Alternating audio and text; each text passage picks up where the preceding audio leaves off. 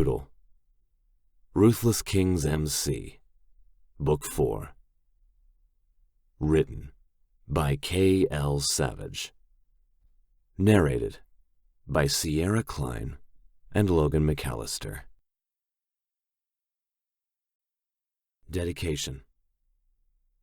To the Poodles, the lovers who are fighters, the ones who never forget, the ones who love hard until they bleed.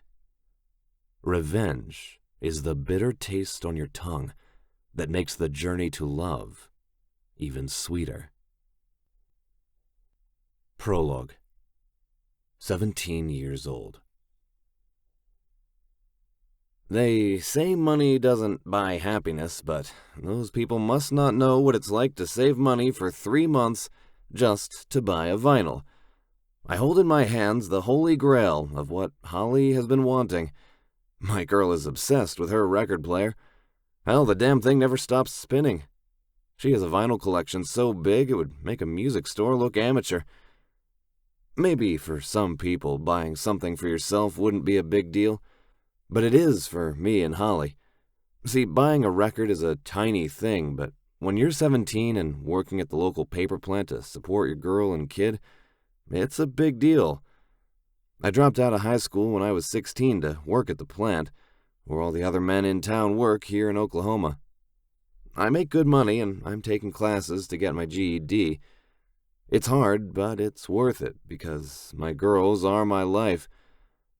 I'll work forever if it means seeing the smile I know Holly will have on her face when she sees this Rumors by Fleetwood Mac vinyl. She deserves it. She's an amazing mom, and one day I'm going to get her a ring and marry her. We've been together since we were 13, and when I looked at her the first time in science class, I knew she was meant to be mine. When we were 16, we were each other's first, and since we had been together so long, we didn't wear a condom. We had sex a lot once we figured out how to do it and how damn good it is. But then she got pregnant, and it changed everything. My parents kicked me out of the house, and her dad kicked her out too. Luckily, they threw us a little cash to make it on.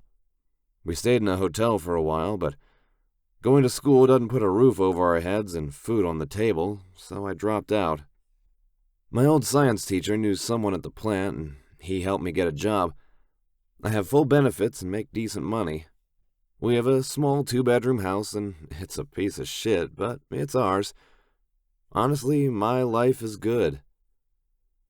When our little girl was born, Ellie Mae Winston, she changed my life forever. I'm young, a kid myself, but that day I became a man, a father. Ellie and Holly are my world. I wouldn't know what to do without them. They've become my reason for breathing, for being. Being dependent on someone is bad. It can't be healthy, but it is what it is. I'm happy. My life may not be picture perfect or what I thought it would be, but it's mine. See you in a few months, James. It's always good seeing you. Tom, the Jukebox Records owner, says as I push open the door, causing the bell to jingle above my head. Thanks for letting me pay on this, Tom. I know $40 isn't a lot. Son, you're doing good. Take care of your beautiful little girl. Give Ellie a kiss for me. Come back any time and I'll do the same thing for you, okay? You're growing up to be a good man. I'm proud of you. I've been on my own for a year without a word from my dad, so Tom's praise hits home hard. I've never had anyone tell me they were proud of me, and it feels really good to hear. Thanks, Tom. And I will. Have a good night. I wave goodbye to a man that I wish was my grandpa and climb into this piece of shit blue Ford Pinto that was made in the 70s and has more rust on it than an anchor that's been left at sea and try to start it. Try because it never fucking cranks on the first try. It whines and the exhaust sputters for a few seconds. Then I give it a rest and try again, and usually it starts right up. It's embarrassing to drive because it has this high-pitched whistle sound. and I can't figure out where it's coming from, so it turns some heads when I'm driving down the road.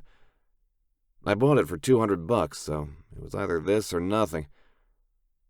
I place the vinyl in the torn-up black leather seat and pull out of the parking lot. It's around 10 at night, the streets are dark, and the stars are out by the millions. Maybe when I get home, Holly and I can sit out on the porch in our plastic chairs and drink some sweet tea before we head to bed. We don't make a lot of time for each other anymore ever since Ellie was born, and I'm starting to miss my woman. Passing a billboard that says, "Safe sex is the only sex to have," I snort, considering the billboard is right before I turn into my driveway, and I'm only 17 and have a 4-month-old daughter. Damn, billboard. The tires squeak as I turn into the driveway. The cement is cracked and there's a hole on the right side that I try to keep the car parked over so Holly doesn't hurt herself or fall with the baby. I don't want to take any chances. I exhale a deep breath and lean my head against the seat and stare at the house. Fuck it, it's a trailer and it needs work. The siding is coming off, the steps need to be fixed because 2 are broken. The porch sways when you walk on it and the outside lights need to be changed. The girls deserve more, and in another year or 2 we can upgrade to a nice apartment where the roof doesn't leak every rainstorm. I stare at the front door and grin. There's a big cursive W on it because the Winstons live here. Holly does what she can to make the place look warm and welcoming, so the least I can do is set some time aside to fix up the place. I wince when I get a whiff of myself as I reach for the vinyl in the passenger seat. The downside to working at a paper plant is carrying the smell home with you at the end of shift. It's disgusting, like hot garbage. I can't wait to shower, and if I'm lucky, I can convince Holly to shower with me. With a smug smile, I pump the chipped silver plastic handle on the driver's side door 3 times before it finally opens on a loud creak. I place my foot on the ground and push myself out of the car and into the night. The cool air wraps around me and the sweat on my skin dries. The promise of rain hangs in the air. The scent is light and wet all at once. The wild honeysuckles growing under the porch get carried in the breeze, and as I inhale the sweet scent, I relax. I see one of Ellie's toys in the front yard, a little stuffed animal that she always likes to have with her as Holly holds her. I bend over and pick it up so it doesn't get ruined by the rain that will come later. I tuck the vinyl under my arm and stretch my leg out to miss the 2 steps that are broken, then climb up the rest of the way. The hairs on the back of my neck stand when I see the doors cracked open. My heart goes into overdrive and my blood rushes so fast my ears ring. Maybe it's nothing. Maybe Holly left the door cracked to let the breeze in. The more I look at the knob, realization sets in. She didn't leave it open. It's not like her to not shut the door. The knob is broken, and there's a dent under the silver handle like someone kicked it to get in. Please, no, I whisper between breaths. I lay my palm flat on the door and push. The diamond-shaped window in the middle of the door reflects off the light shining in the living room before revealing an empty, quiet space. Too quiet. A house is never quiet with a baby. The floor creaks with my heavy boots. "Holly?" I call out to her, but I don't hear a response. It's only my voice carrying through the space. I glance at the record player. The top is up. A record is spinning, but only static comes out of the speakers. "Holly, baby, this isn't funny. Don't do this, you're scaring me." I yell as I run down the hall, my hands gliding along the dark wood paneling. A few family pictures fall to the ground as I use the walls to hold myself up. I feel sick. Something is wrong.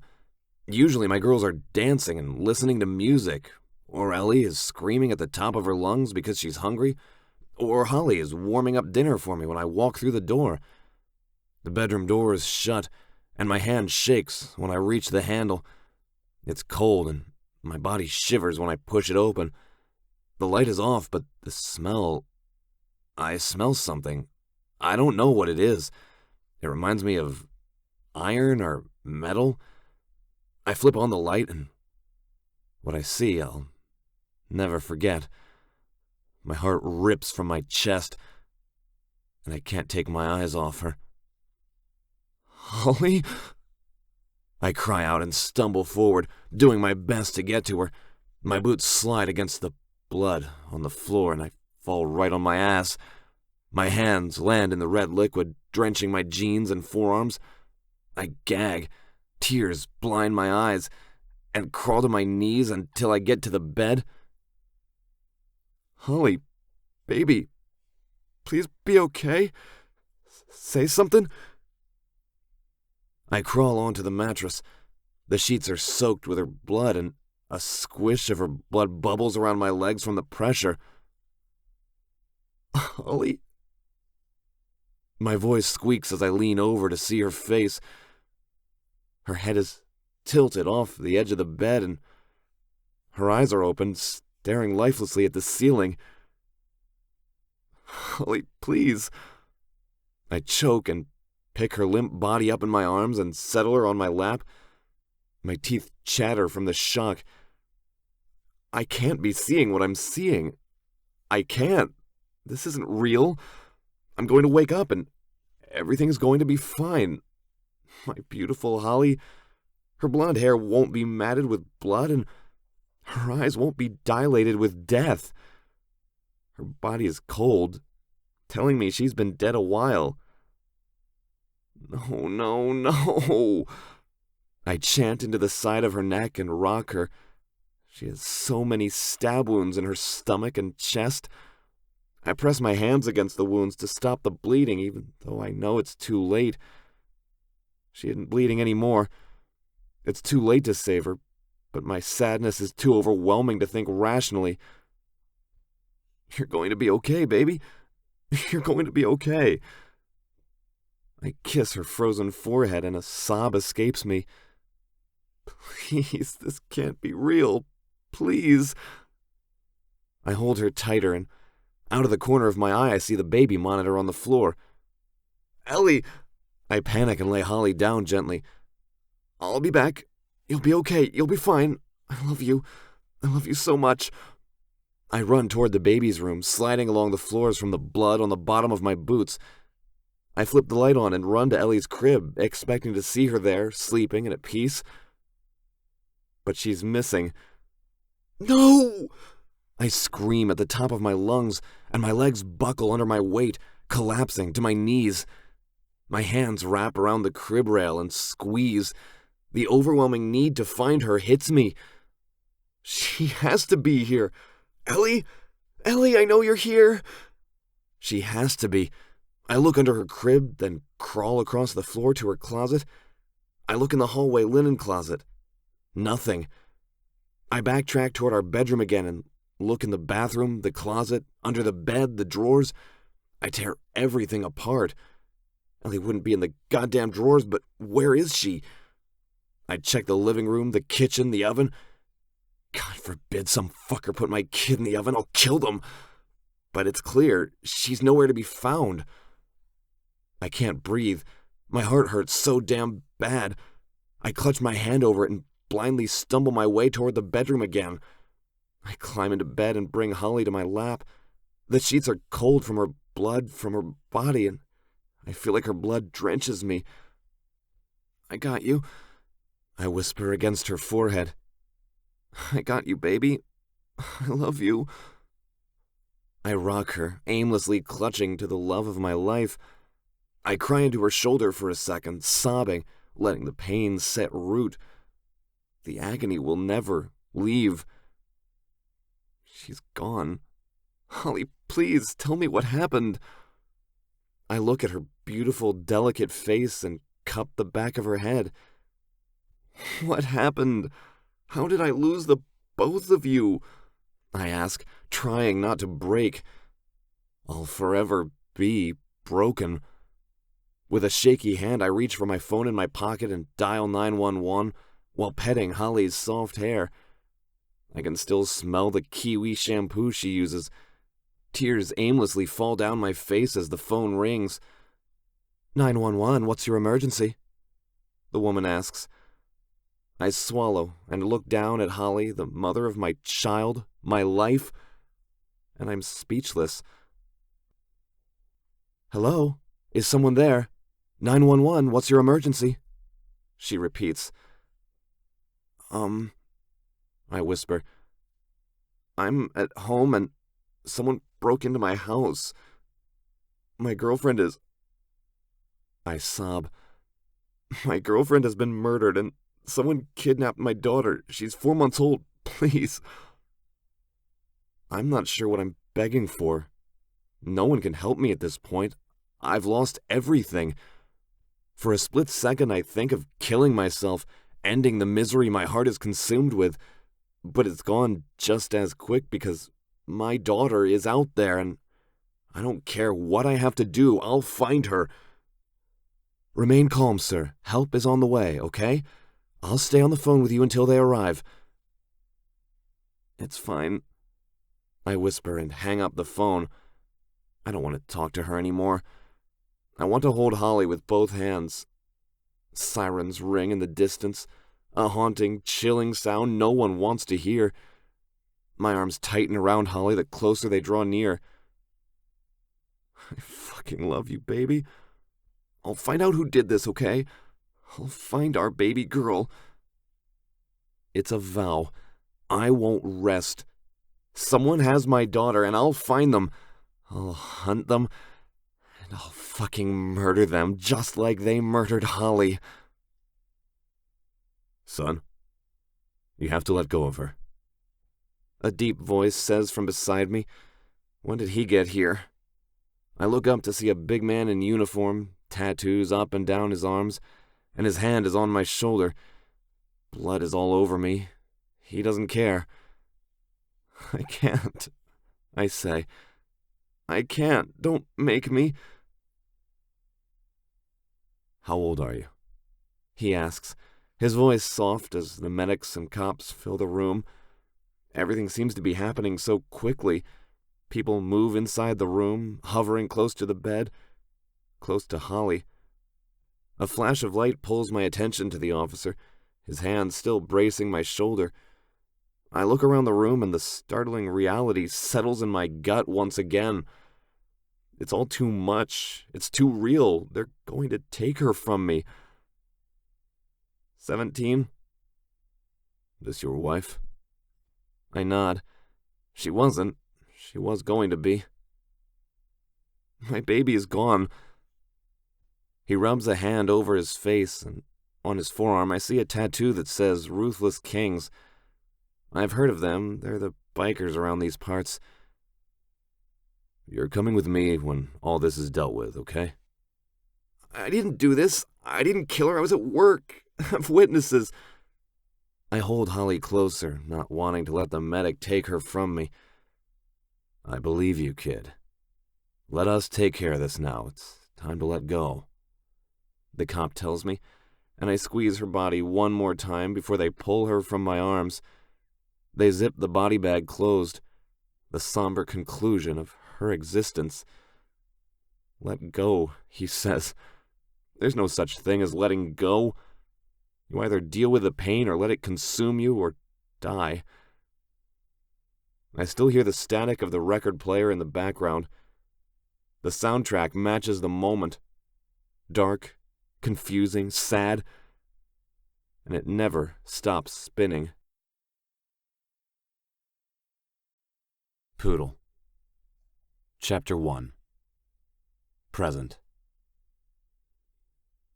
Which one of you did it?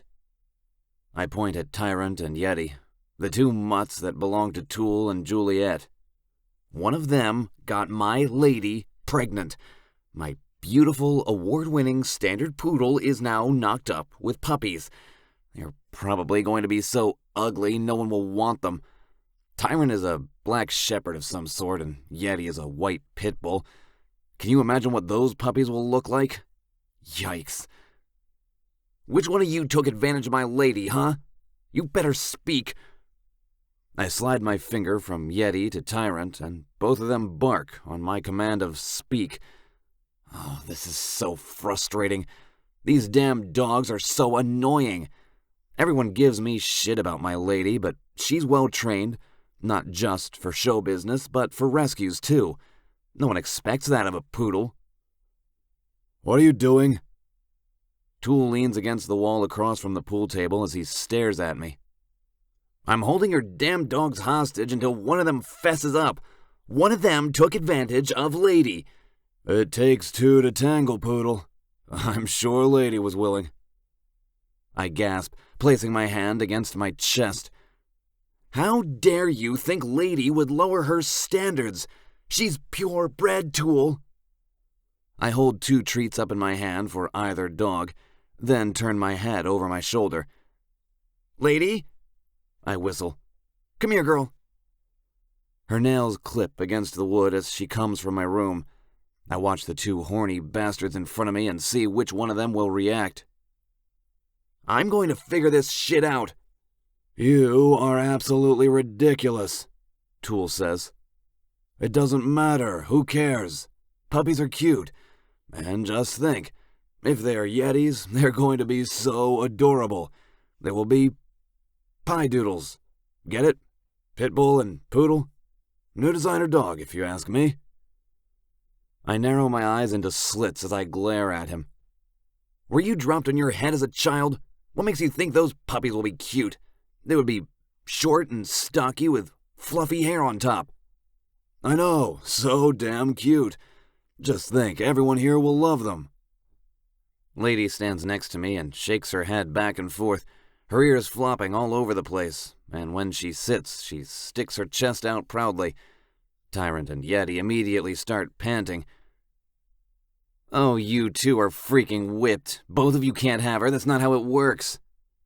Actually, I read that while a bitch is in heat... I growl in warning when Tim, also known as Braveheart, calls my lady a bitch. She's elegant and sweet. Sorry. He pushes his glasses up the bridge of his nose.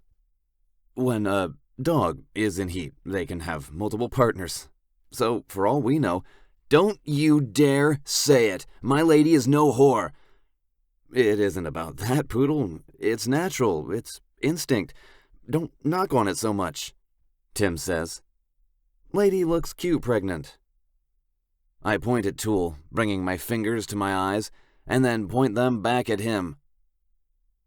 I'm watching you and your dogs. You owe me 10 grand, by the way. We were a shoo-in for that damn show.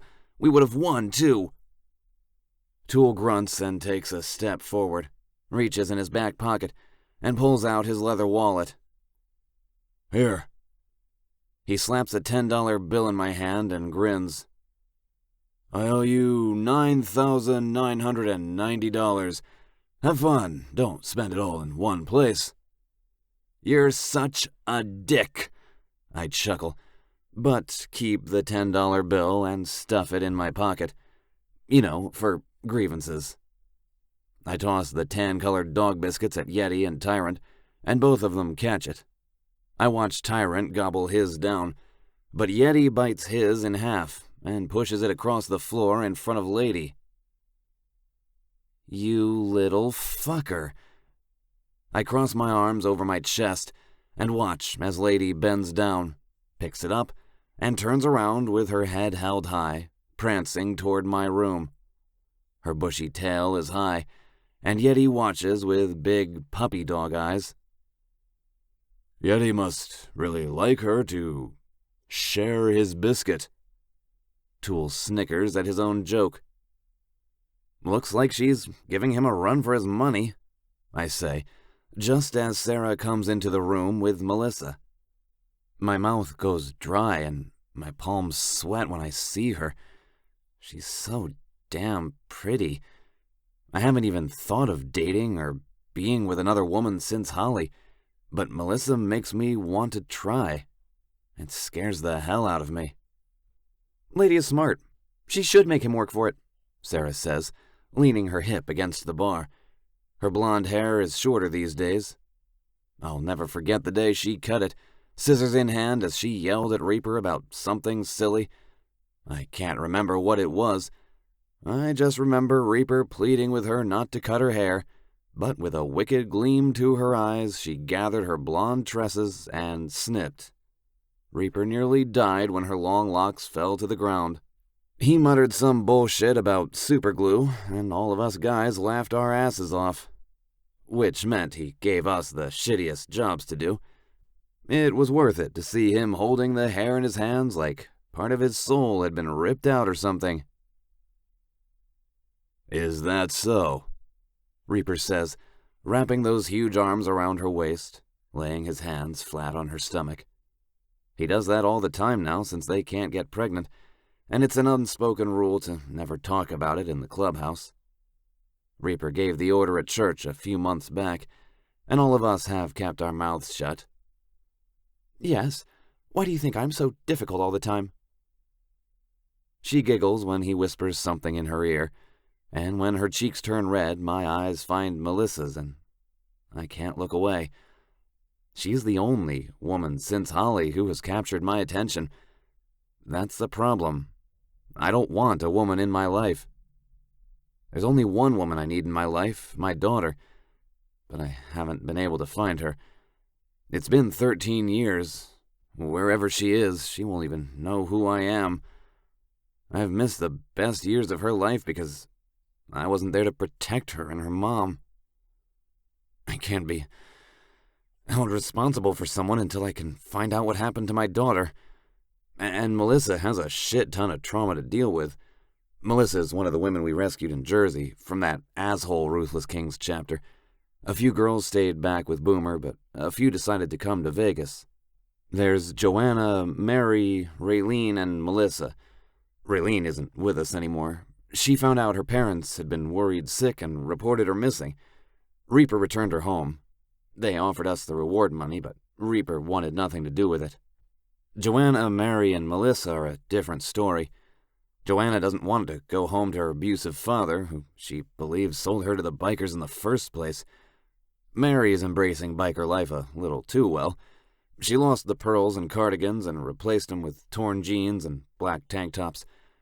I don't think the girl ever had a wild streak in her life, so she's letting loose. And then there's Melissa. Sweet as fucking cherry pie Melissa. She has these big red lips, natural and soft, made for kissing all day and night. I want nothing more than to feel them against me and devour the velvet clouds. Her long, thick brown hair falls over her breasts, and her large golden eyes remind me of the sun. I can't stare at the bright irises for too long, or I melt from the intense heat that builds between us. On top of all that, Melissa has the biggest tits I've ever seen. I've had so many dirty dreams of sliding my cock between them and coming into her mouth until my seed leaks from her lips. Her body is built for fucking, wide hips and a thick ass, and I want nothing more than to show her what I can do with her. Here's the thing. I haven't fucked anyone else since Holly. It's a choice, I guess, and thinking about it too long messes with my head. It isn't normal. I can have any of these cut sluts and fuck their brains out, but every time I think about it, Holly's face haunts me. Her lifeless eyes stare at me, and I can never go through with it. It's a problem, and no one but me knows about it. The only person in existence who knows about Holly or Ellie is Badge, the cop who brought me to Vegas. It's my secret. It's my problem to deal with and figure out. The club has had too much shit happen to them, and I can't put this on them. I reach up and finger the key around my neck. It unlocks a wooden, steel-rimmed chest that sits on the floor at the end of my bed, locked, and the only way to get inside it is with this key. Everything in there is all I have left of them, of her. Fuck, of me. I only open it when I'm alone, but that's the bitch of it, isn't it? In situations like this, where I hit dead end after dead end, I am alone. No one knows what I'm going through. My pain is different. It's agony. At night, when everyone is asleep and I need to release that agony, I find the men who do horrible things to women, and I killed him the way they killed my Holly. 20 stab wounds, but I always add one. For Ellie. I've turned into a serial killer, and no one knows it but me. Melissa, Chapter 2. Poodle always gets lost in his thoughts. He never looks at me longer than a few seconds. His jaw flexes, and his throat bobs. His strong, muscular throat. He has a light beard, one that he keeps short and trimmed.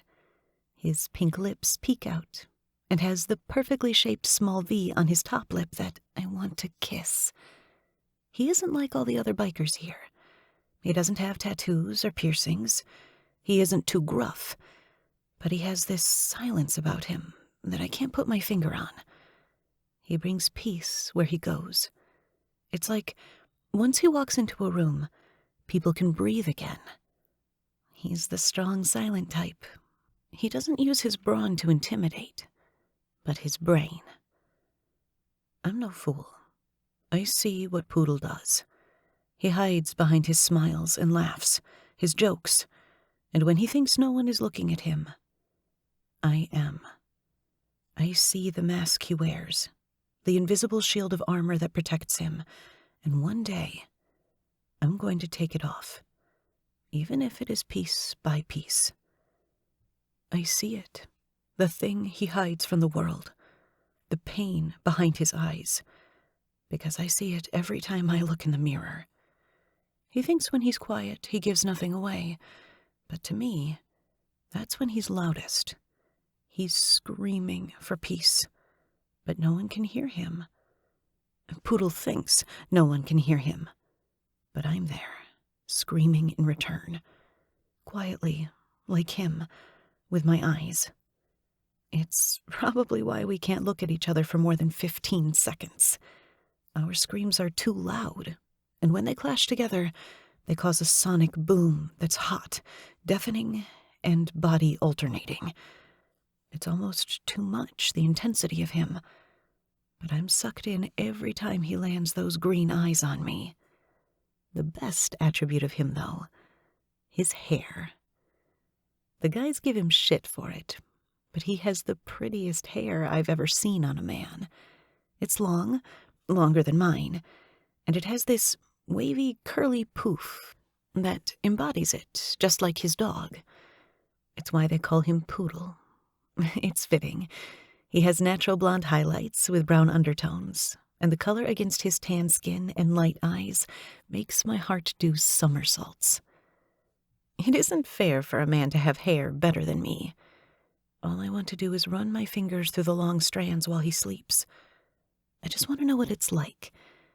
I've only ever been close to him once or twice, but not without effort. I've tried to get close to him, but he always walks away from me. One time, I convinced myself that I smelled, so I had Sarah sniff me. It was embarrassing and a strike to my pride. I'm a silent person. I don't speak up. I hate conflict. But when I asked Sarah for help and asked her to smell me, she was too eager to comply. She's the only one who knows of my deep-rooted crush for Poodle. And, well, maybe Poodle. It's probably why he stays away from me. When the Ruthless Kings Vegas chapter came to Jersey to save us, Poodle seemed like the underdog. People don't take him seriously, and that is their mistake. I stuck up for him against Tongue, out of all members, and it was a weak attempt to get Tongue to leave Poodle alone, but it worked. Tongue and I avoid each other to this day, at all costs. Apparently I freak him out. I don't know how or why, but somehow that crazy blade-wielding maniac is scared of me. We have an unspoken agreement to stay away from one another, because if I creep him out, he creeps me out 1,000,000 times more than that. Thinking about the journey between Jersey and Vegas, Jersey is the one and only time Poodle held me. He even let me sleep in his bed while I battled nightmares, and he slept in his recliner. Now that Reaper expanded the clubhouse and had other rooms built, I've officially moved out of Poodle's room. But I don't feel as safe. I know I'm in a clubhouse full of badass bikers who would probably kill anyone who threatened me. But Poodle brings me the comfort of safety. I miss laying down in sheets that smell like him, pine and lavender. I'll never forget a scent that relaxes me so much. Pine from his body wash, and he washes his hair with lavender-scented shampoo and conditioner. Yes, Poodle conditions his hair. It shows, too. He doesn't have one split end. He let me use it when I first arrived at the Vegas clubhouse and swore me to secrecy. I don't know how it's a secret, though. The bathroom always reeks of his shampoo after he showers, and it wafts down the hallway. I think he's just blissfully unaware. And one day it's going to bite him in the ass. What are you thinking about? Sarah nudges my arm as she takes a seat at the bar. You're all She waves a hand over my face. flushed. My face heats even more, knowing that I got caught thinking about Poodle's ass. It's so bubbly. I want to grab it every time he walks by. I want to slap it, but I can't. My hand literally twitches, and I have to lace my fingers together to stop myself from copping a feel. I'm a terrible person who can barely control her urges with Poodle, which makes no sense, considering the situation I was just rescued from. I'm shy. I'm not forward. I'm insecure. But I'm no angel. Not because I don't want to be, but because the choice was taken from me. Nothing. I'm not thinking about anything. Nothing. What? There's nothing to think about, I babble, stumbling over my words as I glance at the planks that make up the floor. They are the original flooring when this place used to be a saloon. It's a fortress now. Huge clubhouse and guest houses. Members have permanent homes on the property, and large iron gates keep us safe inside from the outside world. I'm not safe. People like me are never safe. It's why Poodle and I will never share anything more than a few looks. Who wants someone used up and broken like me? I'm no good for any man. I'm gonna make sure you're no good for any man. My skin welts at the thought of him, the sound of his voice sending cold shivers down my spine. Every time he spoke to me, he beat me with a belt until I was too sore, bleeding, and hurt to move. Then he'd drop his pants, spread my legs, and... Hey, where did you go?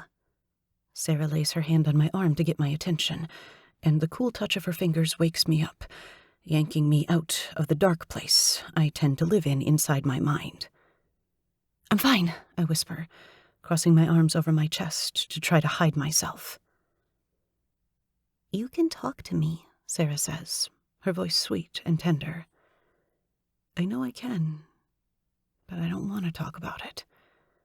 Sarah is a saint for putting up with me because she does most of the talking while I just stand around and listen, nod. Sometimes I laugh, and I'll say a few words every now and then. I'm not fun to be around. I don't know how to be more than what I am. I've never had freedom. I've never been able to discover myself. It's all new to me, and it's intimidating. So many choices, so many decisions, and it overwhelms me. It's only been 6 months since I came here. Healing is different for everyone, right? Don't look now, but someone has their eye on you. Sarah leans in and says against my ear. There's a giddy, high-pitched tone about her, like she's doing all she can not to shout it at the top of her lungs. I turn to look in Poodle's direction and lock eyes with him. I told you not to look, she scolds. You can't tell me not to look and expect me not to look, I harshly whisper back, but never take my eyes off Poodle. It's happening. The intense stare. I'm screaming at him. I want him to hear me. Hear me like I hear you. Be with me like I want to be with you. Take me, like I've never been taken before, and show me I'm worthy of something other than punishment. No matter how loud I scream with my stare, he either can't hear me, or he refuses to acknowledge me. I don't prolong my pain. I break eye contact first and give him my back. I feel suffocated and tight, like my skin is about to rip open. I feel everyone's eyes on me, and panic wells in my chest. "You're okay," Doc says. I don't realize I've closed my eyes until I open them and stare at Eric, the club doctor. He's the only one who knows my story. He had to know to help me, and he's still helping me. He's kind of like my counselor. I'm too afraid to leave the clubhouse. It's safe here. No one bothers me here. No one can take me here. So since I won't go see a therapist, Eric has become mine. My eyes find Sarah, who is now standing next to Doc. I don't remember her leaving to get him. "Remember, no one here is out to get you. You're safe here. No one is even looking at you, I promise. It's just us three talking. You're safe." He keeps his voice level and calm, and it helps me breathe in and out. The tightness in my skin loosens, and I no longer feel itchy all over with anxiety. I nod and inhale through my nose and out through my mouth. "Do you need anything?" he asks, keeping his fingers against the pulse on my wrist. His pretty boy looks make it easy to calm down. Blonde hair, blue eyes, polo shirt. He's what I would think a water polo captain would look like. But he's a badass biker, too. It goes to show, you can't judge a book by its cover. "Do you want to go back to your room and sleep? I can give you some medicine," he says. And it reminds me of the last time when I had such a bad panic attack. I passed out in the living room, right next to the pool table, and by the time I woke up, tomorrow had come, and I was in my bed. Doc told me he gave me a high dose of anti-anxiety medication and sleep medication. The rest helped, but I'm so afraid to close my eyes because I never know who I will see in my dreams. So many different men, so many different faces. I never felt desire for any of them. I never wanted them to touch me. It wasn't welcomed. Then I see Poodle, and a fire burns in my belly. My heart races, and all I want to do is launch myself in his arms, a man's arms. And that terrifies me. No man has ever been gentle, kind, or trustworthy. So putting my faith in Poodle is new to me. My instincts tell me he's someone I can count on. And that's a different feeling than I'm used to. "No," I finally managed to say. "I'm fine." A cold nose touches my hand, and a wet tongue licks my palm. I look down to see Lady, sitting there with her little round belly, her poofy tail wagging, and her big brown eyes staring up at me. "I know Lady cheers you up." Poodle's voice makes me shiver, as if it just snowed 3 feet outside and the air is ice. "So I brought her out here for you," he says. "You okay?" Doc asks, still grabbing onto my wrist. I watch Poodle stare where Doc and I touch, narrowing his eyes as if he doesn't like it. I know that isn't true. Maybe Poodle thinks I'm a whore, too, just like my dad did. I pull my wrist away from Doc with more force than necessary, and Doc takes a step back, tilting his head in question at me. Great. We will talk about that in more detail later at our session. I kneel and pet Lady behind the ears, and she swipes her tongue up my cheek, wet and slobbery. I giggle, my mood completely changing when receiving Lady's love. "I'm fine now. Thanks, Doc, for checking on me." I make sure to tell him so he knows I appreciate it, and that I had no ill intention of yanking my wrist away. I don't know why I care so much about what Poodle thinks of me, but I do. and I don't want him to think I'm sleeping with Doc. Okay, I'll leave you to it then. I need to go check on Moretti. Since Crybaby left and got the hell out of Dodge, I think Moretti is feeling lonely. I frown. That's a really sad way of looking at it. Moretti is in a coma from a horrible explosion, and a man called Crybaby was lying beside him. Toole stabbed Crybaby a few times, punched him, and cut him up to get information of Juliet's dad. Crybaby was a rookie cop, but not anymore because once he healed, he ran out of here like hell was nipping at his heels. I'll make sure to go down and see him later, I say, petting underneath Lady's chin. Her eyes shut, and her leg starts to shake. She always loves chin scratchies. That would be great. Doc reaches out and squeezes my shoulder. For some reason, because I'm a glutton for punishment, I lift my gaze to Poodle, who is staring at Doc's hand, and that jaw ticks again. Doc disappears down the hallway, and his footsteps descending the basement fade away until the loud thuds become non-existent. I need to go talk to Reaper. I'll be back, Sarah informs me, before trotting to the couch to plop on Reaper's lap. Which leaves me alone with Poodle and his poodle. Poodle. Chapter 3. She's staring up at me with those big, bright as a sunny day eyes, and I'm enchanted. Melissa cast a damn spell on me. Some will say it's a blessing if they ever find out how I feel about her. But no matter how strong she is, she'll never overpower a curse.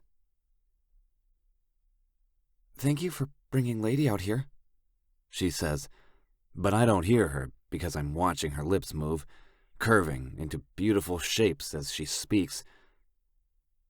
"Poodle?" I blink when I hear my name, breaking that damn spell she cast on me, and I give her a weak smile. I can't give her any hope that something can be between us. Nothing can. I've convinced myself that the rest of my life will be lived alone if it means living without my daughter. She's first, before anyone, before any other woman. I need to find out what happened to her, and if she's dead. I don't know. I refuse to believe she's dead. I feel it in my chest. She's alive. It's been a long time, but there's hope. Somewhere in this damn world there has to be hope. "Yeah, it isn't a problem. Whenever you need time with Lady, just let me know." "I appreciate it." She kisses Lady on the nose, and my fists clench at my sides. I want to kiss her so damn bad. The agony builds, the frustration, the anger. Tonight I need release. This isn't good. I can't have Melissa wrecking my control. My life is exactly where I need it to be, where I want it to be, in order for peace to be brought to the world. Melissa threatens that. Holly. Think of Holly. Melissa stands and hooks her thumbs through her belt loops. She tucks a piece of hair behind her ear. The long, silky strands are the color of melted chocolate. "Well, it's good seeing you. I'll let you get back to whatever you were doing," she says. "Just trying to figure out which one caught Lady's attention. It's Yeti. Fucker gave her half his biscuit," I tell her in an annoyed huff. No one will understand how frustrating it is to have an AKC-registered, award-winning dog, only to have her knocked up. I bet Yeti won't even be a good baby daddy. It's a bunch of horse shit if you ask me. He used her, plain and simple. Braveheart's testimonial about it being natural can take a hike. Lady is different. She's a lady. Melissa giggles when I say biscuit. What is it about the word that makes people think of something that isn't a dog treat? "I'm not laughing at you. I'm laughing at them." She points to Lady, who is licking the inside of Yeti's mouth, and she's enjoying it. She doesn't even look like she's forced into doing it. "Lady," I scold and snap my fingers at her. "You get your tongue out of his mouth right this instant." Melissa laughs again, as does everyone else in the main room. Tool is loving it. Juliet and him are chuckling as if this is okay. This is not okay. "Lady, you have until the count of 3, I warn her, which usually means nothing because she's too cute. She stops, stares at me, then continues licking Yeti. 1, I count. 2. Yeti growls, lifting his lips and baring his teeth at me as he steps in front of Lady. "Get your damn dog, Tool," I shout. "No, I like where he is. He's fine." "He's a monster," I say as Yeti takes a step closer to me, growling so deep it sounds like he's about to attack. Drool drips from his mouth, and when he barks it flies, threatening to touch me. I push Melissa behind my back, not wanting her to get hurt, and I bend down to look Yeti in the eyes, showing him who's alpha around these parts. "Oh, this is too good. I need to record this. Where's the button, doll? I can't see it." Reaper asks Sarah. It sounds like it has something to do with his phone. "You're so old," she teases. My eyes begin to dry and my face begins to twitch. Yeti looks bored. "Fuck, my eyes." I blink and rub the dryness away, and Yeti huffs, then he takes his spot next to Lady. "Damn, I missed it," Reaper grumbles. "Stupid phone doesn't fucking work. I knew I should have never gotten the upgrade." "You need glasses, Jesse," Sarah whispers out of the side of her mouth, thinking we can't hear her. "I don't need prescription glasses. I can see just fine." He pushes off the couch and stomps down the hall. His office door slams and Sarah groans, plopping her head back on the couch in frustration. "So damn sensitive about needing an actual prescription instead of glasses you can buy at the Dollar Tree." Sarah stands and cracks her neck. "All right, guys, I'm going to go tame the beast. Wish me luck." A round of half-chuckled good luck sound, and Sarah hurries down the hall. Only Reaper's office door doesn't slam when she closes it. It's funny, a man like Reaper, big, badass, a take-no-shit kind of attitude, and he pouts. "Are you done fucking with my dog?" Tool stands beside Yeti, arms crossed, tattoos bulging as he glares at me. Now that I look at him and Yeti, they look alike. Obviously not the face, because that would be weird, but the muscle. Yeti is fucking stacked for a dog, and it only goes to show that dogs really do look like their owners. "Only if your dog is done fucking with mine," I snap at the VP in return. "Oh, shut up," Pirate grouches. "You're boring the fuck out of me, Poodle. It's a damn dog. Let him be." Skirt guzzles a beer down after he bites into a thick, meaty sandwich. Beer dribbles on his red beard, and he wipes his arm over his mouth before he takes another bite of his sandwich. "Seriously, I'm tired of hearing about it. I'm about ready to throw one of my stars at you." Knives curls his lip in disgust, and the ninja star in his hand gleams in the light. "Well, that's just hostile and unnecessary." I tug the hem of my shirt, and Melissa's hand reaches out and brushes against mine. I turn around and take a step back. I have to be out of her reach. Why doesn't she get that? "I'm sorry, I didn't mean," she begins to say, but my panic interrupts. "You can't just go around touching people anytime you want, Melissa. I don't know how to make things clearer than I have. Just don't fucking touch me, okay?"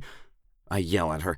My face is red, and desire unlike anything I've ever felt before swims through me from her simple touch. She doesn't understand how much I want her, and how much I fight her just so I can make it through each day. She can't touch me. I'm barely keeping it together, and her touch will make me fall apart. I can't afford to fall apart right now. The entire room falls silent, and all eyes are on us. Her face turns red, and her bottom lip quivers. She crosses her arms over her body and nods. The sight nearly has me falling to my knees, but she needs to hate me. It's better this way. A tear falls down her cheek, and she quickly wipes it away.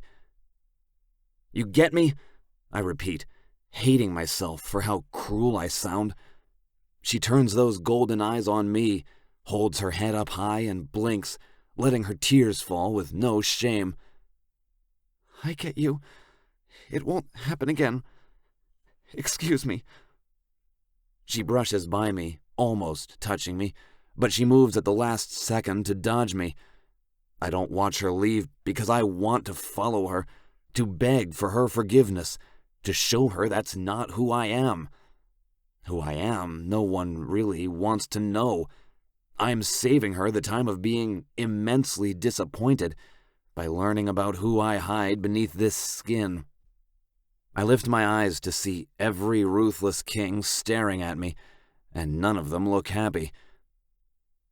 "What the fuck is wrong with you?" Tongue steps out from the shadows, his silver knife gleaming in the sunlight that's fading under the desert hills. "I should cut out your tongue for how you spoke to her." "Seriously?" Bullseye says, and then throws one of his darts at me. I jerk to the side to miss the metal zip as it flies by me, landing with a loud thump. That would have landed in my shoulder if I didn't move. "You're an asshole." "I thought that was just me," Pirate slurs, swallowing a gulp of rum from the Sailor Jerry's bottle. "Welcome to the club." He hands me the rum, but I don't take it. "More for me." He shrugs. "Ow!" I place my hand on my forehead after something slaps against it. I look around to see Slingshot sitting on the couch, a bag of Skittles on his lap and his slingshot pulled back, ready to fire. "Listen!" It's too late. He releases it and the red blur zips through the air and smacks me against the cheek. "Stop fucking doing that!" I rub my cheek to ease the sting. I didn't know Skittles could be used as a weapon, but leave it up to Slingshot to use anything he damn well pleases. "Go apologize." Badge speaks up, and everyone else mutters in agreement. "She didn't deserve that.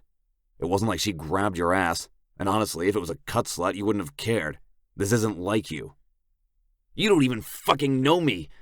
I roar and point my finger at all of the men I call my brothers. "None of you know me, so stay the fuck out of my business."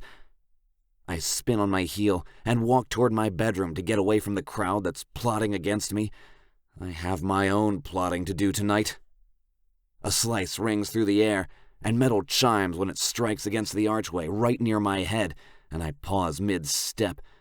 The metal tip is embedded deep in the wood, the blade black and the handle made of ivory. "Next time you talk to her like that, I won't miss," Tongue says from behind me, and his breath puffs against my neck. He's so close. He reaches up, and his palm wraps around the handle of the knife. "And you know I don't miss," he says with finality as he pulls the knife out of the wall. I walk away from him, not saying another word as I open my bedroom door and kick it shut.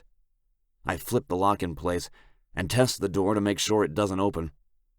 When all is clear, I reach under my shirt and take the necklace off, then kneel at the end of the bed where I keep all the things in my life that have to remain hidden. The key is small, iron, something that resembles an Allen wrench. I slide it into the hole, flick my wrist, and the sounding click tells me it's unlocked. I lift the wooden lid and my weapon lays there on the first tier of the chest.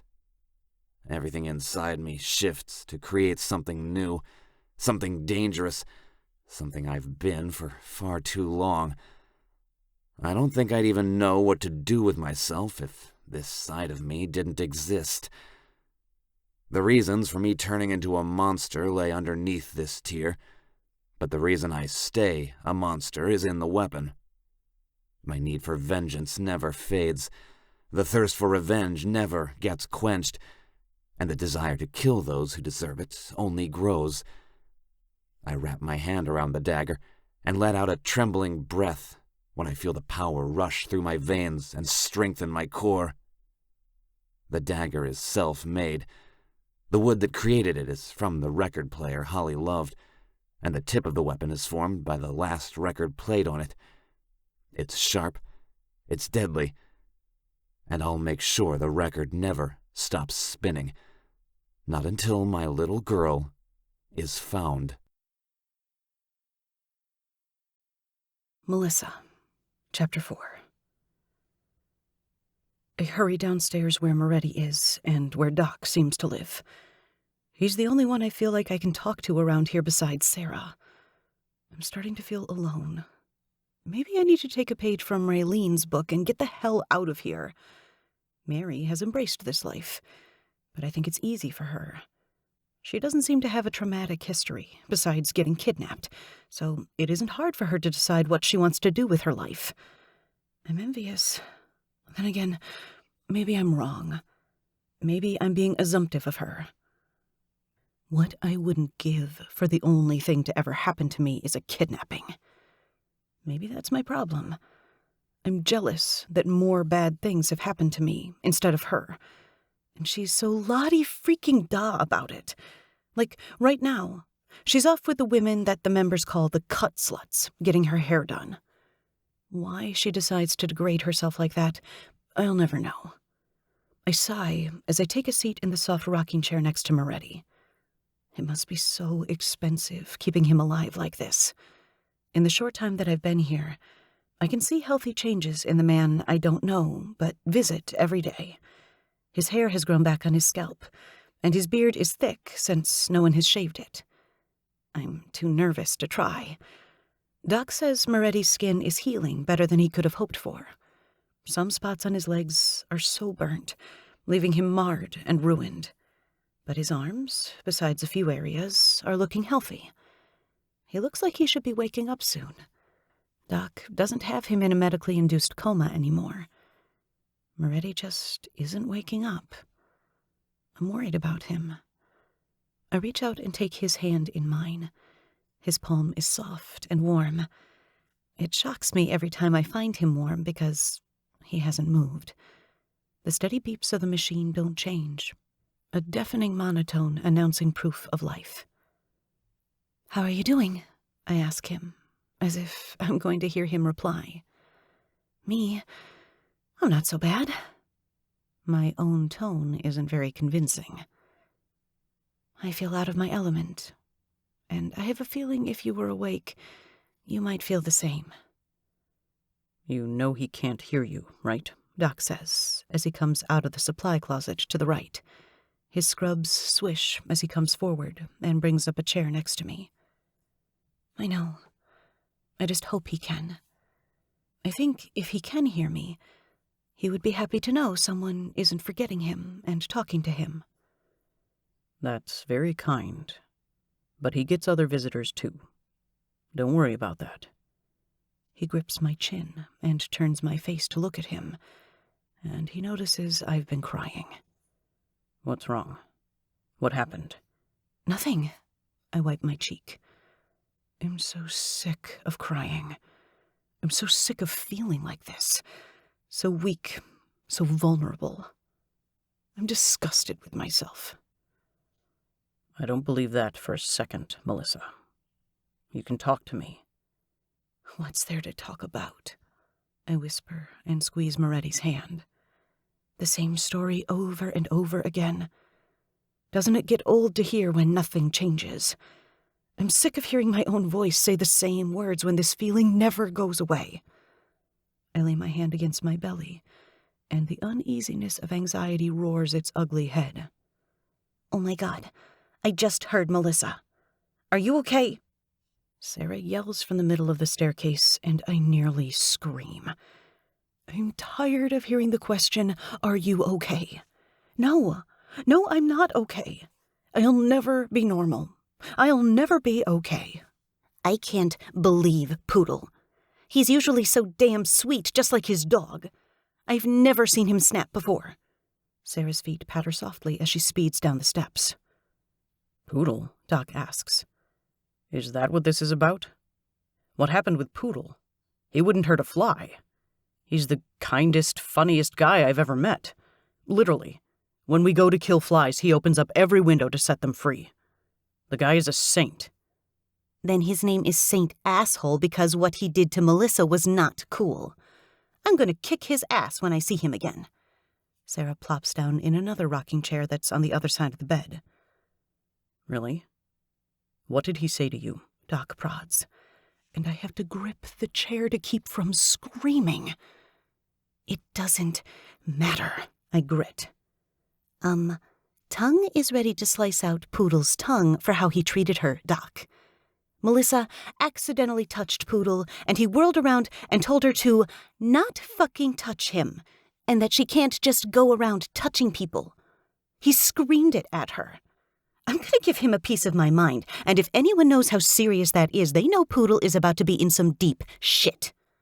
Sarah huffs and cracks her knuckles, preparing for a fight that won't happen. Still, the sight of her willing to stand up for me makes me feel good. I'm not used to having people in my corner. Did he really? That's interesting. Doc sounds more intrigued the more he thinks about it. I can see the medical reasons of Poodle's outburst swirling in his head. That's different than his usual behavior. It's fine. It isn't a big deal. Poodle doesn't like to be touched. I crossed a boundary. It's fine, really. Him yelling at me hurt, but it isn't because of him that it hurt. If that makes sense. It does. Now I'm lost, Sarah speaks over Doc, and it makes him smile from how blunt she is. I'm pretty sure that if it wasn't for them two, I would have left this place a long time ago. My future here is up in the air, at best. I have no idea what I'm doing here anymore. I'm stagnant, unmoving, and I feel trapped. I don't know how to get out of the box I've put myself in. If I don't stay here, where do I go? I think that's a story for Melissa to tell you. It isn't my place to share. Doctor-patient confidentiality and all. Right, Melissa? Oh, no. I know that look. It's the look that tells me he wants me to trust Sarah and tell her more about who I am. He's been on to me about being more open with Sarah for months now, to let her in, and maybe I'd feel better and not so alone. The last thing I want to see in her face is pity, or worse. She'll think I'm a whore, too. I don't know. The tight feeling is back. My skin wants to rip open. I don't want to relive the memories again. Hey. Doc squats down and becomes eye level with me. His blue eyes are filled with concern and understanding. Not an ounce of judgment or pity. I like that about him. If he feels those things, he's great at masking them. You don't have to do anything you don't want to do. But I promise, trusting your friend will make you feel better than you think, he whispers, to not let Sarah in on what we're talking about. I close my eyes to take a deep breath when my chest starts to feel smaller. I need to go. I have a supply run to make. Make sure nothing happens to these guys while I'm gone, okay? I don't think anyone else knows how to stitch besides Juliet, so no gunfights. And tell Tongue to keep his knife to himself. I heard he almost stabbed Poodle. He tossed the knife at his head, and Tongue doesn't miss. I gasped at Sarah. Tongue doesn't even like me. Why would he do that? Doc snorts as he checks the fluids for Moretti before he walks out the door. Tongue is a different breed of animal. He likes you just fine. But he also isn't used to people standing up to him. He's a dog that barks and bites. But he's never met a dog smaller than him that bites back. Make sense? I don't bite.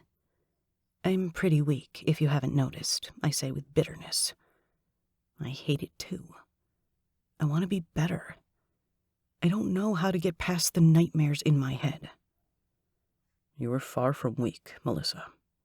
You've endured trauma that most people will never experience. You're healing, and guess what?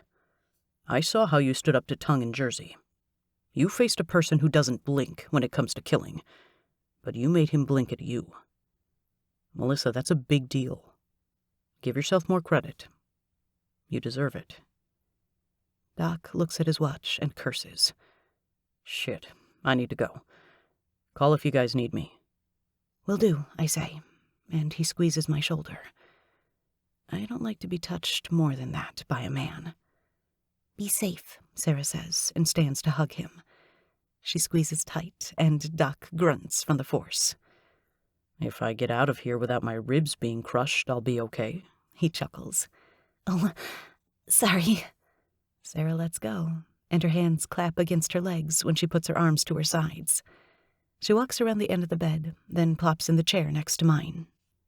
We sit in silence, and the cold air kicks on, causing me to shiver. I hate how gloomy this basement is, especially when the room of doom, as I like to call it, is in the corner. I clear my throat and stand to leave when Sarah's hand flies to stop me. I really don't want to talk. I want to nurse the wounds Poodle gave me and go into my room, sleep, and sleep some more. My adoptive father was an asshole. He killed his foster kids, and I was next. I escaped, but not without injury. If you're concerned about what I'm going to think of you, you don't have to worry about that. You're my friend. I'm not going to judge you for something that happened to you. My throat is dry and my tongue is fuzzy, like I licked a ball of cotton.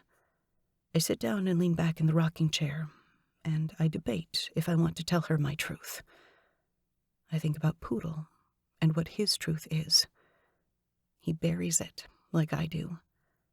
I want to dig for it, and if I'm honest with myself, I wish he'd want to dig for mine.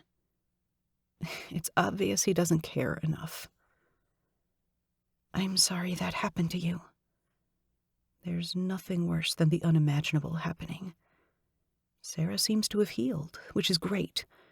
I'm happy that she can so freely talk about it and accept what happened to her. Speaking my truth is too hard. It makes it so real. I like to think of it as a bad dream because now that it isn't happening to me, it feels like a lifetime ago. Almost like it didn't happen at all. But it did. It happened a long time ago. The MC helped me heal, and Boomer actually killed him. Blew him up, so it was over for me. It isn't over for you, is it? That's what helped me get better, Melissa. Knowing that my abuser was dead. They'll never be dead, I say, without thinking. They. Sarah lays a hand on my knee and falls forward to look at my face. Melissa, you can talk to me. If you want peace, the men here at Ruthless can give you that.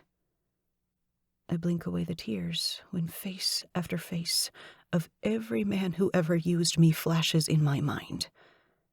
I'll never forget any of them.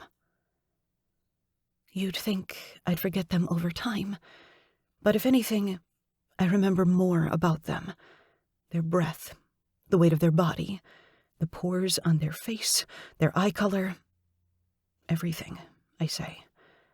I wipe my hand on my jeans when a tear falls off my chin and lands on my knuckle. I don't want to talk about this here where Moretti might hear me. I stop speaking and lace my fingers together. Do you want to talk about it here? Or we can go to my house and sneak a bottle of rum. Get drunk while we talk, if you still want to. I know down here feels more like a grave with how cold it is. Sarah looks around the room, and all the stainless steel shines from the fluorescent lights. That sounds perfect. But what about Reaper? Psh, he'll be fine. He can sleep in the guest room while we have a girls' night. He will live. I've never had a girls' night before.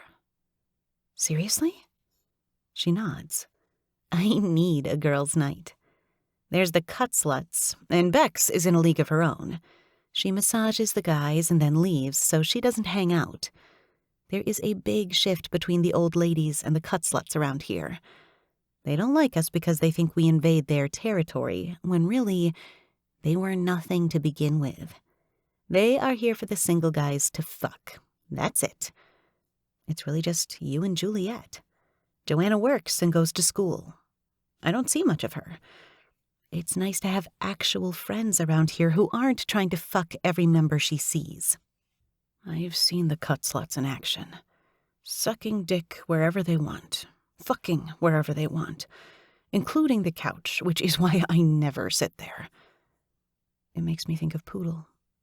With a man like him, I bet he fucks women every night. Is that why he doesn't want me?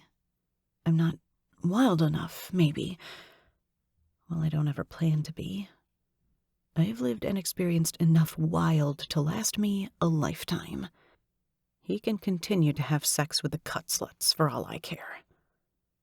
I do care. Ugh, I care so much. I imagine his body, all sweaty and mid-thrust. I bet his groans are deep and loud. And his hair. Oh, man. I bet his hair would fall against my cheek and tickle me just right.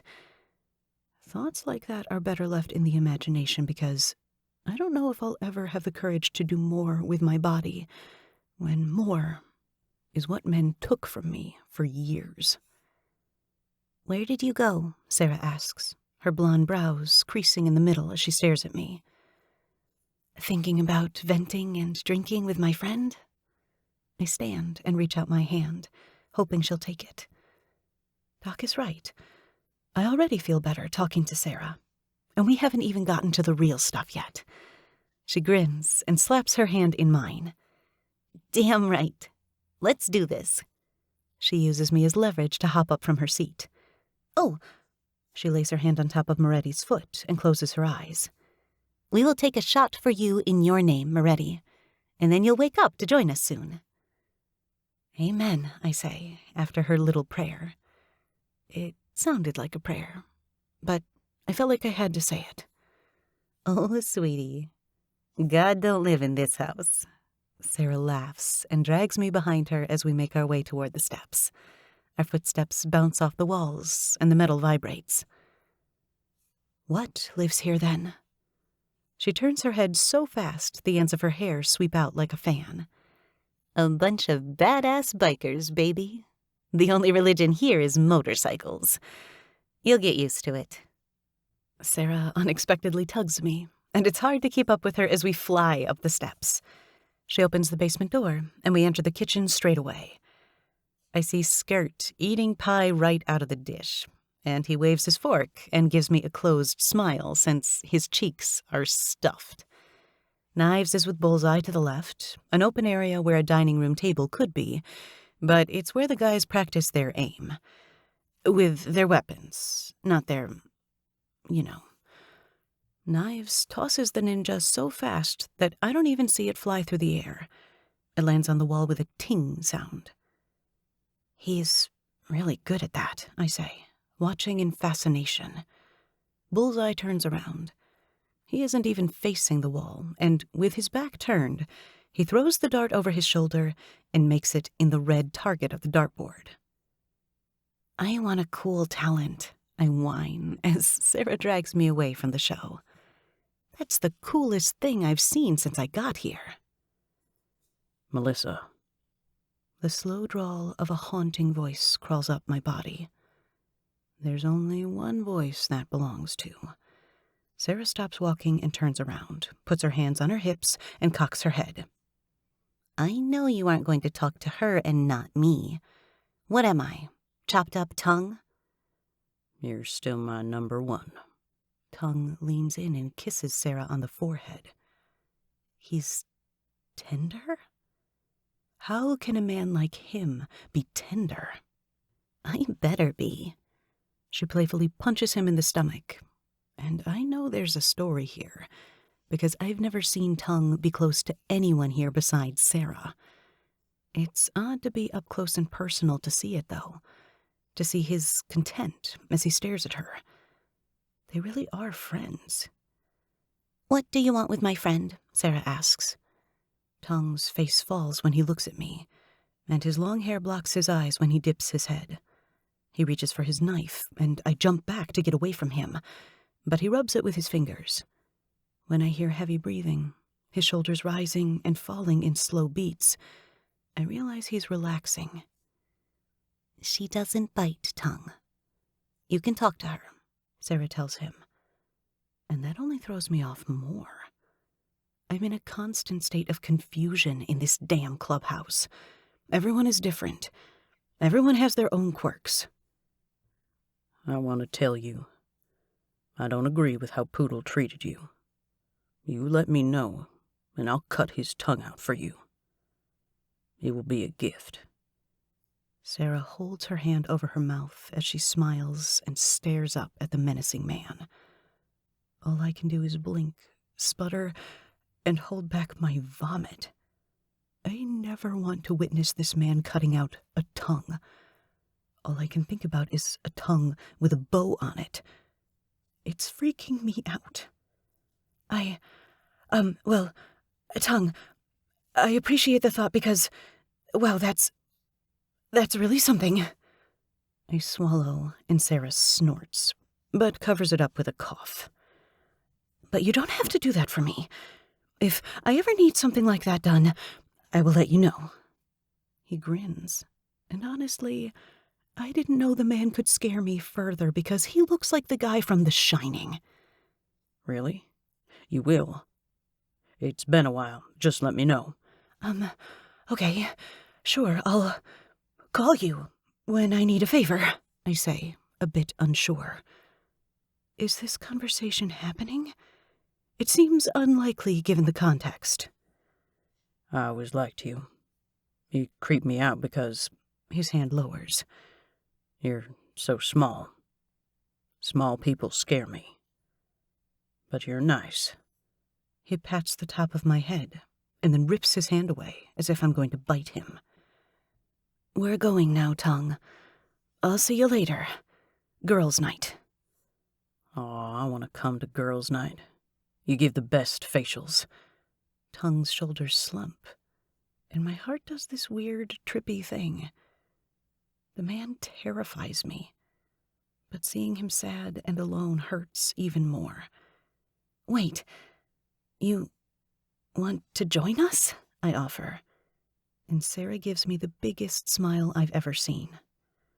Really? You won't even know I'm there. Tongue rocks on his feet and holds the blade in his hand as he speaks, so the knife slices all around. I lean back just to be safe. Yeah, I doubt that. I'll bring the popcorn. He runs to his room, and I drop my mouth open until it's forming a big O. I need her to explain what just happened. Tongue is odd. He's a loner, different. But once you get to know him, he likes things like this. He never hangs with the guys, but I think he enjoys female company. Oddly, I get the sense he feels safer around women.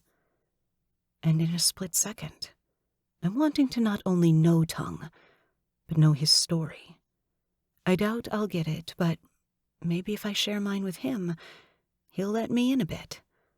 Out of all the people here, Tongue is the last person I expect to have a friendship with, especially when he seems so out of touch with the people around him. Poodle isn't going to give me the time of day, and I need to start opening up and stop holding myself back from making friendships with others. Poodle hates me for some reason, and I don't have it in me to be constantly disappointed by him. I've been hated enough in my life. It's time to experience something good, something beautiful. And if that isn't going to be Poodle, then that's his loss. I brought my knife-making kit. We will make you one tonight, and you can always keep it on you to protect yourself. Tongue says, as he skids to a stop in front of me, holding 2 big bags stuffed full. You'll love it. I brought popcorn, too. So far, bringing myself out of Poodle's shadow, which he never noticed me there to begin with, seems to be the best decision I've made since I've been here. My life isn't going to be lived in the dark anymore. I can't count on others to turn on the light. I'm the switch. I'm the power. I have to be my own illumination. Poodle. Chapter 5. The last rays of the sun paint the night sky a flaming ember. My bike grumbles, sending low waves of horsepower through the dirt parking lot. I keep the speed low so the engine doesn't roar and wake anyone up. It's around 3 in the morning and everyone is either passed out from drinking or fucking. It's the perfect time to leave without being noticed. The dagger in my cut is heavy with the promise of murder, the intention to seek blood and wrath. I can't wait to unleash my havoc on the damned that deserve to feel what I've been feeling for the last 13 years. I stop at the gate that blocks outsiders from getting in and leave my bike on as I hop off, settle it on the kickstand, and open the gate enough to leave without being noticed. I glance behind me to make sure I'm in the clear, staring into the shadows of the quickening plum-colored night. No one is behind me. It's only rows of bikes and chrome shining against the crescent moon hanging in the sky. I'm two-faced. I wear a mask to hide who I really am. I hear people are judged by their actions and not their nature, but in my case, they are one and the same. If Reaper ever finds out about this, there's no doubt in my mind that he'll rip the heart out of my chest. Let him. My soul is black, my heart is grim, and my mind is made up. Love's a culprit to my sadistic tendencies. I wait to get to the edge of the end of the driveway before taking a right down the road, and that's when I let my engine go. I fly down the path, my cut whipping from the wind, and I begin to think about my target, what I want, who I want, and why. Usually I get suspects from Badge's computer. He isn't part of the police department anymore, not since Reaper made him choose which life he wants. After the fiasco with Juliet's dad, the previous sheriff, and how Badge claimed he didn't know what was going on, Reaper made him decide where his loyalties laid. Badge is too addicted to criminals, though. He keeps tabs, and he never logs out of his computer. He makes it easy for me to snoop and find out what I need to know. I keep a list of people in my pocket at all times. Men who just got out of prison or are out on bail. Men who keep getting away with horrible shit. I always make sure my targets are connected to Oklahoma in some way. I refuse to believe the trail to the murderer of Holly and the kidnapper of my daughter Ellie is cold. Someone out there has information, and I won't stop until I find the asshole who has the answers. There were a lot of kidnappings 13 years ago, around when Ellie was taken. The FBI got involved, and the best theory they came up with was someone wanted kids of their own, but couldn't have them, so they took what wasn't theirs. Or the person stealing the babies was selling them. I have no idea who, though. It made me sick, and 100 questions ran through my mind. But the one that stuck? What happened to the kids as they aged? That's what sets my blood on fire, because I don't know.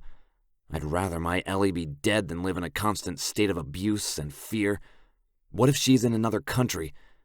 What if there is no hope at all? No, I can't think like that. I have to remain vigilant. If I lose focus, another 13 years can go by, and if that happens, the point of living would be moot.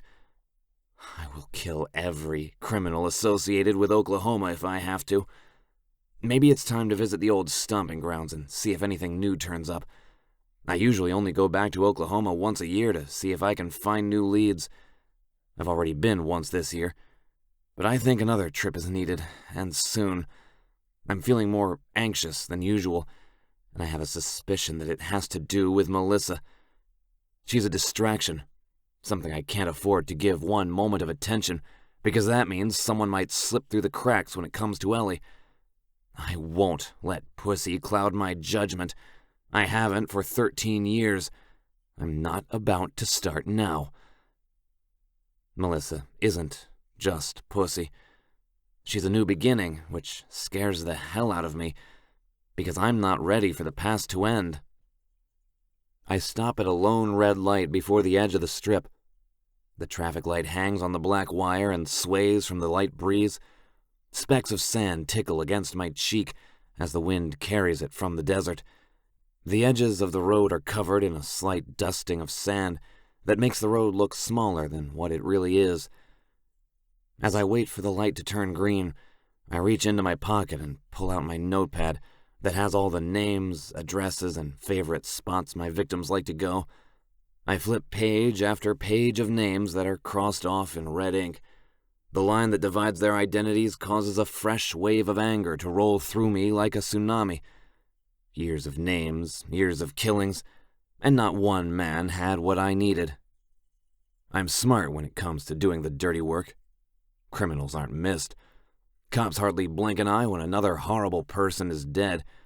And the files on Badge's computer proves that while they have their eyes on the murders, they aren't focusing in on them, which gives me all the leeway I need to continue my path until I achieve my goal. Darius Sal. He got out of prison a few years back and is still on probation for the attempted murder of his wife. He's accused of assault, attempted rape, and sexual harassment toward a minor. He sounds like the kind of guy I need to have a little chat with. The light turns green, and I stuff the notepad in my pocket and take a right, driving by the strip instead of entering it. Darius likes to go to this dive bar on the outskirts of town, where a lot of the lowlifes go. I'm going to pay a little visit and see what he's up to. Just a friendly little drive-by. I lay a hand on my thigh as I enjoy the 10-minute ride to the shack and stare off over the rolling hills of Vegas. For the first time in my life, I'm wondering when my list is done and I've exhausted my options, if I should officially close the door to what happened to Holly. I've tried for so long, and it's a burden that's with me every day. When is enough enough? The road dips low, and then I hit the throttle to gain speed to make it over the hill. The blacktop looks like it's about to blend into an edge for me to drive off. But when I get to the top, the street flattens again, and to the left is the shack. It's a white trailer with a black spray-painted sign that has the name of the bar on it. A few junk cars are parked out front with a few bikes, and as I roll into the red clay lot, music pours from the inside. Damn tool would be tickled to death to see this piece of shit, because compared to the King's Club, this place is a step away from getting blown to bits by a gust of wind. King's Club has become one of the best bars on the strip. But our club isn't for outsiders like this one. I swing my leg over my bike and kick the stand down in the dirt. My boots crunch against the rocks embedded in the ground from shifting my weight onto either foot as I take off my cut. The last thing I want is to give away the fact I'm a ruthless king. It will bring unnecessary shit to the club that Reaper doesn't need right now. We have dealt with too much over the last few years, and people are just getting settled without needing to handle some fucked up situation. And if a ruthless king is to get pinned for killing all those people over the last few years, it might ruin the integrity of the club Reaper has worked so hard to build. My hand slides into the inner pocket, and the rough grooves of the dagger bite my fingertips as I pull it out, then slide it in the waistband of my jeans. I hide it by making sure my shirt covers the weapon. I keep my chin up as I walk toward the front entrance, where the bouncer is 200 pounds overweight and sleeping in a slumped position, a burning cigarette hanging from his mouth as he snores. My boots pound against the stairs, and with every step I have to bite the inside of my cheek to fight the urge of going inside and killing every person in there. My taste for revenge and my need for answers are becoming blurry with the addiction to kill. I don't know if I'm doing it for the right reasons anymore, or if I just like hearing the last breath leave their lungs. Either way, regardless of what I've become, someone's blood has to be shed. The doorknob is warm from the humidity hanging thick in the air, or wet for another reason that I'd rather not think about. With a push, not a twist, the door opens. A nicotine-infused cloud swarms the air. The different-colored Christmas lights hanging around the bar blink, but are muted by the condensed smoke. Balls break somewhere off in the distance as people play pool, and the music switches to a classic rock and roll song that has drunk men and women singing off-key.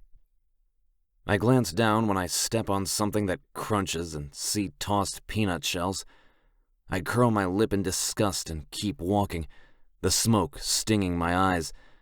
I hold back a cough. There isn't a more disgusting habit to me than someone who wants this shit in their lungs. I wade through tables and a few people dancing to get to the bar. The woman bartending looks older than what she is. She's skin and bone, hollow cheeks and wrinkled skin. But it isn't from old age. The track marks on her arm tell a different story. "What can I get you?" Her voice is raspy, like her throat has been dragged through gravel all her life. "Beer's fine. Tell me, do you know Darius? I'm an old friend of his. I'm just riding through and wanted to say hi," I tell her with my best charming smile. She isn't impressed, or if she is, I can't tell, because her eyes are so damn glossed over that it seems like she's lost interest in everything life has to offer. Poor bitch. She needs to be put out of her misery.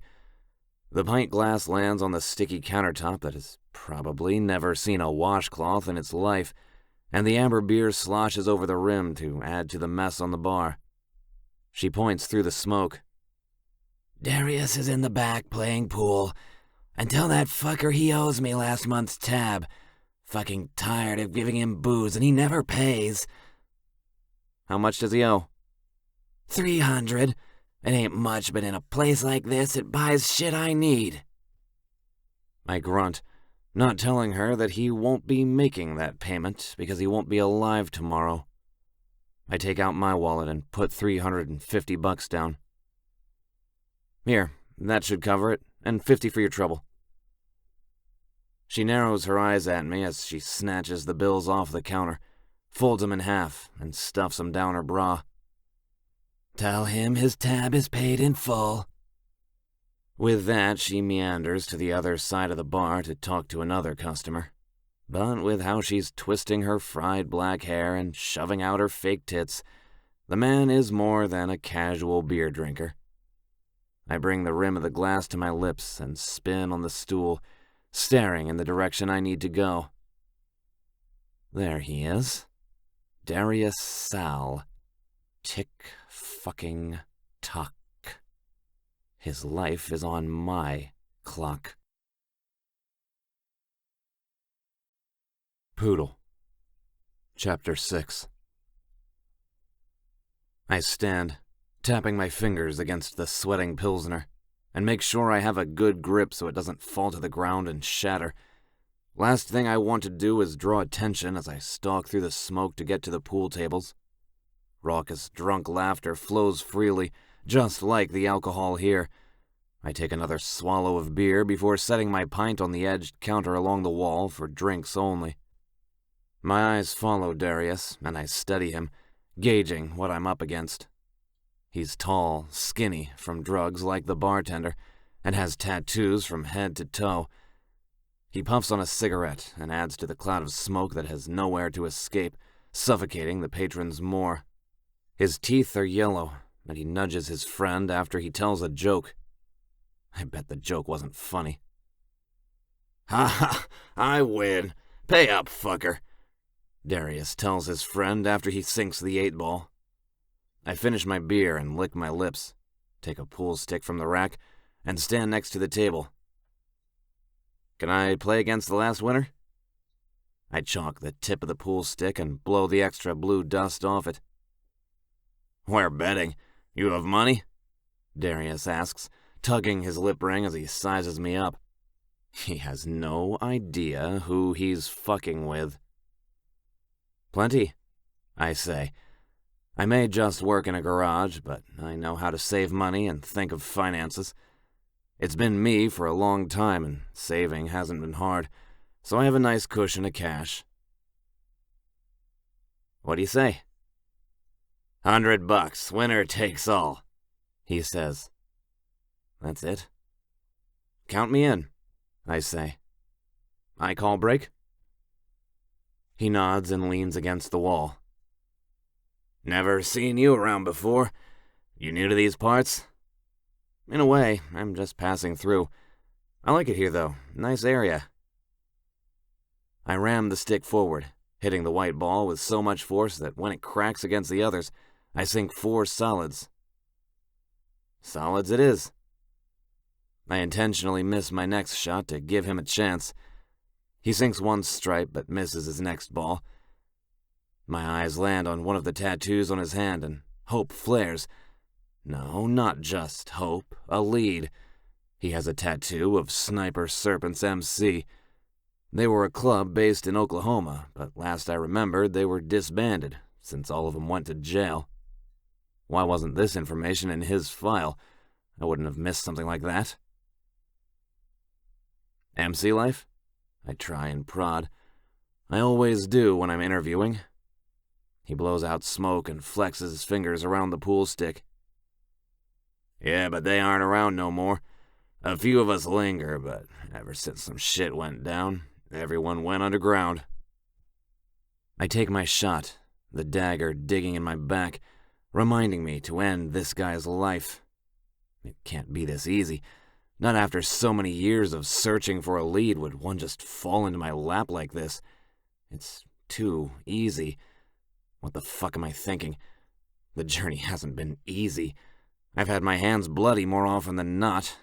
I've worked for this moment. What happened, if you don't mind me asking? I do fucking mind, he says. I don't talk about it. You aren't a member, can't share details. I get it.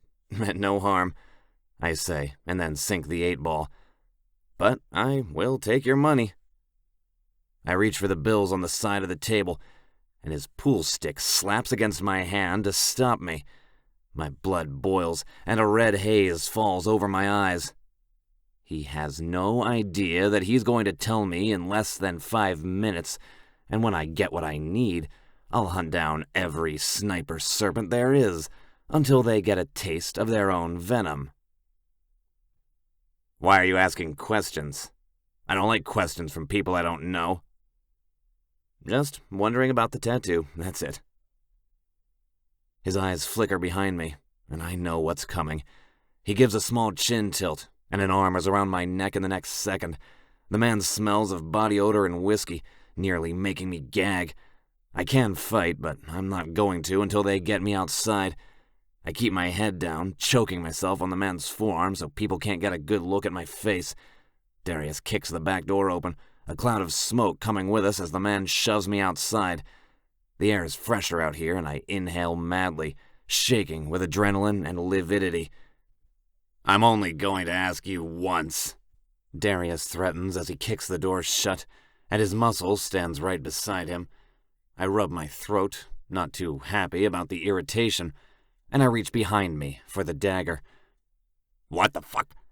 I silence him as I throw the dagger through the air, cutting his pointless threat off as his friend tumbles to the ground in a dead, useless heap. I bend my neck to the left and right, letting my muscles get loose, and the bones crack into place. What the fuck, man? He changes his tune and steps back, reaching for the doorknob to run back inside. But while he and his friend were busy getting me out, I made sure they couldn't get back in. I locked the door from the inside. He bangs on the door, pulling and yanking the handle with pathetic whimpers. On an annoyed exhale, I strut forward and place my boot on his friend's head and yank the dagger out with a sick twist. An audible crunch of the man's skull rattles into the violent, treacherous breath we breathe. Blood and brain drips off the tip, pooling onto the ground as I stare at Darius, my first lead since I started this wild hunt. It never occurred to me that members of a former MC could be behind this, but I should have. That's where I wasn't smart. The dirtiest of men are in MCs, but I was so young and naive at that time that I thought it was more of a cartel doing business. I fist Darius by the shirt and slam him against the side of the trailer. The reverberations of the bass from the music playing inside shakes the cheap foundation the metal tin sits on. No one can hear you inside, and we're in the middle of fucking nowhere. I slide the sharp tip up his chest, cutting into his skin. I want you to tell me everything about your little club. I rub his friend's blood on his neck and face, then shove the dagger into his mouth, making him drink the toxic waste. He spits and sputters, gagging from the vile taste. You're fucking insane, man. I yank his head by the back of his hair and lean down. You have no idea. Who was your president? What happened to get you disbanded? He doesn't say anything. You really want to test me? You see your friend there, right? His eyes fall to the ground, and his face loses all its color when he sees the growing pool of blood in the sand. It was like a decade ago, man. I can't remember. I barely remember what I ate this morning, I swear to God.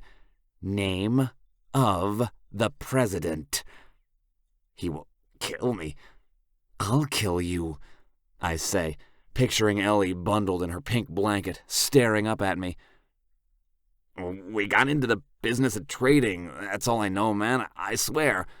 I don't know his real name, but we called him Pops. That's it. That's all I know. He went underground, and I haven't talked to him in years.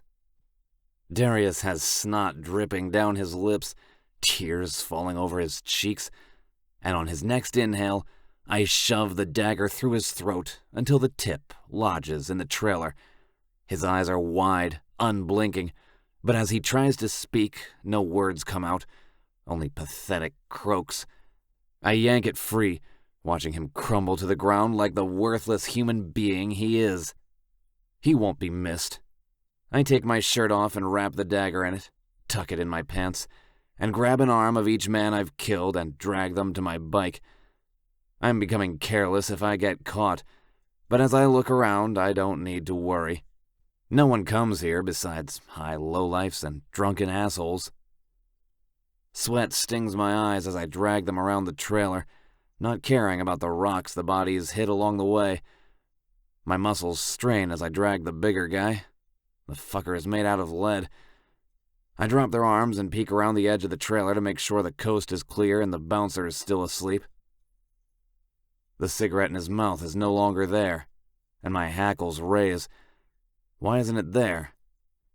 I move closer and breathe a sigh of relief when I see the smoke still burning as it lays on the porch as if it fell from his lips. No cars, no people. I'm in the clear. I make my way toward the bodies and pick them up by their hands. Is it wrong I feel smug and undefeated? I finally have an answer after so many years. This is a win. I have so much research to do, so many cases to pull and study, so many more people to kill before I get answers. And I'm ready. It's such a beautiful night for a ride. I get a few strings of rope and tie them to the back of my bike, their wrists crossed over one another as I strap them to the exhaust. I hum in delight and hop on my bike, crank her up, and instead of driving onto the road, I head straight into the desert. It's bumpy and I hit a few cactuses, but the tires on my bike are made for this. As I ride, I hear the sick thumps of the bodies slamming against brush. I look in the right rearview mirror and notice the trailer is getting further and further away, and the cloud of dust makes a mirage, as if the shack was never there. Lightning veins across the sky, and purple hues of the black clouds roll together before thunder quakes. Rain falls, and I toss my head back and laugh, letting the water wash the villain away.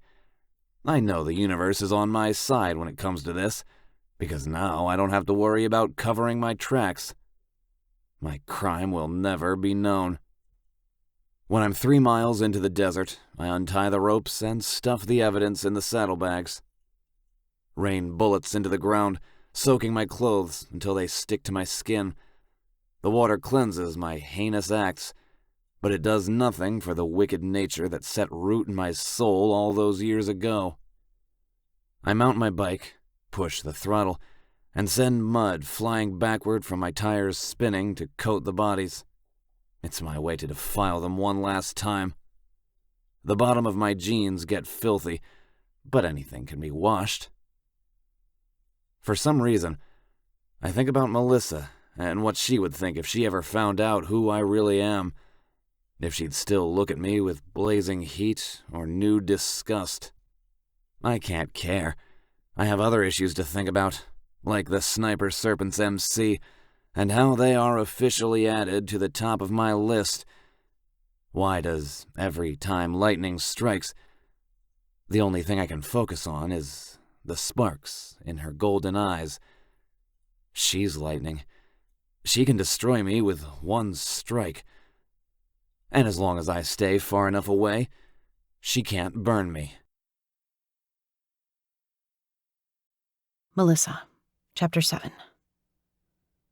Melissa?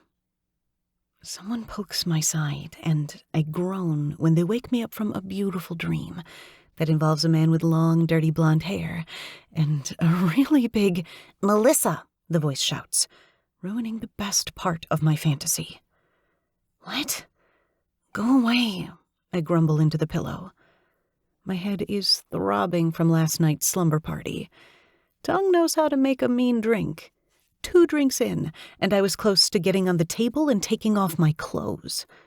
I need to ask what kind of alcohol he puts in those beverages, because whatever it is, it makes me want to get naked.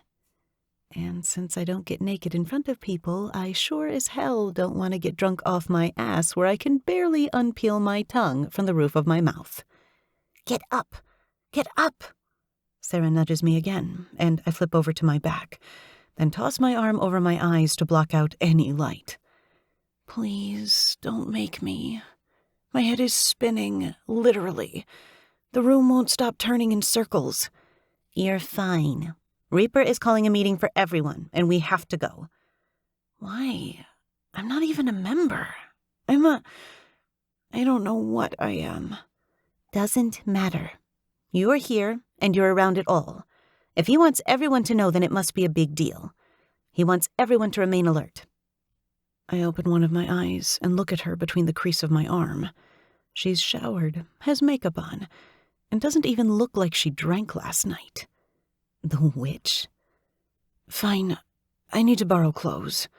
Don't make me go to the clubhouse looking like this. She looks away from her phone to get a look at me and giggles. You need to shower. I can smell the booze coming off you. Blame Tongue. I bet he's just as bad as I am. Nope, he's making breakfast. You're the only one who handles alcohol like a toddler. Bitch, I gasp and reach for a pillow to throw at her. It slams against her head, and her phone flies out of her palm, landing hard on the floor.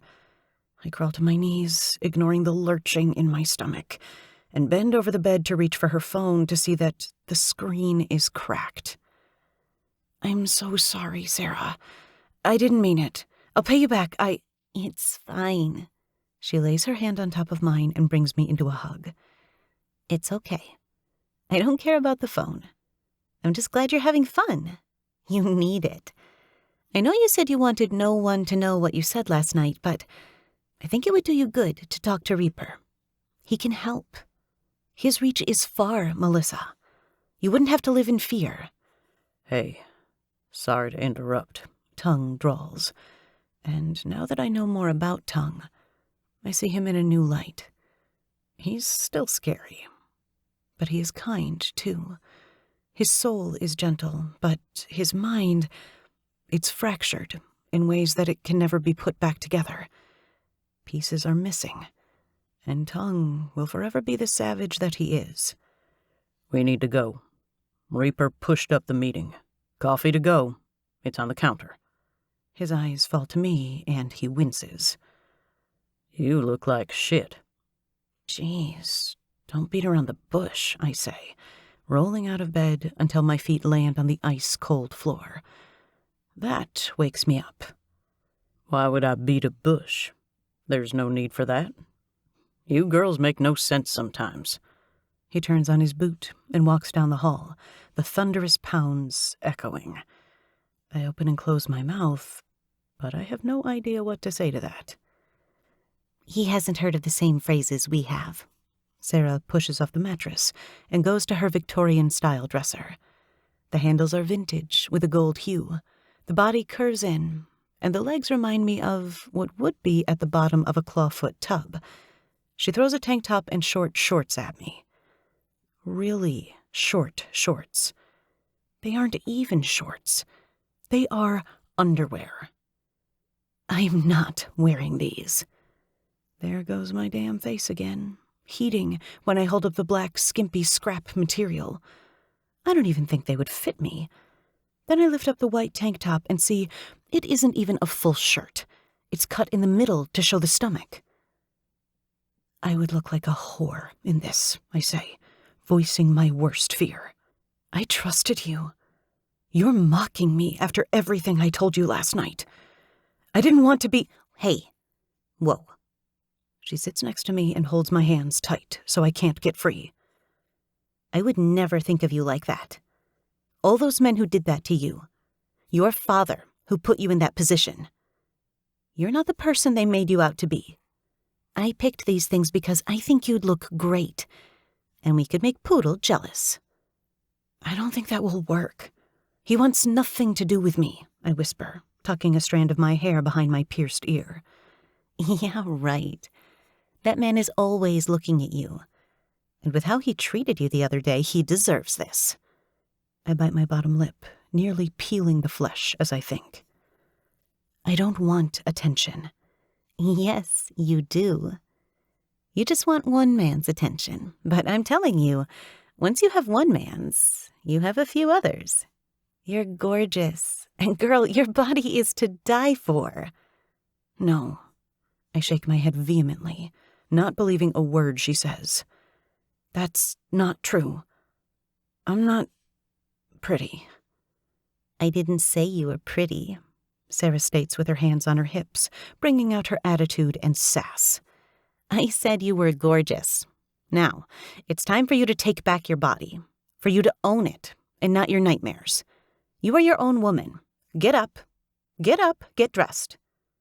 Her tone leaves no room for argument. I stand and trip over the comforter.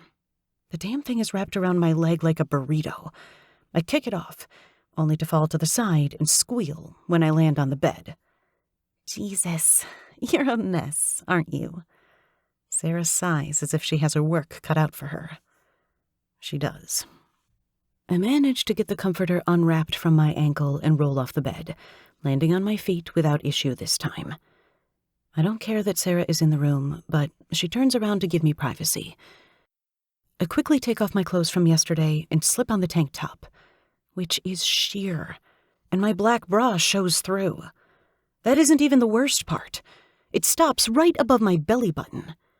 I replay the phrase of me owning my body again and wiggle in the tight black shorts that barely fit over my ass.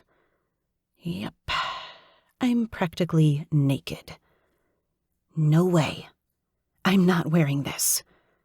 Sarah turns around, and an evil smirk takes over her face, reminding me of Maleficent. Oh, you're wearing that. Put your hair up in a bun. I have an extra toothbrush and deodorant in the cabinet. Go. She smacks my ass. We need to leave in 2 minutes. I hop into the bathroom when she keeps smacking my butt, and I laugh.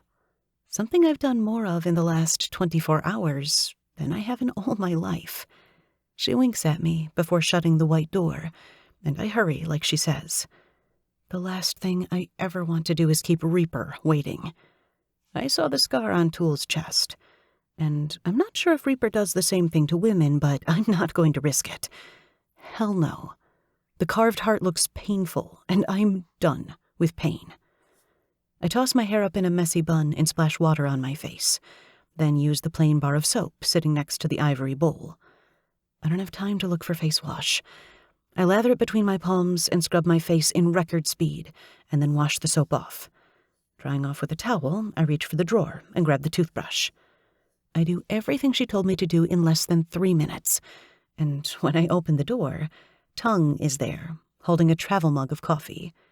He looks me up and down and reaches for my face, but I flinch away. He pauses, but doesn't stop. A gesture that says, It's going to be okay. He plucks a few strands from the bun, and I feel the ends tickle the side of my neck. There. Now you don't look like you tried so hard. Effortless and shit. He holds out the coffee, and I slowly wrap my hand around it. The warmth brings so much comfort. Thanks, I say, but it comes out more as a question. You look good. Everyone is pretty. Let's go, he barks, and Sarah loops her arm through his as they walk out of the bedroom. I scurry after them because the last thing I want is to be left alone in this place. You're pretty too, Tongue, Sarah compliments him, and he trips over his large Goliath feet. Am not. Men aren't pretty. He mumbles so low it's almost impossible to hear. You're ruggedly handsome, then, I say, and when he stops in front of me, I don't expect it. I slam against his back, and luckily, the coffee is in a sealed container. Still, my nose hits his spine, and I swear it's made out of titanium. And then he starts walking again. Ouch, I whisper, and rub my nose with the palm of my hand to bring it back to life.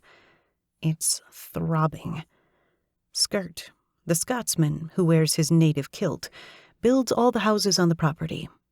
And he did such a beautiful job on Sarah's house. There is so much craftsmanship and detail that I can see his passion for what he builds. The walk to the main clubhouse is short, since their home is so close. The sun is bright and hot, and I'm almost glad I'm wearing a piece of cloth and underwear. The coffee is almost dreadful now. The sand isn't even wet anymore from the storm last night. That's how warm it is. Ready? Sarah asks. As a mouse being hunted by a damn hawk. As I'll ever be, I say. That's the spirit. She shoves me inside the front door first, and I catch myself right before I hit the pool table. I'm living the dream where you're naked in front of everyone you know. Only, I'm not naked. I'm almost naked. And for some reason, that feels worse to me. Melissa, Chapter 8. All eyes are on me, and it isn't my mind playing tricks on me. Pirate drops his bottle of rum, and he doesn't even try to pick it up. It spills all over the floor. Slingshot nearly hits me with a skittle, but it lands on the pool table instead. Bullseye misses the target for the first time that I've known him as he stares at me, and Badge quirks a brow as his eyes look me up and down. I feel like I'm being undressed. Me God, you look feckin' hot there, Millie. I just want to... Skirt begins to say, and Knives smacks him on the back of the head to shut him up, then shoots me a flirtatious wink. Sarah presses her hand in the middle of my shoulders, and it makes me straighten my back. Right, owning myself. I'm taking my body back. I hold the power. Tongue wraps his arm around my shoulder, and if I thought everyone's faces were in awe before, it's nothing compared to right now. Jaws drop as we snake our way through the room to sit on the couch. I am not sitting there. I see what happens on those couches, I whisper out of the corner of my mouth as Tongue's hand lands on my hips to turn me around. You're sitting on my lap, he says. What? I hiss. But it's too late. I'm already seated on the man's thick thighs. I look towards Sarah for help, but she's all cuddled up next to Reaper. She gives me 2 thumbs up. But for what? I have no clue. He's coming, Tongue whispers in my ear, and I almost ask who he's talking about when Poodle walks down the hallway. He's looking down at his phone, and something about him is different today. He isn't his joking self. His hair is up in a bun, kind of like mine, but it looks better on him. When he cuts through the members to stand by Skirt, the guys all cough and clear their throats. He glances up from his phone, and his brows drip in confusion as he looks around, and his eyes land on me. And there it is, the stare. The heat turns up 100 notches and surpasses the boiling point. My body is scalding. My skin is sweating. My sex is yearning. I press my legs together to ease the ache, but my blood is too hot. Poodle is a constant burning ember, a scalding piece of hell that had to have been sent to torture me. He might not be burning me physically, but he's searing himself all over me. It just can't be seen. What the hell are you doing? He asks, and it sounds so different than before, full of hatred. I thought he spoke to me, but his eyes are on Tongue. Just keeping my girl near me, Poodle. You know how it is. Tongue wants someone to challenge him, but no one ever does. Right? He asks Poodle. I sit there, swinging my feet, since I'm so short, I can't touch the floor since Tongue is so gigantic. I think Poodle is going to let this go, and it's going to be uneventful. I'm tired, and the hangover haze is thick, so I lay my head back on Tongue's shoulder, and his fingers caress my arm. Poodle launches himself at me and throws me off Tongue. I hit the floor and cry out when my elbow slams against the brown, dusty panel floors. I'm gonna fucking kill you for putting your hands on her. Poodle wraps his hands around Tongue's throat.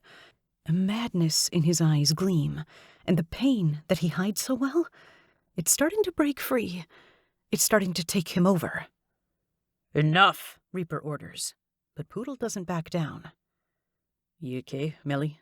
Skirt bends down and helps me up. Let him go, I yell at Poodle, but he keeps squeezing Tongue's neck. Someone do something, I scream, and look around the room, but no one is moving. Tongue holds up his hand to stop me from saying anything else, and he puts his palms on Poodle's arms, braces himself, and stands up, straining his neck as he rears back, then smacks his forehead against Poodle's. Poodle falls to the ground, but gets back up quickly. His nose is bleeding, and Tongue's nostrils flare as if he's getting off on the smell of red iron. I said enough. Reaper grips Poodle's shirt and slings him away from Tongue. Poodle, do you have a death wish? Tongue would kill you. Not if I killed him first, Poodle sneers. Knives grips his arm, and Poodle yanks it free. Get the hell off me. I'm fine. Poodle points to me, then Tongue. He will ruin you, Melissa. It's what he does. Keep talking, and they will be the last words you ever speak, Poodle. I can promise you that. Tongue warns, taking out his knife. I didn't call a meeting to see a goddamn pissing contest. Get your shit together. Poodle, you'll be dealt with later. Sit down. Tongue, put your knife away. I swear to God, you fuckers age me 10 years every day. I don't care who sits down first, but one of you better. I glance at Poodle, pleading with him as I stare into his green eyes that are the color of jealousy. He wipes his nose, and the longer we look at each other, the more he relaxes. He holds up his hands and sits. Sarah brings him an ice pack for his nose, and Tongue sits on the couch, spreading his legs wide to make himself comfortable. I look in his direction and narrow my eyes so much I can hardly see out of them. He lifts a shoulder, uncaring, as if he didn't just get choked or make Poodle bleed. Tongue winks. He has the audacity to wink at me after all that. Okay. I would really hate to make everyone hold hands and go around and say one thing they like about the other, but you assholes, Reaper shouts as loud as he can, and I jump, are making it really hard to respect you when you act like this. If we can't get along, how are we going to deal with the issue landing on our front door? Reaper looks every single one of his men in the eye as he walks around the room. Sarah tugs me down on the love seat to sit by her, and I can finally breathe without feeling guilty about it. I lift my eyes to Poodle, and he's staring at me, not even paying attention to Reaper. What has gotten into him? It isn't like him to do this. He's Poodle. He's the man everyone can count on for a laugh. He has questions written all over his face, but I don't have answers. Sure, he launched himself at tongue, but that doesn't prove anything. He's angry, but it isn't because of me. It's something else. Now, Badge brought something to my attention. Badge, since you know more information, can you please make the announcement before I kill somebody? Reaper huffs, and all I see right now is a bull ready to charge. Yes, Prez. Badge steps forward. His hair has gotten longer. It's different than the usual buzz cut, and it gives him a softer appearance. 2 men were found in the middle of the desert by a few amateurs riding four-wheelers. Oh my God, Sarah gasps. Why is that our problem? Poodle asks on a sneer. Members all around mumble and whisper to one another, but it's as clear as day what they're talking about. Poodle just disrespected and questioned Reaper. Nothing good can ever come from that. It's our problem because these aren't the first murders like this. They all have the same wounds, but these 2 only had 1 instead of the usual 21. Something has changed. They're all horrible men that this person has killed, but I can't figure out the pattern. It has been brought to our attention because Darius Sal was a member of the Sniper Serpents MC. They're underground now, since they were disbanded a few years back. But if this guy is killing MC members, then we need to be at the ready. Badge finishes, cutting his eyes to Poodle. But it's more wary and suspicious. Badge steps into line with the rest of the members, and Reaper rubs the stress from his eyes. He looks exhausted. The Sniper Serpents were one of the MCs that ran drugs, women, and murdered for no reason. They did horrible things. The FBI found out, and most of the members were arrested. But a few got away. If the Sniper Serpents are here, we have problems. Big fucking problems. Just stay on your toes. And Poodle? Poodle looks up at Reaper, but he doesn't say a word. He arches his brows and takes the bloody rag away from his face. Tongue really did a number on him. I turn my head at Tongue, who's picking his nails with the tip of his knife, his neck hardly red and bruised from Poodle's hands. The man is not human. It's the only answer that makes sense. Poodle, Reaper repeats. What? He snaps, glaring at Reaper. Chapel. Tool, Bullseye, come with. I watch in horror as Bullseye picks Poodle up by the sleeve of his shirt and pushes him toward the door where Tool was punished. I reach out and grab Poodle's arm. The feeling of his skin against mine sends my emotions in overdrive, and my eyes well with tears. I have no idea what to say. I don't want him to go inside that room because whatever happens, it won't be good. His hand covers mine, and I close my eyes to embrace his warmth, his strength. And when I open my eyes, he's kissing my forehead. My breath is stolen from the softness of his lips. It's a gesture I don't expect. And I'm already addicted to how he feels, how we feel together when our skin meets. I'm sorry, he whispers. I'm not the man you think I am. Poodle's lips brush against my ear, and a sob catches in my throat. Because I know the kind of man he is. I feel it. I see it when he looks at me. He's damaged. I'm damaged. And who cares if the pieces don't fit when we're together? Our fractured souls are puzzles, a confusing, incomprehensible mess. But as long as we understand one another, as long as we make the pieces work, isn't that what matters? I'll rearrange the shards as much as I need to. I'll cut my fingers on the sharpest points and the most jagged edges until we fit. Because we do. A few pieces may need to get broken, but that's normal. We have to break in order to heal. Because the only way to be fixed is to shatter yourself completely. Poodle. Chapter 9. I shouldn't have done that. Kissing her forehead was a bad idea. But when she touched me, I felt it. The intensity we share when we stare at each other. It's times a million when we touch.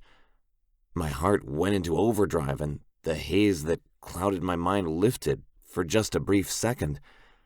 I want to move from the past and have a future.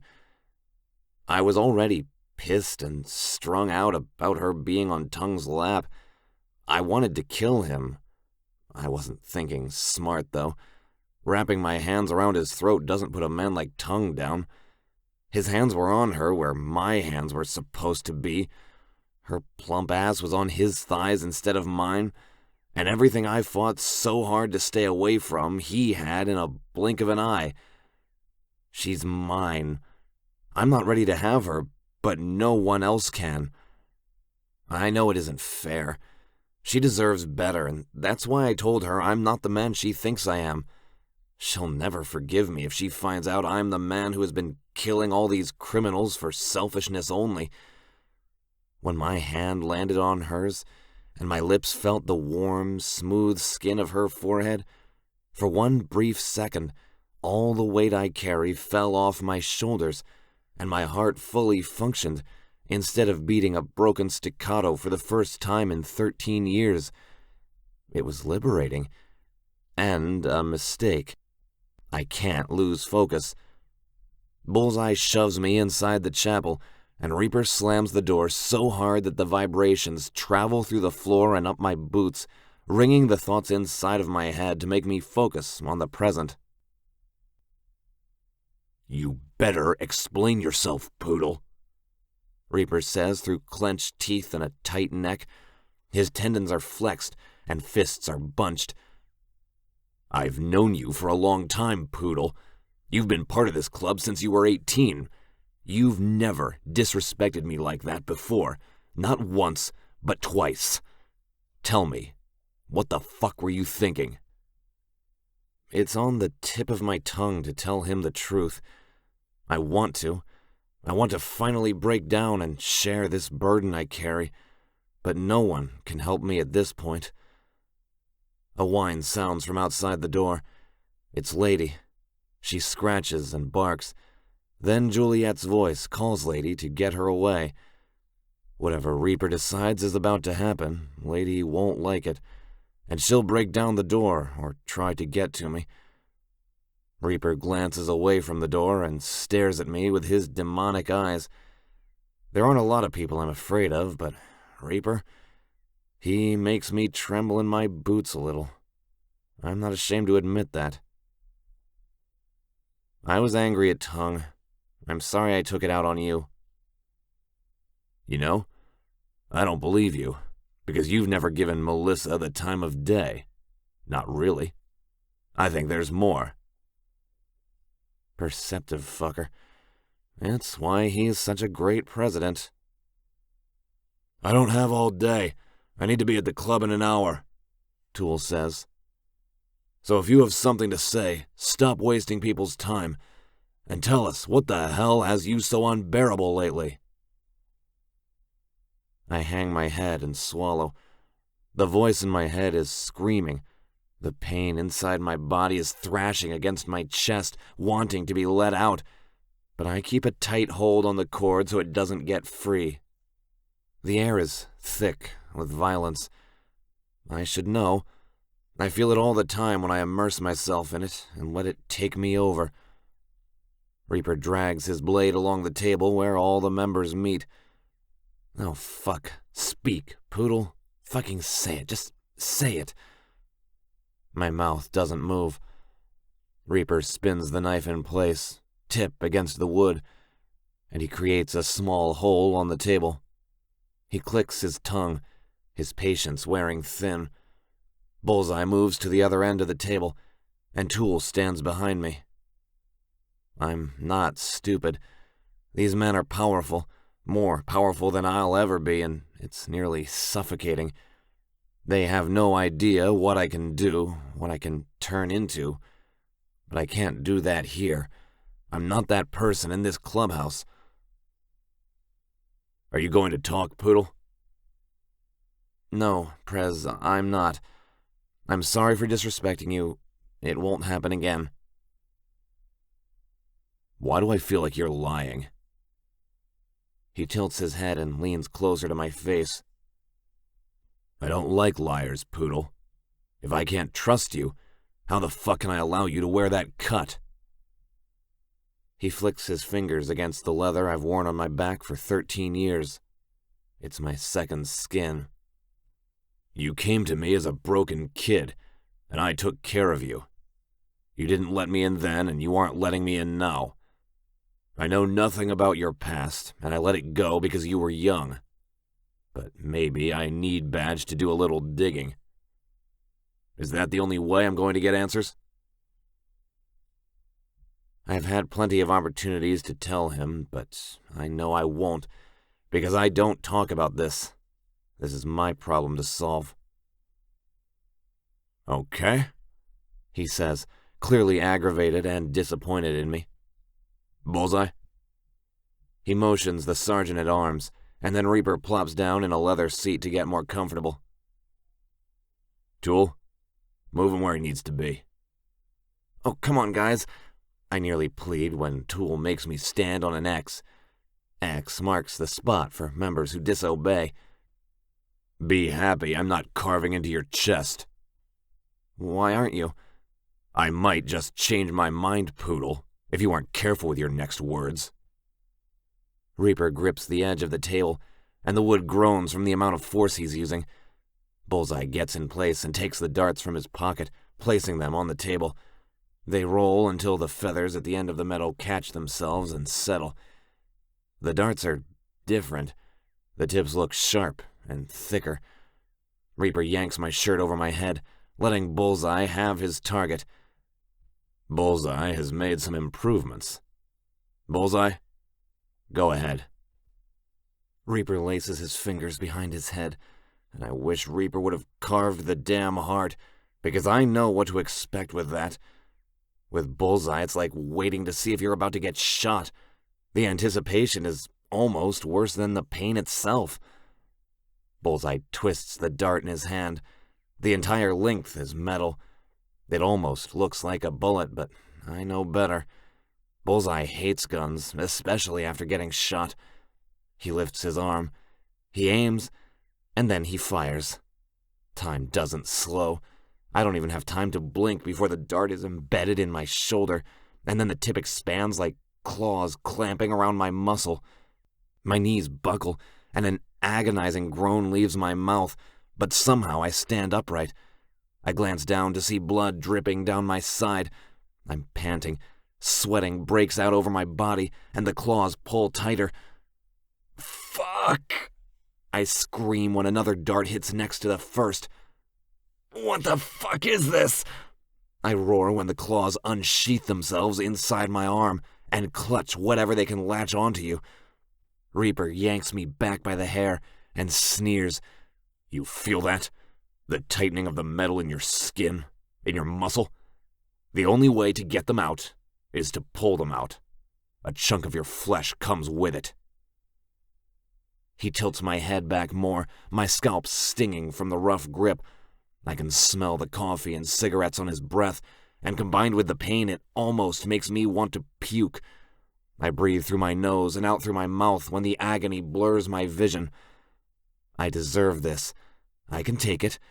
I deserve it for what happened to Holly, for Ellie, for what I did to Tongue, for how I treated Melissa, Reaper. I deserve all the pain they can inflict on me. 2 for your clear disrespect, and 1 more for good measure. Maybe then you'll be smart and talk to me. Be honest. Because if you aren't honest, I can't help you. No one can help me, Reaper, I say through tight teeth, and I grunt when Bullseye lands another dart in my skin on the other shoulder. The teeth of the tip clamp, and I double over when I feel my muscle tear and blood pooling.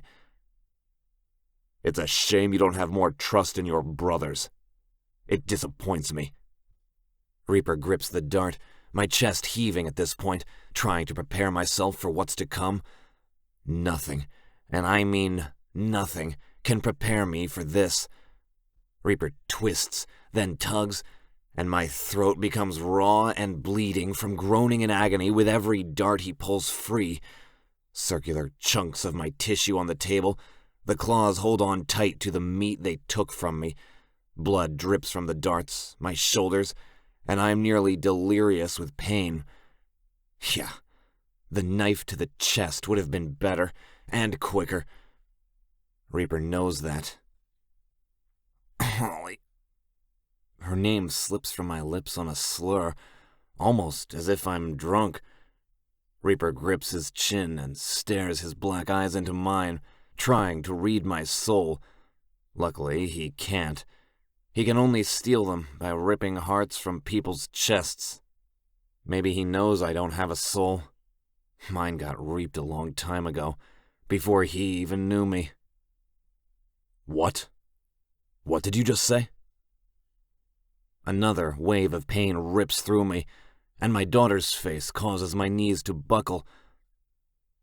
Ellie, I say so quietly, only I know I say it. I deserve all of this. Poodle, what did you say? Reaper jerks me to a standing position by the cord around my neck, and his eyes fall to the key over my heart. What is this? What's this for? It's personal, I managed to say, sweat and spit flying out of my mouth. I'll find out, Poodle. I always do. I hope you decide to trust me before then. Tool, take him to Doc. He'll need stitches. Tool drags me from the room, and my feet barely have time to catch up. My knees give, and I stumble. Tool keeps a tight hold on me as he opens the door, drags me out of the room, and slams the chapel door shut. Shit. Holy fuck. Jesus Christ. Poodle! Everyone's voice flies around the room, but there's only one that matters. What did you do to him? Melissa is in front of Tool, stopping him from going down the hallway to get to the basement. She shoves him. You animal! What did you do? Let me see! Get out of my way, you big brute! She screams, and I watch in horror as she punches the VP's chest, only to cringe and hold her hand to her chest. Melissa, stop, I murmur. Stop. I deserve this.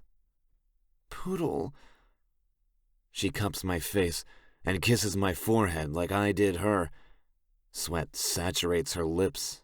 It has to. The feel of them. They take all the pain away. Another second where I can breathe, even though I have 3 holes in my body that are bleeding. My lungs hitch, and the haze melts away, and there's me and her hands and lips on me, and I'm a free man. At last, I'm fucking free. She pulls away, and the weight falls down on me, crushing me, imprisoning me. Come back. Poodle, no one deserves this. She cuts her eyes at Tool, then her eyes fall to my chest. This is barbaric. Tool starts moving again, pushing by Melissa. She tries to stop him, but Skirt reaches out, wraps a meaty arm around her, and pulls her to the side before she gets hurt. Tool would never hurt a woman on purpose, but he's a big guy, so one flick of his pinky finger and Melissa could have a broken arm. Tool opens the worn basement door. It's chipped, cracked, and losing its color. Salt stings my eyes as I look at the woman who made me question my future again. The sunshine in her eyes cloud with tears. The sun doesn't cry, not for me. I'm not the man you think I am.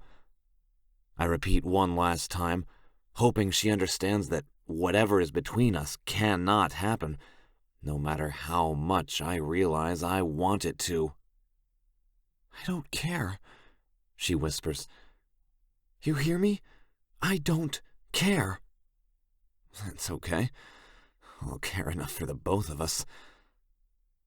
I don't have time to see her face, because Tool shuts the basement door and locks it from the inside. She's near the door, though. I feel her warmth trying to seep through to me. With one boot in front of the other, I descend on the steps. I'm just a giant rain cloud that will ruin her life. The farther away I get from her, the better off she'll be, and the brighter she can shine. There are rainbows after every storm, but not this time. The only color in my life is red, and that's only because I bleed it. Melissa, Chapter 10. Reaper walks out of the room holding bloody darts in his hand. His palms are covered in blood. Poodle's blood. And Lady whines, laying down at my feet. He doesn't give me a parting glance as he tries to walk around me, but I cut him off and block his path. I hold my palms against the walls, and if he really wants to, he can push me out of the way. I'm hoping he won't. How can you do that to him? I dart my eyes back and forth between his black ones, not sure which one to fixate on. He's such a scary man. The depths of his eyes goes on forever, and I can hardly see where his pupil begins and ends. I feel like I'm standing in front of someone satanic, and I don't know how Sarah has the strength to be with someone so terrifying. He has been nothing but good to this club. Good to you, good to everyone here. Don't, Skirt warns, keeping a tight hold on my wrist. He's allowed. He's the president. I don't care. I cut my eyes to Skirt and back to Reaper. I don't care if you were a god. You have no right to do that to someone who has been nothing but a loyal member. Has he? Reaper cocks his head and holds out the darts for Skirt to take. The Scotsman gulps as Reaper drops the darts in his palm, getting blood all over the orange freckles on the back of his hands. They all run together now. Skirt looks like he's about to be sick, but seeing chunks of flesh isn't the worst thing I've ever seen. I barely bat an eye at it, but the sick pain Reaper inflicted on Poodle doesn't sit right with me. He has. He's been the sounding board for everyone to lift their spirits. He's always making others smile and laugh. He's the brightness in the dim world of this club. And this is how you thank him? He has a bad day, and he gets punished for it. How does that bring righteousness and loyalty? You're new to this life, so I know you don't understand. I've known Poodle that you have had the hots for him.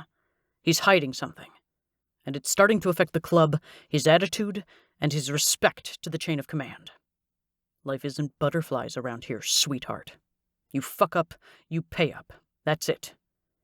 And until he tells me what's going on, he'll continue to be punished. Trust goes both ways, and until he trusts us, I can't trust him. He tries to push by me, but I stop him. Anger radiates from his body, and the submissive nature in me wants to back down because I do not do this. Poodle needs someone in his corner, and I'm going to be there. If that means throwing the first punch, so to speak, then that's what it means. Well, you listen to me. I pause, debating if I want to use the same condescending tone, and seeing as I seem to have lost my marbles, I continue, Sweetheart. He wants to smile. I can see the shock on his face. He takes a step back and crosses his arms over his massive chest. Sarah is behind him, shaking her head and waving her arms to tell me to stop. I don't listen well, apparently. Next time you want to get to him, you have to get through me. I won't let you take chunks out of him when he seems so defeated already. This life isn't for the weak, Melissa. Reaper's eyes soften around the edges. You think I like doing that? You think I like bringing my brother's pain? No. But it's law. It's rule. Poodle is tough. He took the punishment well, while others would have fallen. He doesn't need you fighting his battles. If you get caught in the crosshairs, he won't forgive himself. So take a step back. I think about what he says, knowing he's right. I've crossed a line today, but no one else seems as worried for Poodle as I do. Something bigger is happening with Poodle. I know, and we're going to find that out. But you have to trust me and my methods. If you don't, you won't make it here, he says. I drop my arms at my sides and step out of his way. He exhales and walks through the archway. Those heavy boots clunk against the floor with determined steps as he makes his way to the basement. You got a pair of balls on you, Melly. Christ, I'd hate to piss you off if you're willing to stand toe-to-toe with Reaper. Skirt pats my shoulder as he walks by me to dispose of the darts. I knew you were crazy. Tongue raises his voice from the couch. It makes sense, since we get along. His words are drawn out, and the vowels are long, like he suddenly got tired. But that's just Tongue's way of talking. Only other woman to stand up to him like that is me, Sarah says. He isn't used to it, but he respects you more when you stand up for what you believe in. Could have fooled me, I tell her, and then push off the wall to go to Poodle's room. I'm going to go lay down. Lady, I call after her, and she follows eagerly, pink polished nails clicking against the wood. In Poodle's room? Are you sure that's a good idea, with everything going on between you two? Things haven't exactly been peachy. I don't want you to get hurt, Sarah adds. I place my palm on the doorknob and look over the curve of my shoulder. Her brown eyes are full of worry, and for the first time, I truly know I have a friend. She crosses each side of her flowy heather gray cardigan over her body, and the more I watch her body language and facial expressions, I can tell she is afraid for me. I've never had someone afraid for me before. I circle my arms around her neck and pull her into a gentle hug. I'm used to getting hurt, Sarah. I know how to take it. Don't worry so much. Poodle won't touch me. How can you be sure? He's different. He isn't acting like himself, and like Reaper said, I don't want you in the crosshairs. Lady whines to be let in Poodle's room, and I crack open the door for her. She jumps on the bed and lays down, placing her chin on top of her paws, waiting for me to join her. Trust me. I know what I'm doing. I want to believe that statement. Maybe I'm blissfully naive, thinking I can help Poodle and share whatever burden he's carrying. All I know is I want to be there for him. If everyone else is going to turn their backs against his pain, then I'll meet the damn thing head on. I know all too well what it's like to go through something alone, and I won't let that happen to Poodle. I enter Poodle's room and shut the door in Sarah's face, and for good measure, I lock it, so no one barges in and forces me out. I lean against the door, the back of my head slightly thudding against it. I close my eyes and take a deep breath, and instantly I smell pine and lavender. I grin when the scent of him fills my lungs. I feel closer to him in here than I have since Jersey. I'm running out of steam, though. Poodle and I are dancing around each other, and not only is my hope at an all-time low, but my heart is in a rare position that it has never been in before. Heartbreak. If he truly doesn't want me, I'll leave the Ruthless Kings behind me. I can't be here and be surrounded by him. It's too painful. He either wants me or he doesn't. But I have a feeling he does. The way he looks at me, the way he touches me, I know he can feel it. I need to understand why he's fighting this so much. I need to understand him better. I study his room and trek along the small space. It's plain and masculine, an everyday man's room. He has a beat-up dresser on the side that looks like it has seen better days. A green comforter lays over the queen-size mattress that's on the floor, and at the base of the bed is a chest. A very nice, expensive, sizable chest. It's made out of wood and steel, and in the front, there's a black surface with a keyhole that reminds me of the locks in the medieval time period. I sit in front of it, my knees rubbing against the soft rug that covers the planks of the floor. I rub my hand over the chest, hypnotized and fascinated by it. It looks old and rustic, as if it's carrying 1,000 stories. And once the lid opens, its secrets will be revealed. What's so important in here? What is he hiding? I want to believe Poodle, but to have a chest this size and locked? I wonder if Reaper is right. So I do what anyone would do in my situation. I stand and face the dresser, rubbing my hand along the top and push around some dust. I peek over at the door to make sure no one is trying to get in, and then start opening the drawers. I carefully rummage through his belongings to search for the key to the chest. I lift all his clothes, doing my best to keep them folded and neat. While I'm prying into his life, I don't notice anything personal. I close the drawer and look around the room again. No pictures. No knickknacks to give away what he's into or likes. I figured maybe some goofy comic books on the nightstand, or something silly like Funko Pop figures. But there is nothing. It's empty. A person's room reflects who they are. A person's room holds what mirrors them on the inside. But if this is it, Poodle must be very hollow. There are no pictures on the walls, no receipts laying around, no notes to himself to remember to do something. And with how voluminous his personality can be, this seems very off to me. No one lives this simple. Not after being in the same place for so many years. Red flags are waving, and everything in me points to that chest. I'll bet everything I need to know about Poodle is hidden in there. All of his secrets, good and bad. It makes me wonder, since he doesn't have any pictures up, if he has a family. And if he does, or did, I wonder what they were like. My family was horrible. The only person I miss is my sister. She's so young, and I'm so afraid that my dad will harm her just like he did to me.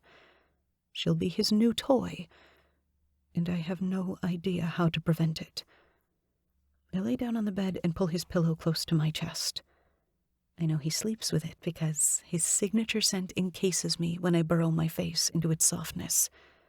I can feel the indentation in the center where he cradles his head at night, and I flip to my side, getting cozy. Clouds of dust shine in the sunlight coming in through the window, and I watch as they sway and fall.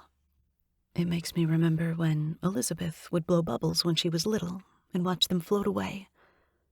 I miss her so much, but I have no idea where she and my father are. Dad always made sure to pick up and move when we stayed in one place too long, and I didn't have a phone. I'm so afraid for her. I'm afraid that the plan my dad had for me will be placed on Elizabeth's shoulders now. Dad sold me to the Ruthless Kings in Jersey after I had been too used up for him to gain anything else from me. He would have let the entire world have their way with me if it meant getting him an extra $1.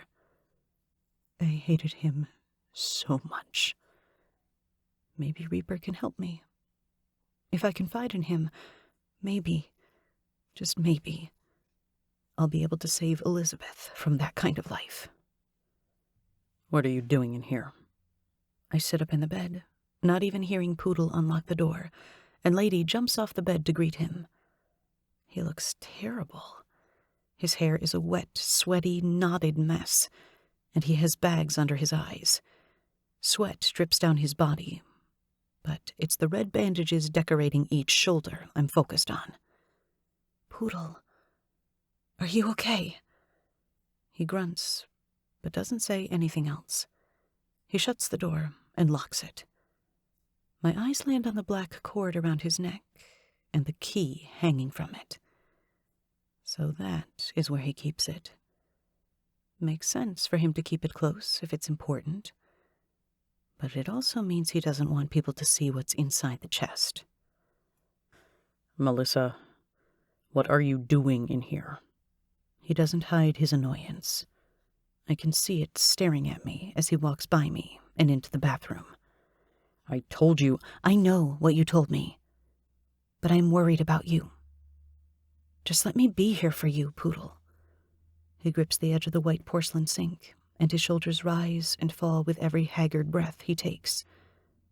I take a hesitant step forward, as if I'm about to attempt to touch a feral beast, and reach my hand toward him. All I can hope for now is that the beast doesn't bite. Poodle. Chapter 11. I don't have the strength to push her away right now. I'm sore, my body aches, and I'm so goddamn tired of resisting her. I'm so tired of resisting me, who I really am, and she makes me want to be that man. I haven't been that man since I was 17. I fight the need to be close to her every day, because if I get too close, if I give in, then that means I step away from Holly, that I give up on Ellie. And with how the past is affecting my future now, the club's trust in me, hell, my trust in the club, if I didn't hold on so tight to what used to be, I would know that my brothers here in the MC could be relied on. I feel this burden, this heavy fucking weight on my chest, telling me it's my fault my girls are no longer with me, and it's up to me to fix it. A sob bubbles in my chest when I think about the last time I saw Ellie. I cough to clear my throat and swallow down that pesky emotion that's ruled my life. Still, regardless of the lack of tears, her chubby baby face is all I see. My little girl. She fit in the palm of my hand when she was born. The thought of letting all that go fucking hurts. I'm drowning in their memories, but I'm suffocating in self-inflicted pain, and I just want to learn how to breathe again. I turn my head and peek at her through the strands of my hair. She's reaching out to me, debating if she wants to touch me. Her hand shakes. Her sunflower eyes are in full bloom, wide and round, and showcasing the gold glittering around the pupils, just like the eyes of a sunflower. Don't. I warn her in a small whisper that can't be believed. It sounds too weak. I watch her edge closer, foregoing my warning, and before I can take a step back, the heat of her palm lays on my arm. In unison, we blow out an uneven, serrated breath. Mine is with relief. I'm sure hers is because I didn't snap at her. I have a bad habit of doing that to her, only because I'm trying to protect her. She can do so much better than me. I'm a ghost of myself. She's alive and beautiful. But no matter how much I push her away, she sees right through me and stays. Melissa is the reminder that I'm alive. She's reaching inside me and tugging on my soul that was left behind 13 years ago, struggling to bring me to the present. She has an entire decade to drag me through. I just hope she is ready for the tight hold the past has on me. It will never let me leave, no matter how hard she fights. I need to fight. I can make it easier on her. I can finally let go. Just let go, James. Everything will be better once you realize they're never coming back. Let go. Poodle. She wraps her hand around my arm, and her slender fingers can't fit around the girth of muscle. Are you okay? She blinks those fields of daisies at me, fanned with thick brown lashes that are long and nearly touch her brows. Her lips, a seductive twist of the color rose red that I want to taste. I can't give in. I'm fine. Melissa. My heart pounds against my breastbone in a punishing rhythm. She is so close. Her fingertips dig into my skin, slightly twisting my arm hair and pulling it, but I don't care. It feels good to breathe in something that reminds me of what home is like. Melissa smells sweet, like vanilla and cinnamon, like arriving home from work and smelling cookies baking in the oven. It's all the same because not only does Melissa make my body warm, but she makes me hungry. I crave her sweetness to ease that starving pit in my stomach that I've denied for far too long. Her hands travel from my arm to my stomach, and my hands keep a tight grip on the edges of the sink as I watch her fingers dip in the ridges of my abs. Blood pulses between my legs, pumping my cock inch by inch with every stroke of her touch. Melissa, you have no idea what you're doing. You have no idea what you're asking of me. I want to know you, she says, as if it's that simple. She ducks her head under my arm and aligns her body with mine. I still haven't moved. My fingers are numb from how much pressure I'm using to hold the sink instead of her hips. I want you to talk to me. We don't have to be anything, Poodle. I think you feel something between us. I feel it.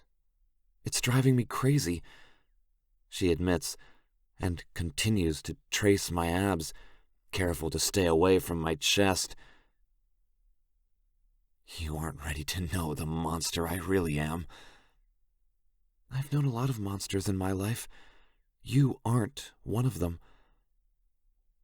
Her soft fingers glide up and down my jaw until she grips my chin and tilts my head down, forcing me to look at her. How do you know? We don't know each other, remember?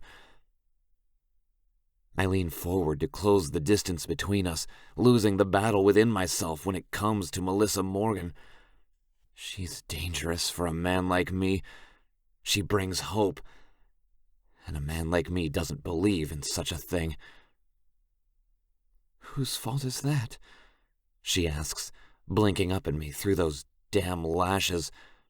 The girl has trouble written all over her, and she's as innocent as she can be, considering everything she's been through. I know a little of her past when she stayed in my room. She had nightmares, and a few times I had to wake her up because she'd cry, thrash, and fight whoever was in her dream. It didn't take long to figure out. We may have found her in that dirty basement in Jersey, but she had lived that kind of life for a while. I'm doing you a favor by staying away from you. I swallow a lump of nerves in my throat as her fingers climb up my stomach, sliding between my pecs, and then she tugs on the cord around my neck. Her fingers flip the key from side to side as she inspects it. What's this? Before I know any better, my hand flies up and snatches her wrist to stop her from getting too curious. That's off limits.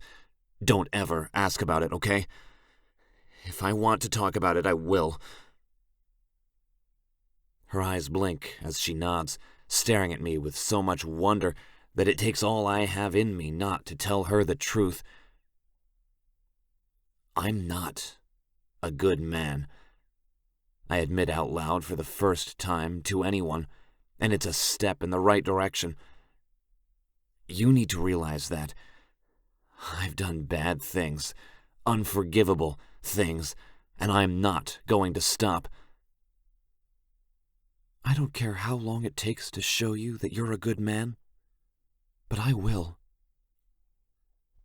My hold loosens on the sink, and I bury my fingers in the thick strands of her chocolate silken hair. All I feel right now is this burning desire to give in, to take what I've wanted since the moment I laid eyes on her across the damn country. She feels good right here, her skin against mine, her breath teasing the goosebumps on my skin, and the way my cock reacts to her being so close. I bury my nose in her hair and inhale.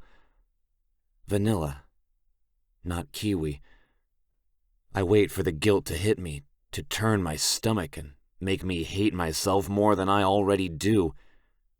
But nothing comes. You smell so good, I mutter against her forehead and inhale again, gripping onto her scalp a little longer to smell the sweetness of her divine being. Fuck. It has been so long since I've been close to a woman, and she smells like the sweetest of them all. I'm so hard for Melissa.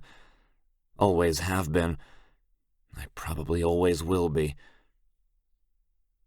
Poodle, she gasps, rubbing her lips across the skin of my collarbone, and the sound of my ridiculous road name has my cock shriveling to a size of a damn raisin. Call me James when we're alone, okay? Poodle sounds, well, it ruins the moment. I didn't want to say mood because I didn't want to put a label on what is happening between us. She giggles, burying her cheek against my chest. My arms involuntarily wrap around her small frame, and her big tits press against my stomach, all soft and plush. The dreams of me fucking her breasts hit me out of nowhere, and my cock is raging again. It's been far too long since I've felt the softness of a woman, and her body is so goddamn soft. She feels so good. I want her. I want her fucking right now. I let my fingers linger against her head before I pull away and barge into my room, angry that I can't take what I want. I want Melissa, more than just a quick fuck. I've never been the kind of guy who settles for a slut night after night. I had the blessing to know what it was like to have a family, and that's what I want. Preferably with my daughter at my side, but realistically that isn't going to happen. So why is something telling me to hold out? For what? It's an exhausting back and forth inside me. I grab the handle of the dresser and jerk the drawer out, my jaw ticking as I slam the damn thing closed. Lady yelps and curls up on her dog bed, and I sigh. I'm sorry, lady. It isn't your fault. You're a good girl.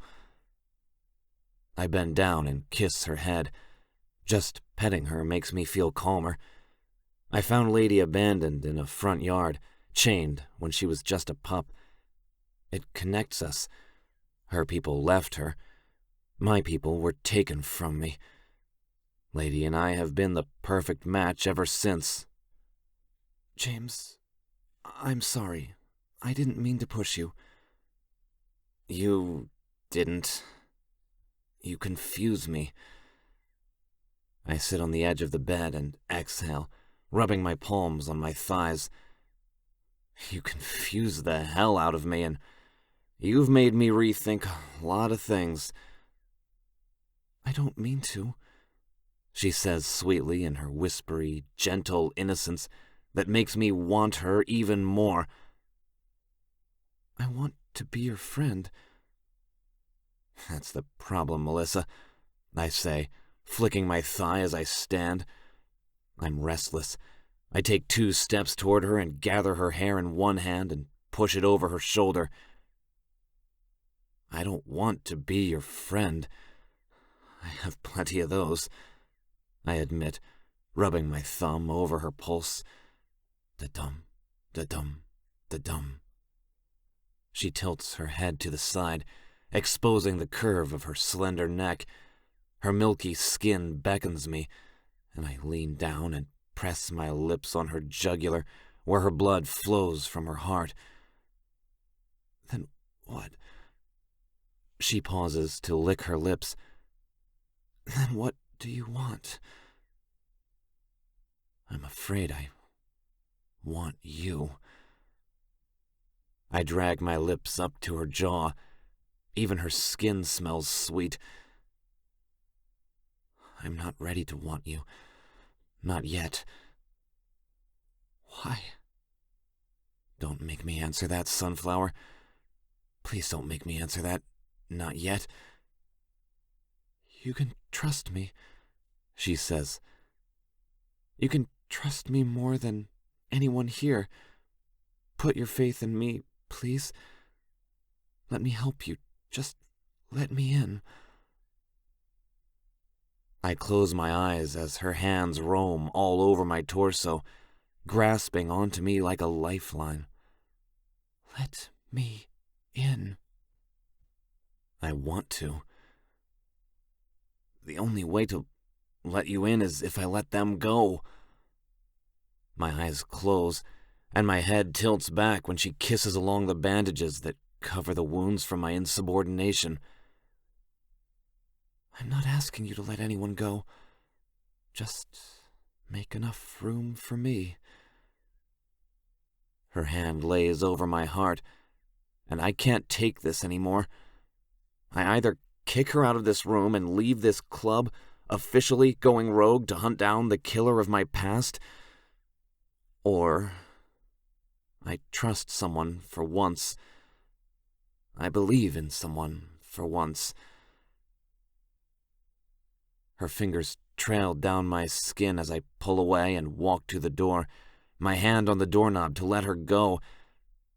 Yet my fingers flick the lock to the other side so no one can come in.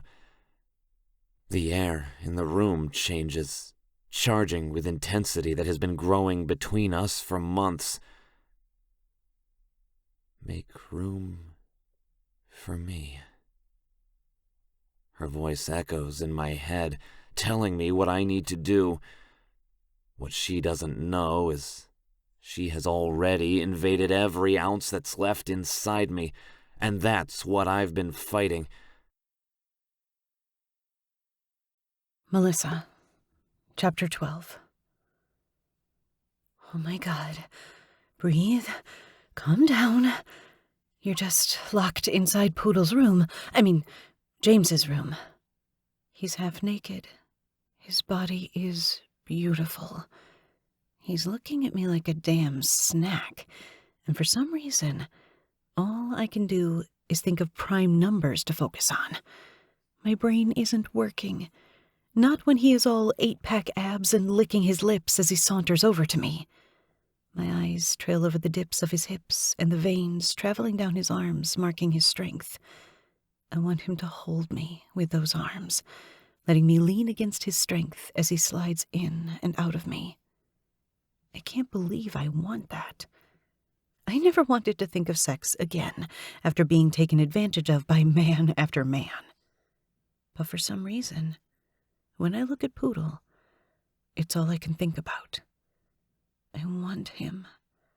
For the first time in my life, I want a man. His hand falls on my hip, and the thin material of the shorts Sarah let me borrow are no match for the scorching heat of his fingers. His thumb brushes against the bare flesh that shows between the black waistband of the shorts and the hem of the crop top. My stomach clenches when he slides over a spot at the base of my ribs that sends me into a whimpering mess. He growls. You shouldn't be wearing stuff like this. When I first saw you on Tongue's lap, I wanted to kill him. You're showing your body, and I'm the only one who should be allowed to see it. His other hand circles around my waist, and he tugs me closer, until my pelvis rubs against the very big ridge outlining his jeans. I gasp and meet his green eyes glittering in mischief, and a confident smirk takes over the left side of his face. I want to look down to see just how big he is, but I'm too nervous. I haven't ever seen a cock before. Sure, dozens and dozens of men have had me, but I never once looked at them. James rubs his hands along the dips of my waist, and then his palms curves around my breasts, and I moan, tilting my head back and whimpering when his fingers tweak my hard nipples, tenting the tank top. I've dreamed of these tits, he says with admiration. They're so fucking perfect. They're too big. He pinches and twists my right elongated peak, and I cry out, scratching my nails down his arms. Don't ever talk about them like that again. They are everything. James. I moan his name as he licks up my neck, and a shaken breath escapes his lips. The scratch of his beard against my skin causes me to arch my back, and his cock rubs between my legs. Kiss me, I plead, begging him to finally press his lips against mine. Melissa, Kiss me. I place my hand on the back of his nape and lean my forehead against the dip of his nose. If I don't feel his lips against mine right now, I'm going to scream. We have danced this dance one last time, and I refuse to walk out of this room without knowing what his lips feel like. I can't have sex with you, He blurts. not right now. I lay my finger against his lip to hush him. I'm not asking you to. I'm only asking for a kiss. His eyes fall over my face as his wide palms cup my jaw. Oh, I like that. I've never had a man hold my face like this, and I love it. His breath is cool against my lips, and his nose rubs against mine. I haven't kissed anyone in a really long time. I might not be great at it. I'm not sure why he tells me that, and I'm not sure if I believe him or not. A man like him doesn't just not kiss women.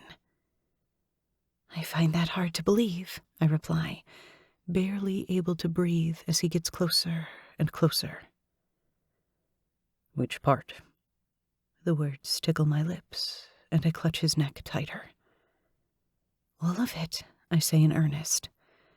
I'm sorry, but with emerald eyes like he has, there is no way, especially with the cut sluts around here throwing themselves at everyone. He doesn't say anything, just grunts in response. His palms are slightly sweaty against my jaw, and his heart is beating at a dangerous speed. I can't help but wonder if he is nervous, or if he was telling the truth about kissing someone. On my next inhale, his lips press against mine, and I forget how to breathe. Time stops around us, and everything fades to black. All that exists is me and him. Now I know he's lying to me, because there have never been a pair of lips to ever feel so good. They are softer than what I thought they would be. Gentle, yet have just enough pressure that tells me he is in charge. He moans against my mouth, and his knuckles fist against my sides before he tosses me on the bed. I barely have time to focus when he crawls over me and slams his mouth on mine again. God, he feels so good. He feels better than any dream or fantasy I ever imagined him in. Poodle deepens the kiss, and his tongue slides over mine with precision and expertise. I meet his tongue thrust for thrust, and he turns my head with a yank of my hair, controlling the kiss as he tilts his head to the other side. He settles between my legs and grinds against me. The tip of his hard ridge works my clit just right, until I'm moaning down his throat. He swallows my sounds as if they're his fuel. He moves faster, grunting, groaning, kissing me like his life depends on it. And I can't get enough. Poodle squeezes my tits and moves against me as if he's fucking me. I have never done this, but my entire body is on fire, and I'm begging for release. Don't get me wrong. I've had orgasms before, something I've struggled to accept because I never wanted them. They were forced on me. I fought every moment of my body betraying me. Not this time. I need you.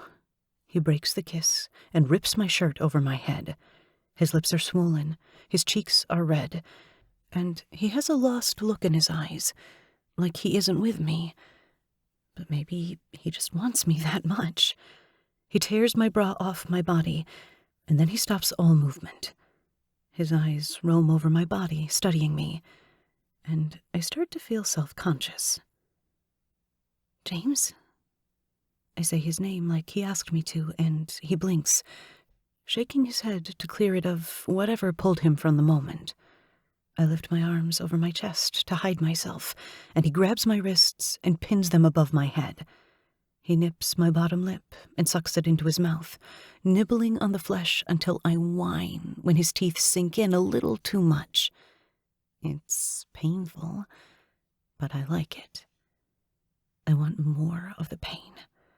It makes me feel liberated. Poodle drags his teeth along my throat, and when he gets to my breast, he sinks them in, deep, sucking on the flesh until blood rises to the surface. He sucks my nipple into his mouth and abuses the red peak. He tries to shove all of my tit into his mouth, but the mound is too big, no matter how hard he tries. His hand dives between us, and he yanks my shorts down and unbuttons his pants. The sound of his zipper slides, and I grip his wrist to stop him. Just like he says he isn't ready, I'm not either. Poodle hovers over my mouth, and the girth of his cock, hot and throbbing, presses against my clit. Trust me, he says. Oh, God, I cry out, a little too loud, and he steals my lips again to keep me quiet, but I can't be. I wiggle beneath him, moving uncontrollably with every stroke his cock makes between my folds. James, I can't even focus on kissing him when my mind is mush with pleasure. James. Fuck. You're so damn wet, Melissa. You have no idea how badly I want to slide inside you. You feel so good. Oh my fucking God. He groans, throwing his head back. I look down between our bodies and see the wide flare of his tip sliding over the bundle of nerves that he's owning for himself. Watching his cock touching me, making me wetter and wetter, has my legs trembling and my toes curling when the threat of my orgasm looms. An orgasm I want. An orgasm I need. I've never came from actual pleasure before, mutual pleasure, and I want it to crash over me until I'm boneless and can't remember anything except my name. That's it. Come for me. My beautiful fucking sunflower, come for me, he pleads. I'm not sure where the nickname comes from, but it makes me feel special, important, and my belly twists and burns, and my body turns weightless as the need grows. I want to fall over the edge, but I can't. Something is stopping me. I need him inside me. Maybe that's it. Maybe I need to hear him call me something derogatory or fucked up in order to get off. Maybe I'll never be able to orgasm normally again. My mind starts to get away from me, and the urge to come flees. You're gonna fucking come for me because I need this. I need you to come. It's been too long and I need to hear you. Give it to me, he growls, wrapping his hand around my throat, threatening to choke me. I said, give it to me. More, I croak. Harder. I lift up and against his thick shaft, seeking more pressure. His eyes widen with surprise, like he can't believe what I'm asking, or what he is doing. James, I need it, I tell him, rutting against his shaft as he thrusts between my pussy lips. My body is buzzing again, and he lowers himself against my body, tightens an arm around me, and squeezes my neck. Blood rushes to my face, and my eyes burn from the threat of my oxygen being cut off. Yes, I moan as my orgasm builds higher and higher, and he slams his mouth on mine, just as I let out a piercing cry, when my orgasm turns my body inside out. He groans when hot gushes of my cum hit his cock.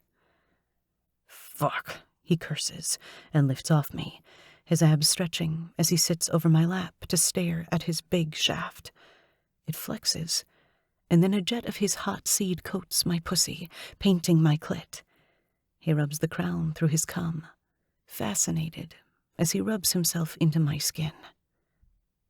Holly, His voice breaks at the last minute, right as another drop of his cum falls against my clit. Who did you just call me? I sneer through gasping breaths and kick him in the chest to get him away from me. What the hell did you just call me? I yell, tears stinging my eyes. His cum drips between my thighs, and the reminder leaves me feeling like a whore. Maybe that's all I'll ever be. I can't believe you. I run to the bathroom and slam the door, taking a stream of toilet paper to clean myself. Tears fall off my cheeks, and I berate myself for believing Poodle. I hold my hand over my mouth and catch a sob. I can't believe I did this. I can't believe I fell for his scheme. He used me, just like all the other men used me.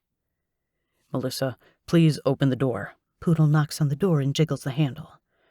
It isn't what you think. Let me explain. Leave me the hell alone. I never want to talk to you again. I slam my fists against the door, wishing it was his face. I hate you. I hate you. I sob, flopping against the door, and I slide down until my bare ass hits the cold floor. I pull up my shorts from around my ankles and cry into my hands. Please, let me explain. I wasn't calling you by her name, I swear. I'd never do that to you. I don't believe him. I didn't think there was anything worse, feeling like a whore. But I've never been with a man I've been crazy about either. I finally get to have him, only for him to call me by a different name after he comes all over me? It's worse. Not only do I get the cheap feeling of being used and filthy, but my heart breaks, making everything I feel worse. James Poodle, whatever the hell he wants to call himself, can go straight to hell. Poodle. Chapter 13. This isn't good. I've fucked up so many times in my life that I've lost count, but none of them compare to this moment. I wasn't calling Melissa Holly. After I came, something I haven't done with anyone since Holly, my brain blitzed, and Holly's name fell off my lips quietly.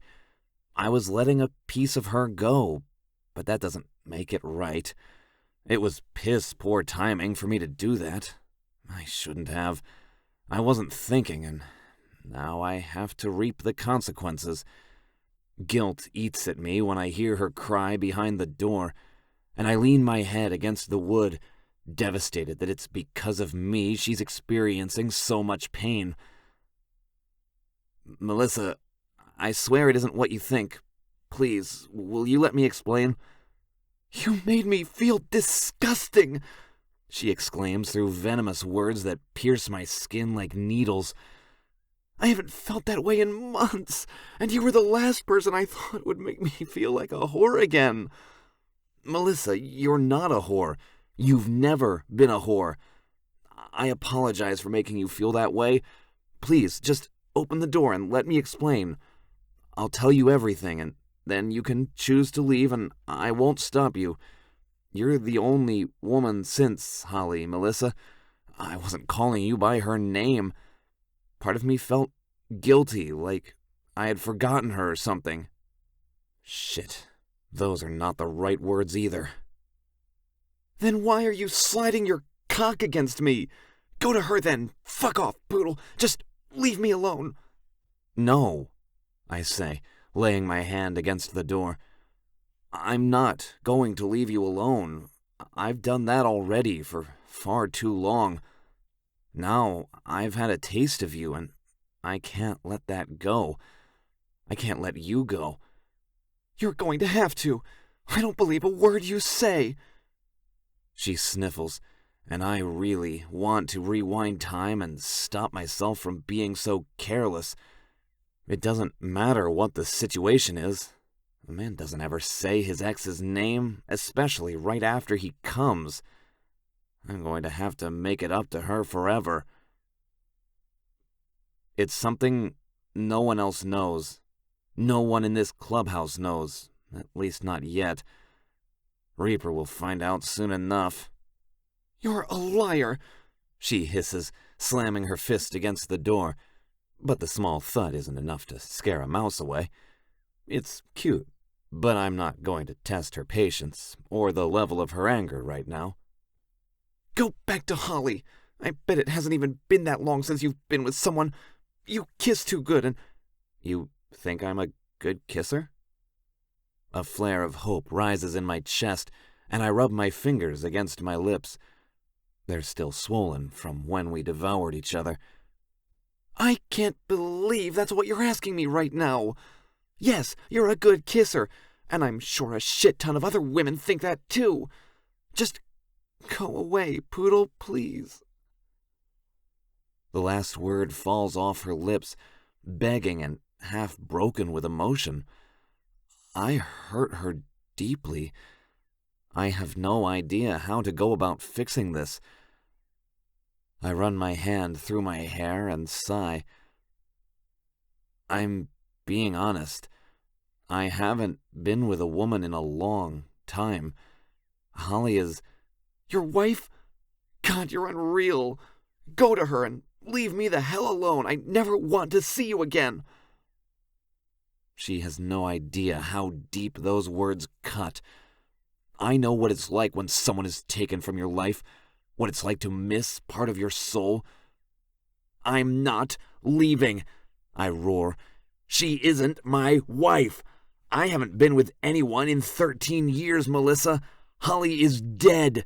She died. She's gone, okay? Are you happy? She's gone. Melissa is quiet, save for a few sniffles.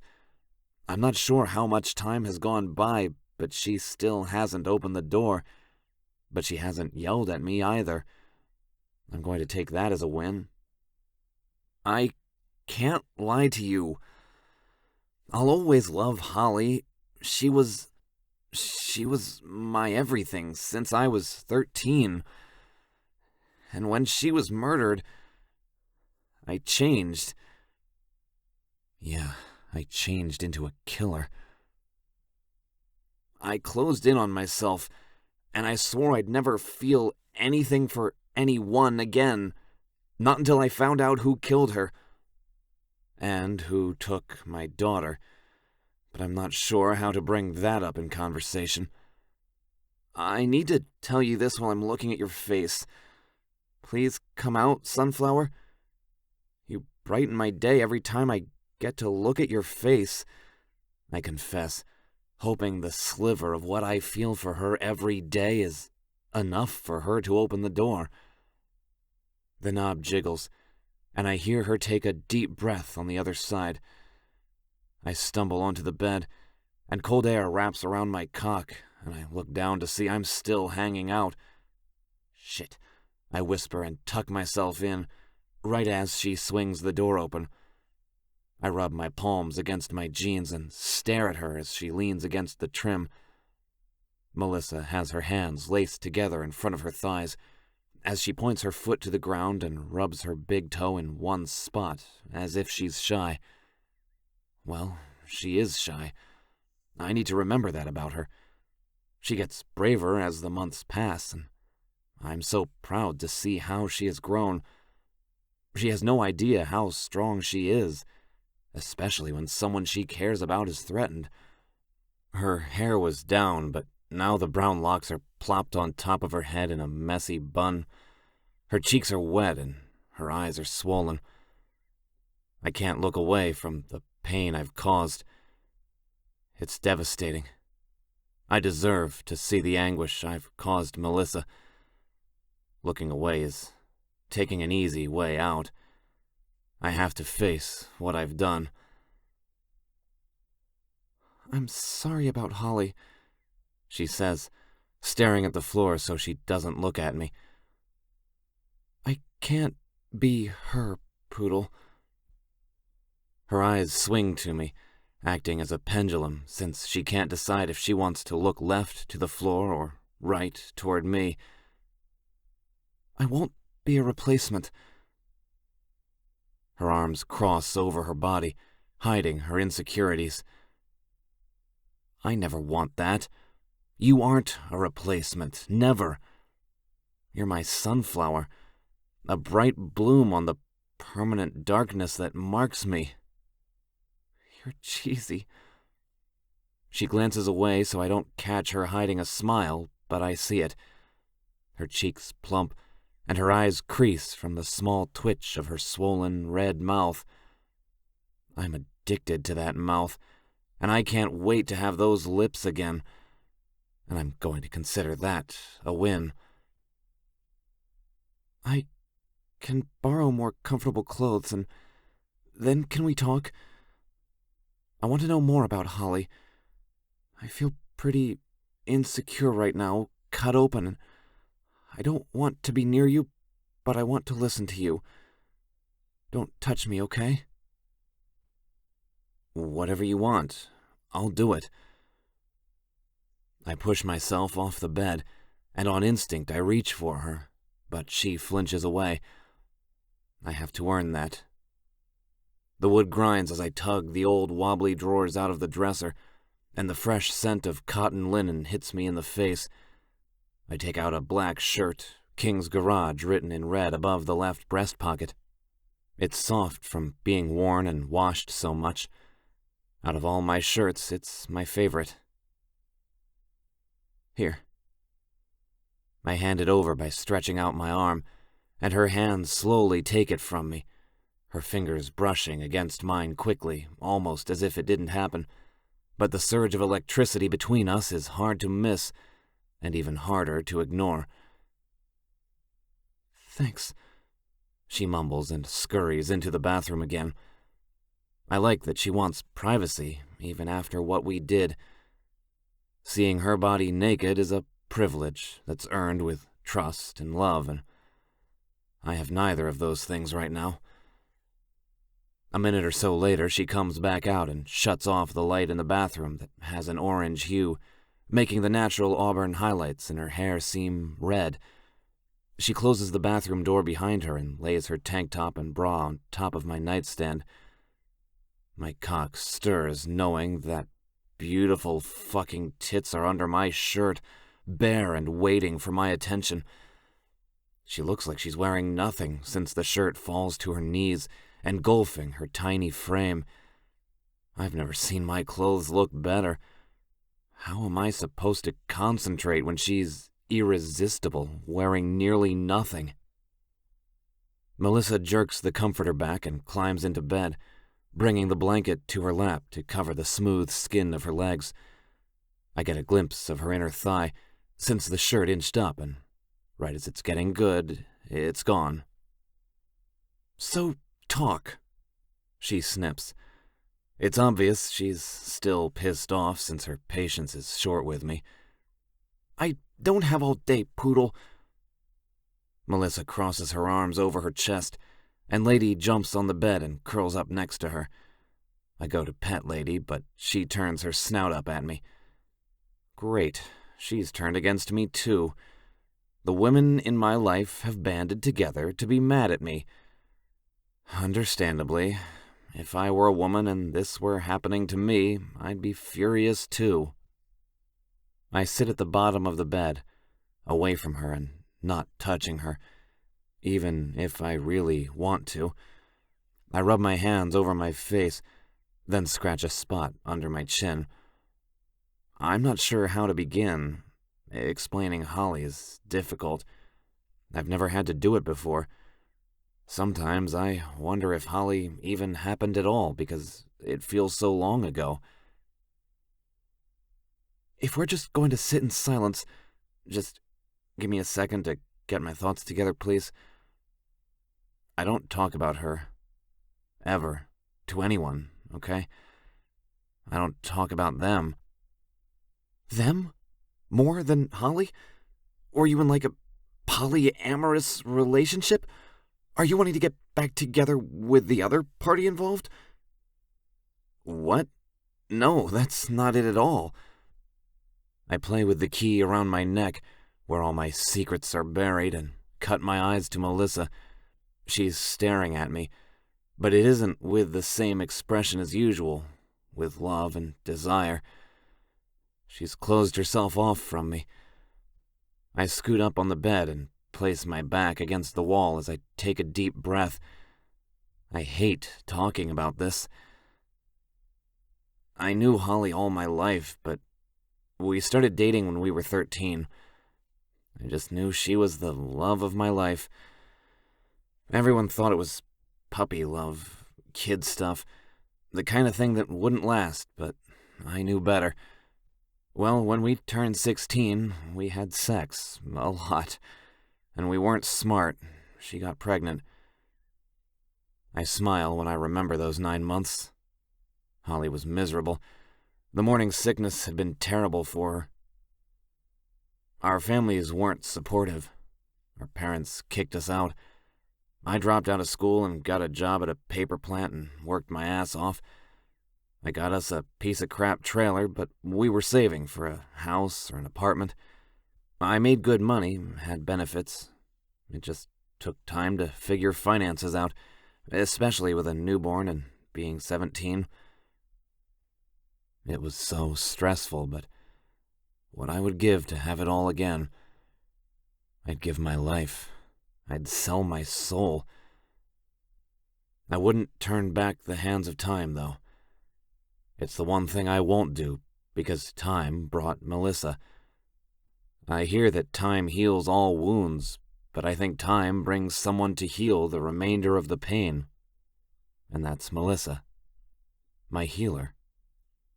The person who resets the clock and makes me realize that this life is worth all the bad to get that feeling of good. Poodle, Chapter 14. What happened? Melissa's voice comes closer, and the bed squeaks as she crawls over to me. She takes my hand and holds on tight. Her touch is comforting, grounding, and it's all too much. The pesky emotion rears its ugly head in my chest, and I press the heels of my hands against my eyes to stop the burn. I clear my throat and blow out haunted, depressed air. I worked late every night. I never got home before 10. When I pulled into the house, everything was fine until I saw that the door was cracked. It was never left open. She was good about keeping it locked, you know? I'm sure she was, Melissa says, stroking her fingers up and down my arm. I stepped inside and everything was eerily quiet, the sound of nightmares. The baby wasn't crying. Holly wasn't in the kitchen. I knew something was wrong. I felt it. I hold a hand over my heart and rub it when the memories cause my pulse to rise. I ran into the bedroom and there she was. The tears flow freely. I can't stop them. Not when I'm baring my soul to a woman who has opened it again. She was dead, laying on the floor, and there was so much fucking blood. I stare at my hands and flip them over, expecting to see the red staining my hands. Someone stabbed her repeatedly. Her blood was cold. I just held her. A sob breaks free from my throat, and I try and swallow it, try to stop the pain creating havoc and strife. Allie was gone too. Someone had taken my daughter. Someone had taken everything from me. Oh, God. James, I'm so sorry. Melissa launches herself at me and wraps her arms around my neck. I'm so sorry that happened to you. You never found her? Melissa keeps her arms around my neck and leans back to look at me. Your daughter? Her eyes drift between my eyes when they start to well again. I shake my head and wipe my eyes. I haven't cried in a decade. I can't believe I'm breaking now. No. I've searched and searched. I almost say I've killed, giving away my deepest, darkest secret. I haven't stopped searching. It's become an obsession. I had no idea you were a father, she whispers. I'm not, I say with sickening realization. I am not anymore. I haven't been in a long time. You'll always be a father. She cups my cheek and wipes the tears away. Searching for her like you have? That's what a father would do, James. You're still a father. I nod when another wave of blasted sadness hits me. I miss her. I miss them. I know you do, she says, placing a kiss on my forehead. I can't imagine what you went through, what you're going through. The pain isn't something that ends. It has to. It's starting to affect my life. Maybe it's time to let go and move on. I wrap my arm around her waist and lean against her cheek. You aren't Holly, Melissa. I know that. I'm so sorry, and I know it will take time to prove that. I have no good reason. I let a part of her go at the wrong time, but I've never been in a situation like this. I've never had to let go before, I say, being as open and transparent as possible. James. She says my name as she runs her fingers down my chest. She isn't touching me sexually. It's more tentative and explorative. Do you feel that your daughter is dead, like Holly? No, I say right away, without a doubt, without hesitation. I don't know if that's hope or I've brainwashed myself into thinking she's out there somewhere when she probably isn't. She's dead. I need to accept it. I lift my gaze to the ceiling and count the dots of the popcorn ceiling. It's the last thing I've ever wanted to do, except the fact that Ellie is dead. I only had 4 months with her, but they were the best 4 months of my life. I've let those memories control me because I let the worst thing imaginable happen to her. I won't ever let it happen again. No, Melissa says, and the one word has me peering into those eyes that remind me of heaven. No? What do you mean, no? If you feel that she is alive, you have to keep looking. You can't give up now. She needs you. Why? I ask. She has another family now. If she is alive, she has another father. She doesn't remember me anymore. I'm nothing to her. She's never wondered about me like I've wondered about her. Face it, if I ever found her, what would I do? Take her from the only family she's ever known? What if she isn't experiencing a family? What if her life is worse than you think? Melissa asks about the one situation I've been trying to avoid, because my little girl can't be in a life full of hate and abuse. She can't be. The world can't be that cruel to me, to her and her mother. Don't give up on her. I'll help you find her. I'll do whatever I can to help. Do you have a picture? My hand caresses her arm, trailing up to her elbow, and I hold on to the fragile bone and yank her forward, touching her like she asked me not to. I let her touch me because she was bringing me comfort, but me touching her, that's a different story. You'd help me? Why? I ask, wanting nothing more than to kiss her when her nose brushes against my chin. Melissa lifts her head and exhales. Then she crawls in my lap and lays her head on my shoulder. I wrap my arms around her, the wounds stinging and sending jolts of pain down my arms and chest, but it isn't enough for me to push her away. Nothing can push me away from Melissa.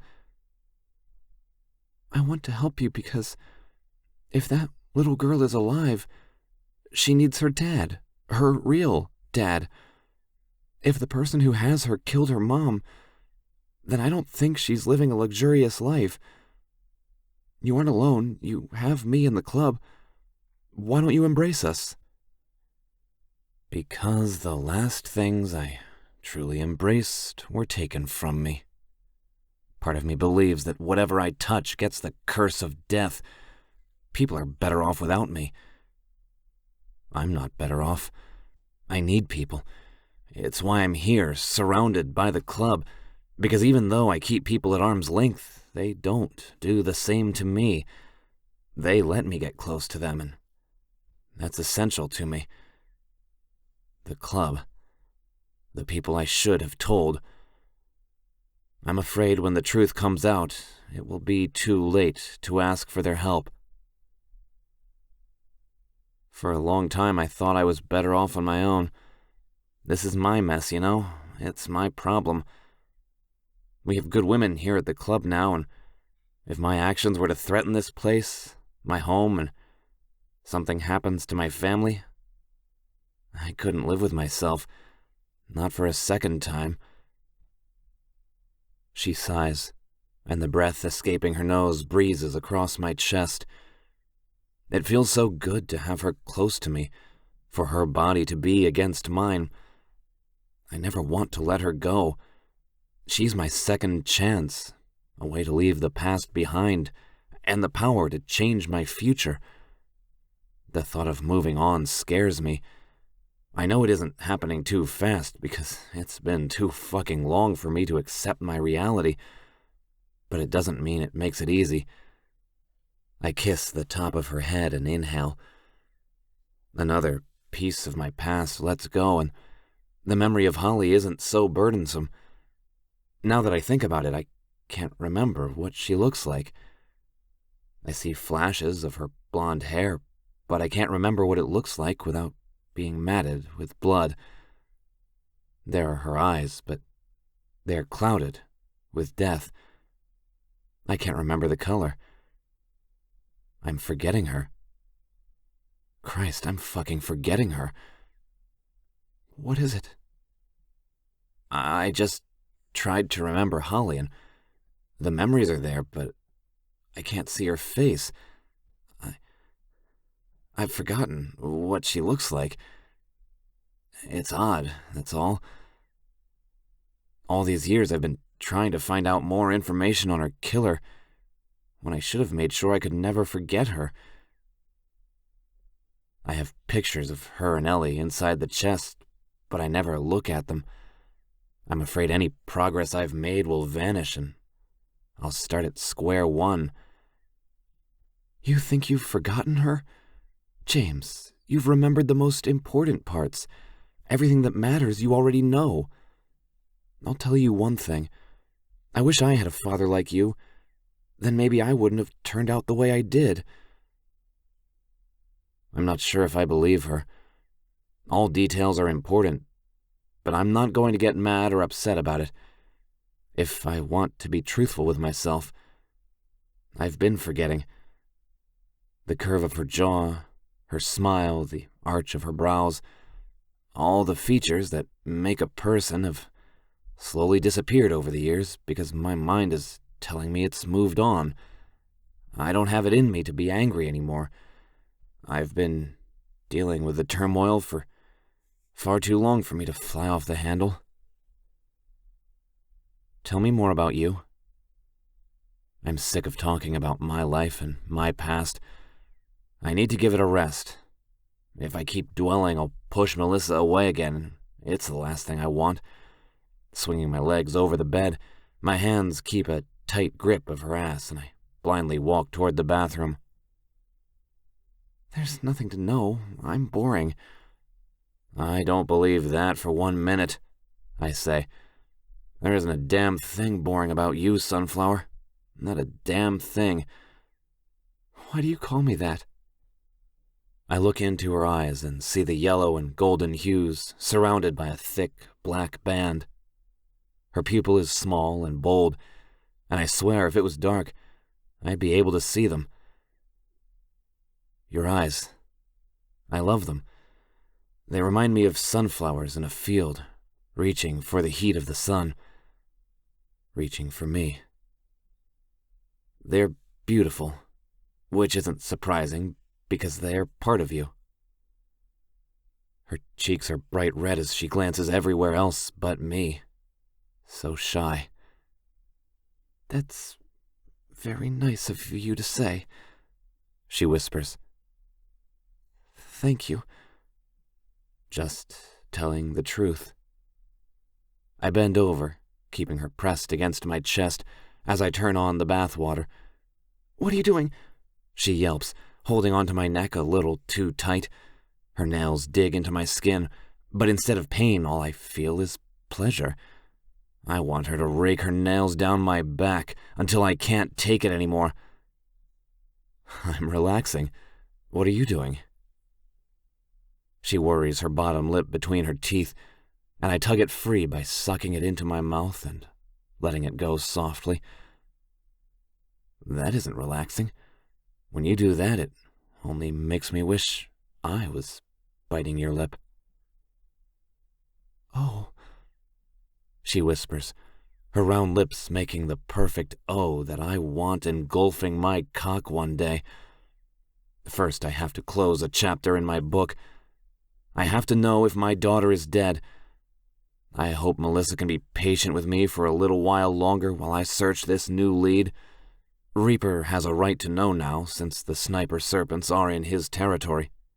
But I can hold off until I find answers. Then I can tell him. O is right. I tug off the shirt she just put on, and her big tits are exposed, bouncing slightly from the jostle.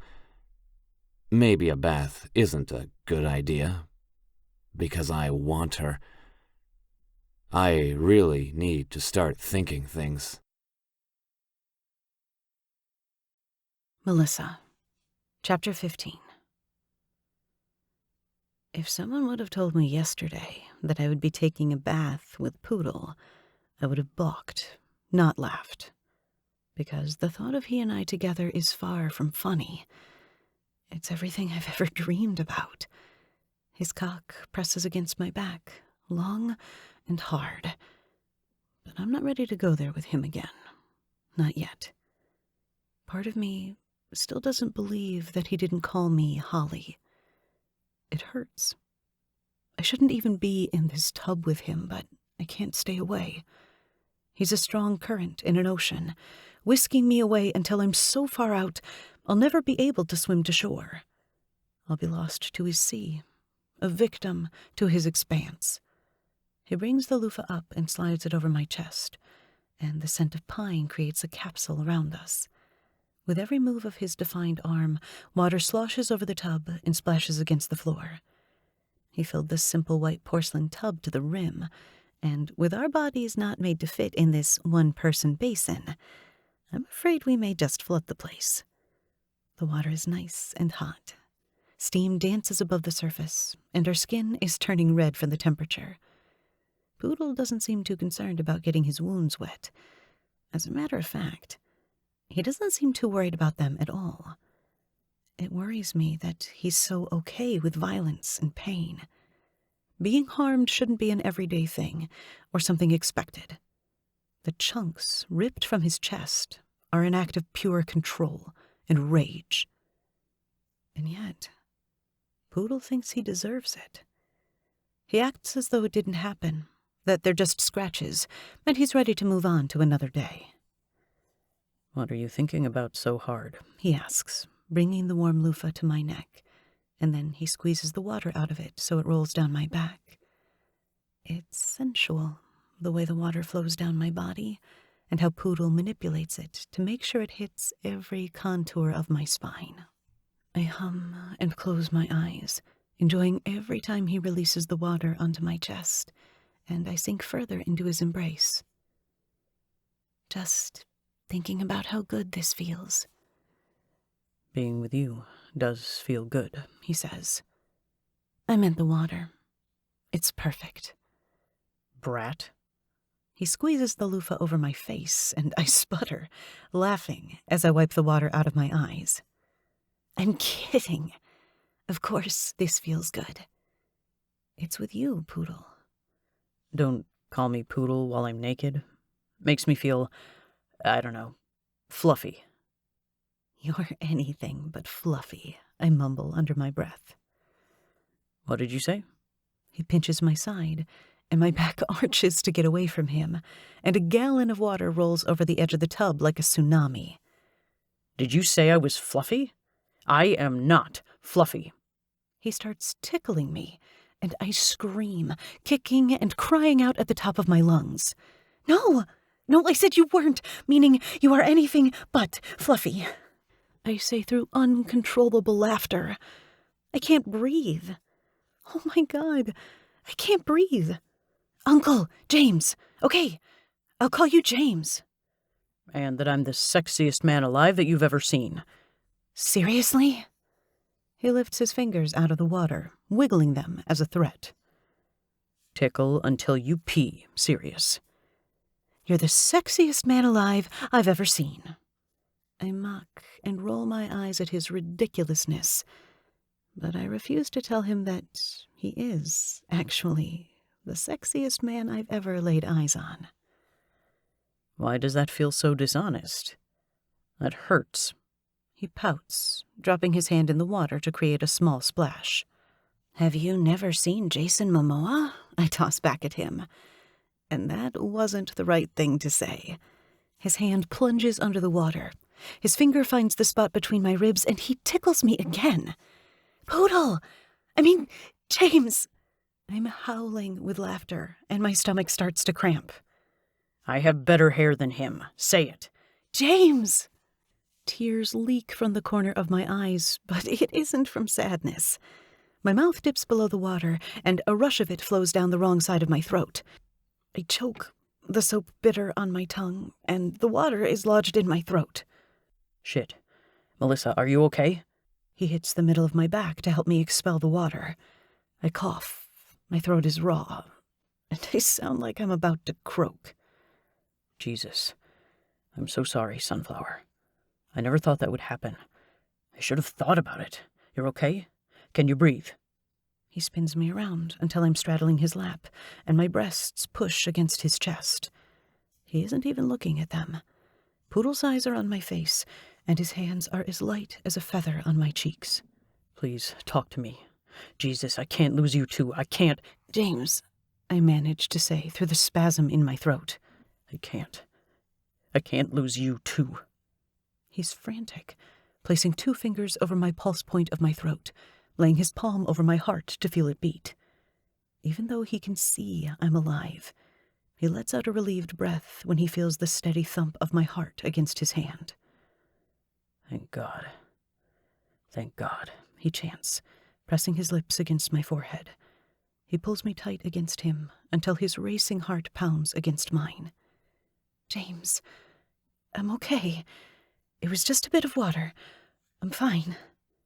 I rub my hands up and down his chest, and that's when I see the bandages aren't just red. They're saturated. Blood drips into the water, swirling like tendrils of ink. Oh my God, you're bleeding again. I don't care, he says. I don't care about any of it. I thought, it's going to take more than a mouthful of water to kill me, James. You don't have to worry about that. Now come on. Let's get you down to Doc. You've opened your stitches. I don't care, he repeats like a broken record. He tightens his arms around me until it's hard for me to breathe. If you want me to live to see another day, you'll loosen that grip, buddy, I say, struggling to breathe. I'm just fucking everything up. I knew it. I knew I shouldn't have touched you. Everything I touch, I ruin. Everything. He places his hands on either side of the tub and lifts up, water gliding down his chest like a rushing river. I slide off his body, and my butt hits the bottom of the tub. I barely have time to see his naked body before he wraps an old tattered towel around his waist. You're better off just staying away from me, okay? Just stay the hell away from me. No! You don't get to do that. You don't get to push me away because one accident happens, Poodle. I rip the other towel off the silver bar against the wall and circle the scratchy material around me and tuck the edge by my breast. I choked down some water, Poodle. I can do the same sipping a damn Coke. You can't get afraid every time something minor happens. Of course I can! He yells at me. His eyes bore into mine. And that's when I see the fear swimming behind those beautiful green eyes. He slams his fist against his chest, and his lips turn downward. Of course I can. Are you kidding? I held her, Melissa. I held Holly's dead body, soaked myself in her blood. Of course, the most minor thing is going to scare me when it comes to you. Why? It's life, Poodle. Tripping over your own 2 feet, choking on water, getting a paper cut. Those are all normal things. I wouldn't have died in that tub until you personally held me down and drowned me. I never would have done that. He closes the space between us and kisses all over my face. I'll save you every time, even if it means risking my life. Blood drips in thick lines down each bandage, and I press a kiss in the middle of his sternum. It's nearly dry from the bathwater, yet salty with sweat. I know you would have, Poodle. I thought for so long you hated me. Hated you? He tilts my chin up with his index finger. The ends of his hair are wet and stick to his shoulder. I didn't hate you. I'm fighting a lot of things for you, but it isn't hate, Melissa. What I feel for you, I haven't felt since Holly. It shakes my core, messes me up, makes me rethink what I had planned in life. Hate you? I could never hate you. I understand now. I think about all of the times we were near one another, and how he always avoided touching me at all costs, even staring at me for too long. He always got frazzled. My insecurity led me to think he hated me. But the confidence in me realizes he wanted me and felt like he wasn't allowed to want someone, not after what happened to him. I reach for the edge of the towel that's tucked around my body and yank it free, watching in delight as his eyes fall from my face to stare at my breasts. What are you doing? He husks, his voice marinated with uncontrollable desire. I lift the towel and clean the blood off his skin. Cleaning up the blood. We need to get these changed so your wounds don't get infected. I don't care about those right now. How about a do-over? His palms slide around the flare of my hips and squeeze my ass. A do-over, I say slowly, and pat the area around each wet bandage. How so? My voice lowers to a teasing, sultry flirtation. He spins me around, and with a delicate push, I fall onto the bed. I stare up at him with the best sex eyes I can manage as my lips form an O. O is right. A do-over. You see now? I nod, biting my lip, and I rub my thighs together when he grabs his cock. It's firm, tenting the towel with the impressive girth. The helmet of the bulbous plum tip indents the towel with a thick ridge. He tugs the towel off his waist, and I suck in a breath. It's the first time I've seen him naked, and my God, it's glorious. He's kissed by the sun to give him that perfect glow. His round muscles, the trunks of his thighs, the long, hard cock curving over his belly button, the weighted sack hanging between his legs, and the cocky smirk tugging his lips, is a picture I have never seen before. Not with him, not with any man. And it's a moment I'm going to remember forever. Poodle has everyone believing he's made of snow, melting from anything that can bring harm. But he's made of steel. His hands wrap around my ankles, and he tugs my legs apart, bearing my pussy to him. I gulp and block out all of the things that have happened in my life to only focus on Poodle. He slides his rough, calloused hands up my thighs, and a low rumbling reverberates off his chest when the pressure of his fingers causes my skin to turn a different shade of white. He settles above me, his hands on either side of my head, and lowers himself down on his elbows. And there it is again, the intense stare. My body comes alive as the energy builds, the heat and want. I drag my nails up his abs, and his stomach tightens from the touch. Poodle presses his lips against mine, delicate and soft. He cups my heavy mounds and groans. I fucking love these tits. He breaks the kiss and sucks each nipple into his mouth. I want to fuck them. My eyes roll back from the thought. I've never had a man do that to me. Do it. He growls, biting the right bead too hard, and I cry out from the pain, wanting more of the sting. No. You deserve more than to be treated like that, he says, pushing my breasts together. And then he shoves his face in between them, inhaling as he practically suffocates. Fuck! He rears his head back, and his nostrils flare. He reminds me of a man who just did a line of cocaine off my chest, high and fucked up. Only there is no drug here. He really just loves my tits that much. I trust you, James. I want you to do it. I watch as his eyes shift from angel to demon. They're dark and imposing as he crawls up my body, and I know I'm at his mercy. I don't like being at a man's mercy. It's terrifying, the things they can do knowing you're weaker. It's a horror show. I don't have that feeling with James. I'm at his mercy, but he'll never hurt me. Not unless I want him to. He fists his cock, stroking all those inches as he hovers over me. Push your big fucking tits together, Sunflower.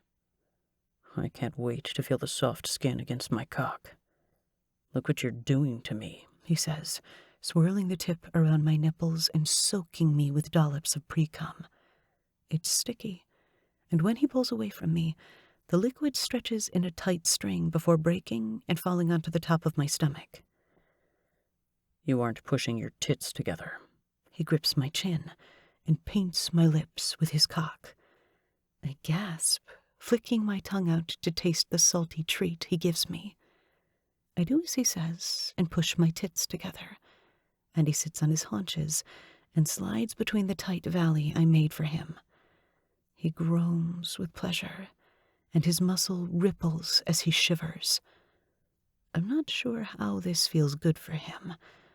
It only heightens my arousal to see him so turned on. He rocks forward, then back, forward and back, and then his hand reaches behind his back and dips between my legs. He pinches my clit, and my mouth falls open, a guttural moan escaping me. I arch my back, forgetting to keep my hands on my tits. He stops, flicking the sensitive nerves between my legs, and I cry out in frustration. No one has ever paid attention to me like that before, and I never wanted to stop. Push your tits together, or I won't make you come, Sunflower. My pleasure brings you pleasure, and vice versa. Now, do us both a favor and squeeze my dick with your tits. I whimper and do as he says, wanting nothing more than for him to make me come. The velvet glide of his skin against mine has a gush of hot lust soaking his hand. Oh, you like this, don't you? He asks, using my nectar to rub his fingers between my folds. With every thrust between my breasts, his fingers push into my pussy. I wait for panic, the fear, the memories when I feel him inside me. None come. I only want more of Poodle, more of James, more of the man I'm falling in love with day by day. He has silenced the nightmares inside me, and my body is at peace. The way his hips move makes me wish his cock was inside me. You feel so tight, so wet. He pulls his fingers out of me, and I let my hands fall to my sides. He said, my pleasure brings him pleasure, and if I'm not getting it, then I'm not going to give it. Poodle slides his fingers around his shaft and wets it with my slick. He reaches for my swollen clit again, and I'm not sure if it's because I'm warmed up from all the teasing, but I feel the low burn of my orgasm in my bones.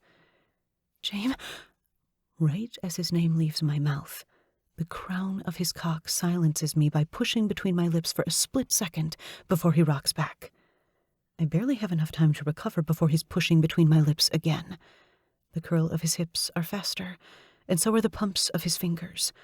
The wet sounds echo in the room from my desire leaking onto his fingers. My walls spasm and his hips stutter. Damn it. I'm gonna come all over you. Oh, fuck. He shouts into the room, and the first spurt lands on my chin. He pulls back slightly, and my orgasm takes over, convulsing my body into a magnitude of earthquakes. I almost buck him off me. Almost. Instead, he uses the opportunity of my open mouth and marks me there, too. His creamy seed flows down my throat, and I whine, wanting more. But he releases the rest all over my tits. His eyes are focused, and an evil grin twists his lips, as if he's satisfied with his workmanship. He rubs his cum into my skin, and then shoves the same fingers he had inside me into my mouth, and I taste the sweetness of me and the salty cum of James. If this is intense, I can't imagine what sex will be like. I knew it would be like this, just from the stares we've shared over the last few months. The heat grew, and it's still growing. This barely releases the built-up sexual tension. Holy shit. He flops down beside me and gasps for air. He turns my head and kisses me senseless. Sunflower. I smile against his lips when I hear my endearment instead of Holly's name. This is how it's supposed to be. He yelps and flies over me, sliding over my body because I'm slick with his cum. What's wrong? Lady, you do not put your nose there. No, ma'am. Bad girl. That's not cool, lady. Not fucking cool. Lady growls, then barks, lolloping her tongue out of the side of her mouth. She's grinning. A fit of giggles has me in tears.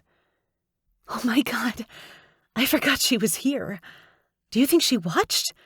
I'm scarred for life. You didn't just have her nose sniff your... I throw myself at him, plastering my stickiness against his chest as I kiss him. It's like having a child. We're going to have someone watch her when we want alone time. I can't mess around with you again knowing she's watching. Great. My dog is a cock block. He lays back against the bed and tosses his arm over his eyes. Worst nightmare ever. To be fair, she didn't block while it was happening, I say, as I jump out of bed and clean myself off. I'm just going to get you dirty again, he says, as he walks toward the door. I hide behind the dresser so no one sees me. Skirt, he shouts. Watch Lady and take her out for me. Lady prances out the door, and Poodle slams it shut and locks it. Aye, I got it. Can you two keep it down? I'm watching my Scottish soaps my auntie sent me, and your banging around and moaning is ruining all the good scenes. I cover my mouth with my hands, mortified that he heard us. Yeah. Sorry, Skirt. We'll keep it down. Hey, Millie. If he sucks in the sack, come take a roll in the hay with a Scotsman. I'll show you how it's done, Skirt says on the other side of the door. How does Skirt know I'm in here? Poodle bangs his fist on the door. Hey, fuck off. Skirt's loud laughter bounces off the walls, making me chuckle. Oh, that's funny. Poodle comes at me, and I have nowhere to go. He wraps his arms around me and throws me on the bed.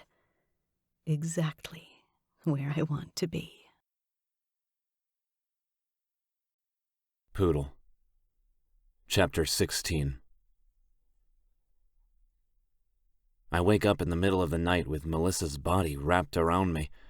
Her head is on my chest, and the tendrils of her hair act as a blanket on my arm. Crap, how long have we been asleep? I rub my eyes and lift onto my elbow to check to see if Lady is in her bed, and she is. She's on her back, belly up, looking rounder than ever, which I'm still sour about, but I'm a little excited about the puppies. Melissa turns over onto her side, and her bare back greets me. The sheet pools at her waist, and cold goosebumps pebble her skin. I lift the blanket higher to cover her so she stays warm. She's so beautiful. Everything about her, her mind, body, her spirit. I want to immerse myself in her. The more we give in to one another, the farther I sink into her, the farther I pull away from Holly. I finger the necklace around my neck and carefully slide out of bed so I don't wake her up. My feet hit the floor and my hands grip the edge of the mattress. I peer down to the foot of the bed where the chest sits, and that familiar pressure in my heart starts to build, the agony to exempt the weight holding me down. It's a violent one. I need research, a new list of names now. The only place to get that is to see if Badge left his computer out. I push myself off the bed and take one more look at Melissa, glancing down at her sleeping form. The familiar pressure I have, the one that makes me want to hunt and kill. It's for Ellie. Don't get me wrong, I'd love to find Holly's killer, but it isn't as important as finding my daughter, because whatever I do, I can't bring Holly back. She's dead. There's hope for Ellie, and Melissa reminded me of that. I take 4 steps to the end of the bed and kneel on the rug the chest sits on. Lady whines. She hates it when I open the chest because I'm never in a good mood when I do. Something about tonight is different. Something has changed. It's okay. I keep my voice low and calm, scratching the top of her head. I'm okay, I tell her when she whines again, clearly not believing me. I wrap my fingers around the cord and lift it over my head, my hair getting caught in the clasp. I hiss when a few strands break and get pulled out from my scalp. The mattress moves when Melissa rolls over, and I pause, hoping she doesn't wake up. She can never see what is in here. No one can ever see what I keep hidden. Sliding the key in the hole, I twist, and the locking chamber clicks. With a deep breath, I lift the top of the chest and let the weight of the lid press against the mattress for support. It's dark, but the moon is shining through the window to give the perfect amount of light that I need to look inside without waking Melissa up. I lift the first tear off, ignoring the blood-stained dagger I've killed too many men with. Regret eats at me. All these years I thought I was doing this for the right reasons, to find Holly's murderer and to find Ellie. But the truth is, I lost sight of that a long time ago. I killed because I liked it. I still like it, but my spree led to the sniper serpents, and it's a step closer to finding Ellie.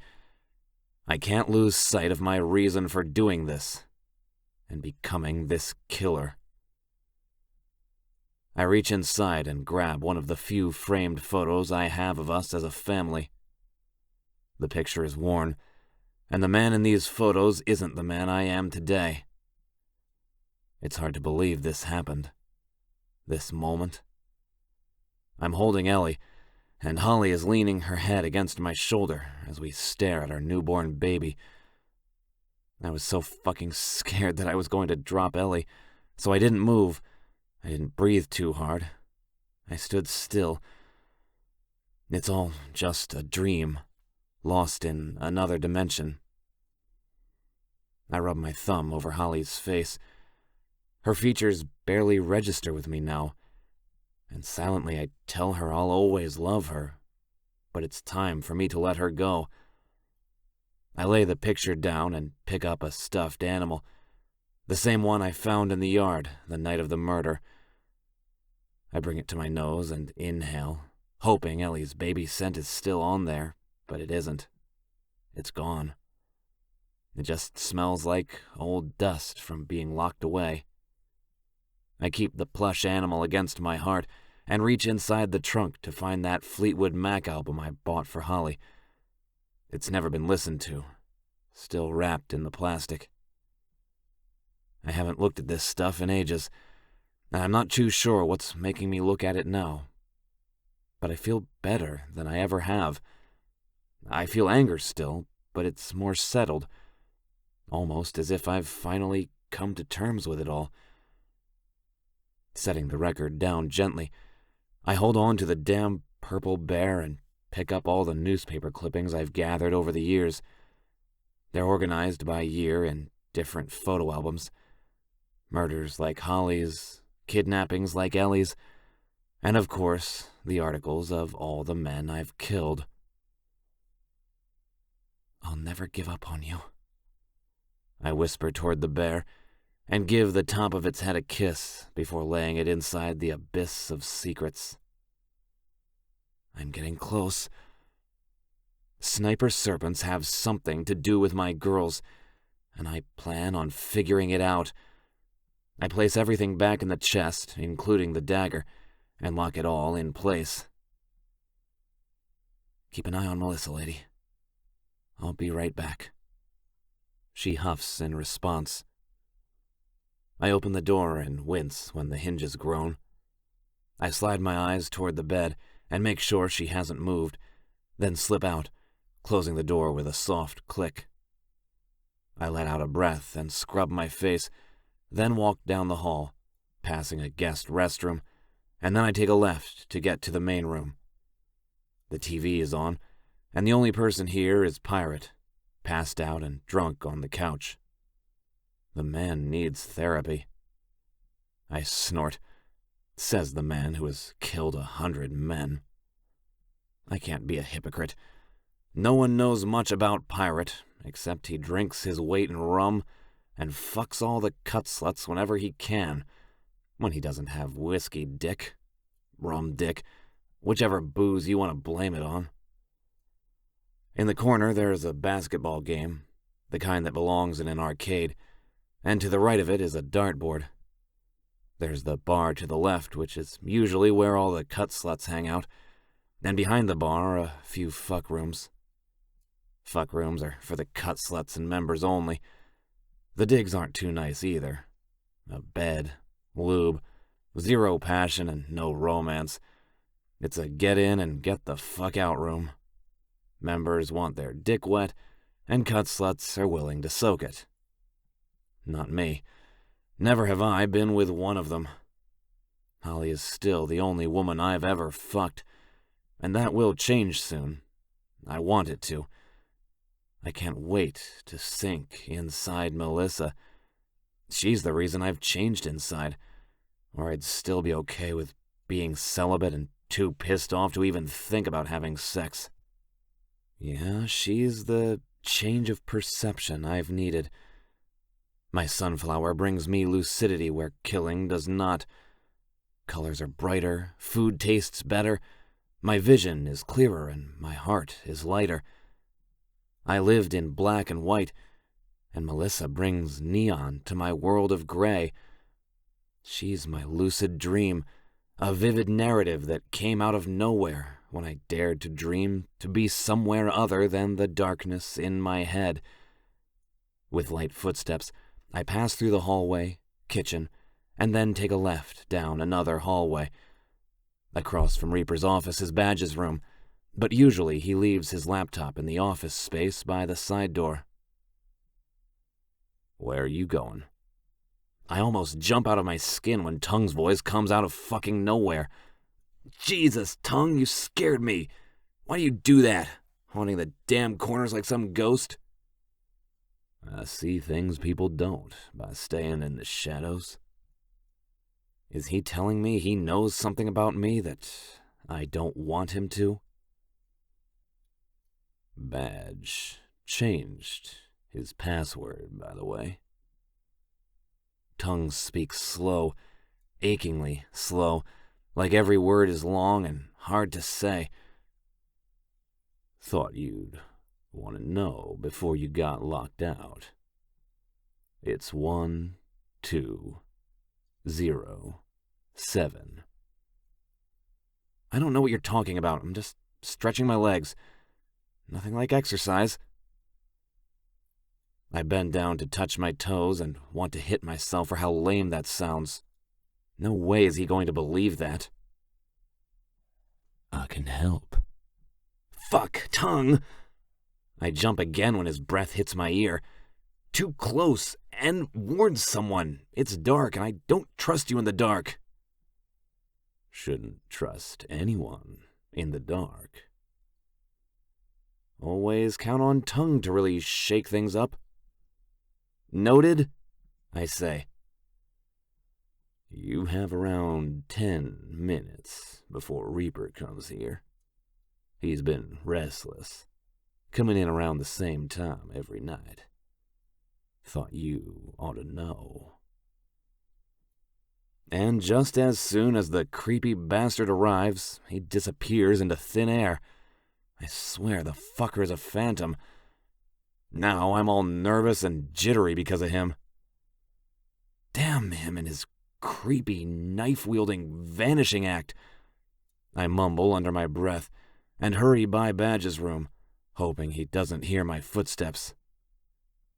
The door to the outside comes to view, and to the right of that is a small makeshift office space with a built-in desk. Badge declares it as his center of intelligence. He has all the police gadgets to keep us updated and informed, which works perfectly for me. I open the silver laptop and punch in the new password like Tongue suggested. The screen turns blue, and I click on the criminal database that Badge has stored. I type in Sniper's Serpents, and anxiety shakes my leg as I watch the dots along the screen. When the names pull up, I chew on my thumbnail and press print. It has names, addresses, and criminal history, and there are only around 12 members that aren't in jail like the rest of the MC. 10 now, since I killed 2. The printer beeps and gets to work, the low buzz telling me it's printing what I need to know. The problem is, every name has all of their criminal history attached to it, which means it is printing every report. That's new. It wasn't like this before.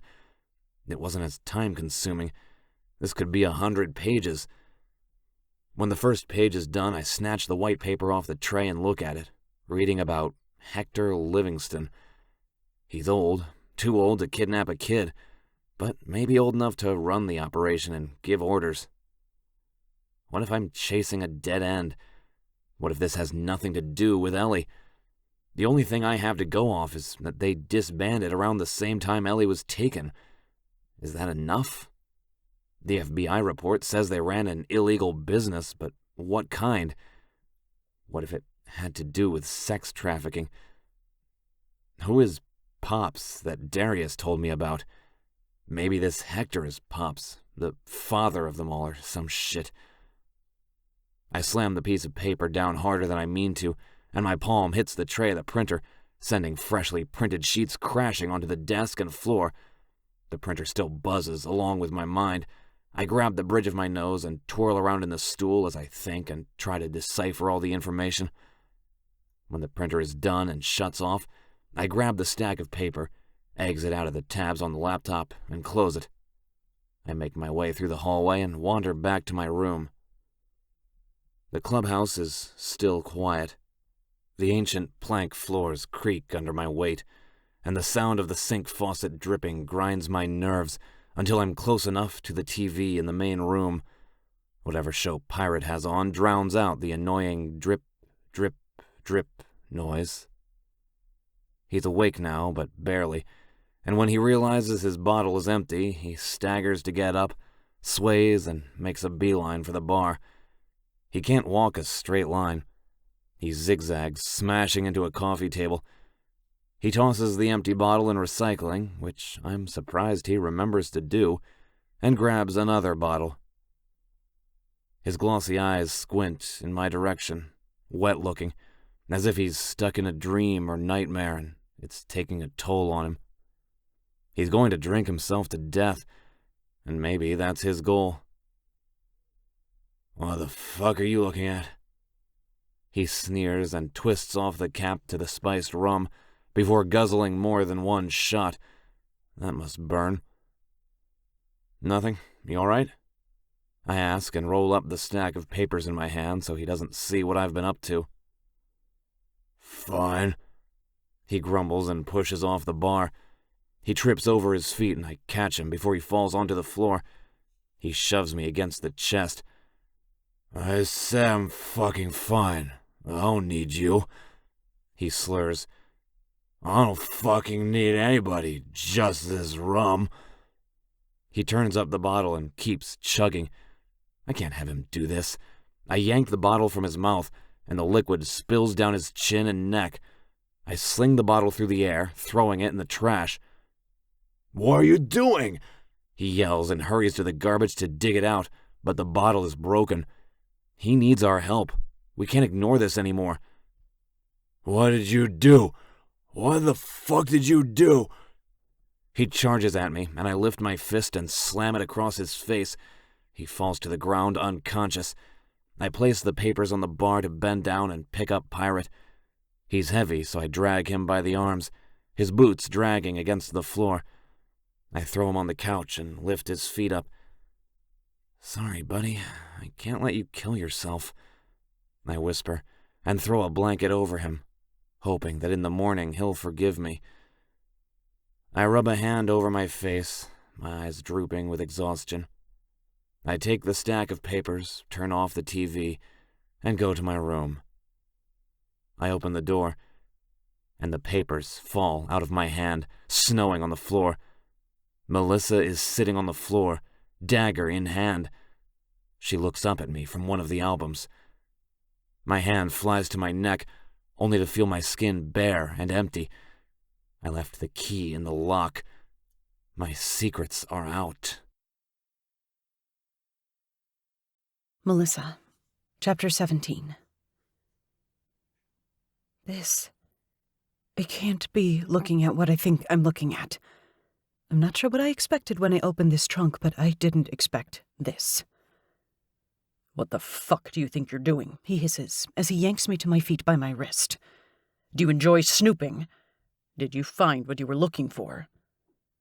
"Who are you?" I whisper, facing the madness in his eyes.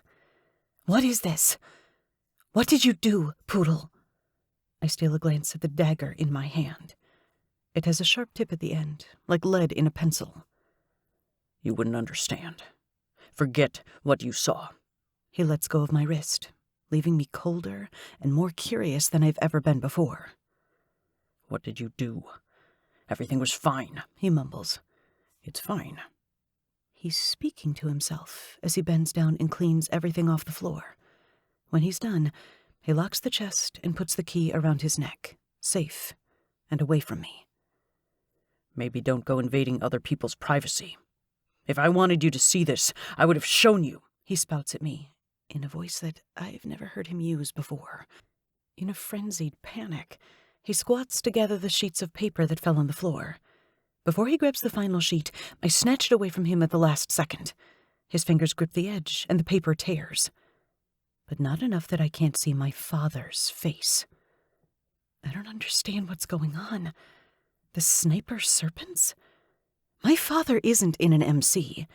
He's just some asshole who can't hold a job and is addicted to every drug he can get his hands on. This can't be him. Maybe this picture is before me, a previous life my dad lived. Do I let Poodle know that whatever he's looking into, I'm connected to it somehow? What if Reaper thinks I'm a spy or something? Give it back, Melissa. You have no idea what's going on. No one does. Please, just forget all of this, okay? I'm begging you. I can't forget this, I whisper, staring at my father's face. I shiver when the memories of him rush forward and assault me. My skin feels dirty. I'm filthy from his touch, from all of their touch. Why do you have a picture of— Get out! He cuts me off and takes the piece of paper away from me. No! I hold my head up, even though I'm terrified of him in this moment. I said, get out. Don't make me force you to leave. You do that to me? Why? Because I've seen a side of you no one has seen. I just want to know the truth. I want to know why you have a picture of my father in your hand. He freezes and holds up the sheet that seems to have all the answers. This is your father, Hector Livingston. I nod and cross my arms over my body. I feel safer this way. Even the sound of my father's name has my stomach lurching. Yes, Poodle. My bottom lip trembles. What's happening? I'm fighting back tears when he throws the papers against the wall. This side of him makes me back away to the door, afraid for my life. He registers my reaction. His shoulders sag, and his eyes soften around the edges. I'd never hurt you.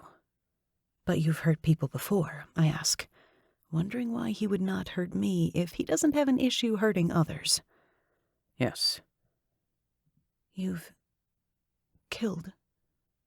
My tongue is dry as the word barely forms between my lips. Yes. No one knows. No, he says, picking up the dagger that's stained red. Is that blood? He turns those eyes on me, and all I see are two sides, two faces of the man my heart belongs to. Poodle, the funny, light-hearted man, and James, the revenge-seeking father. Right now, I'm staring into the eyes of a killer. Yes, he answers, twisting the dagger over in his palm. Does that bother you? I don't know if I have a death wish, but I take a step toward him and wrap my hand around his, the same one that holds the weapon. I think we have a lot of talking to do, Poodle. I'm not leaving your side until you tell me. What do you want to know? He questions. Everything. Only if you tell me everything, he says. I don't think it's a coincidence your father is involved. I need to know where you came from, Melissa. If he took my daughter, if he sold her, wherever she might be.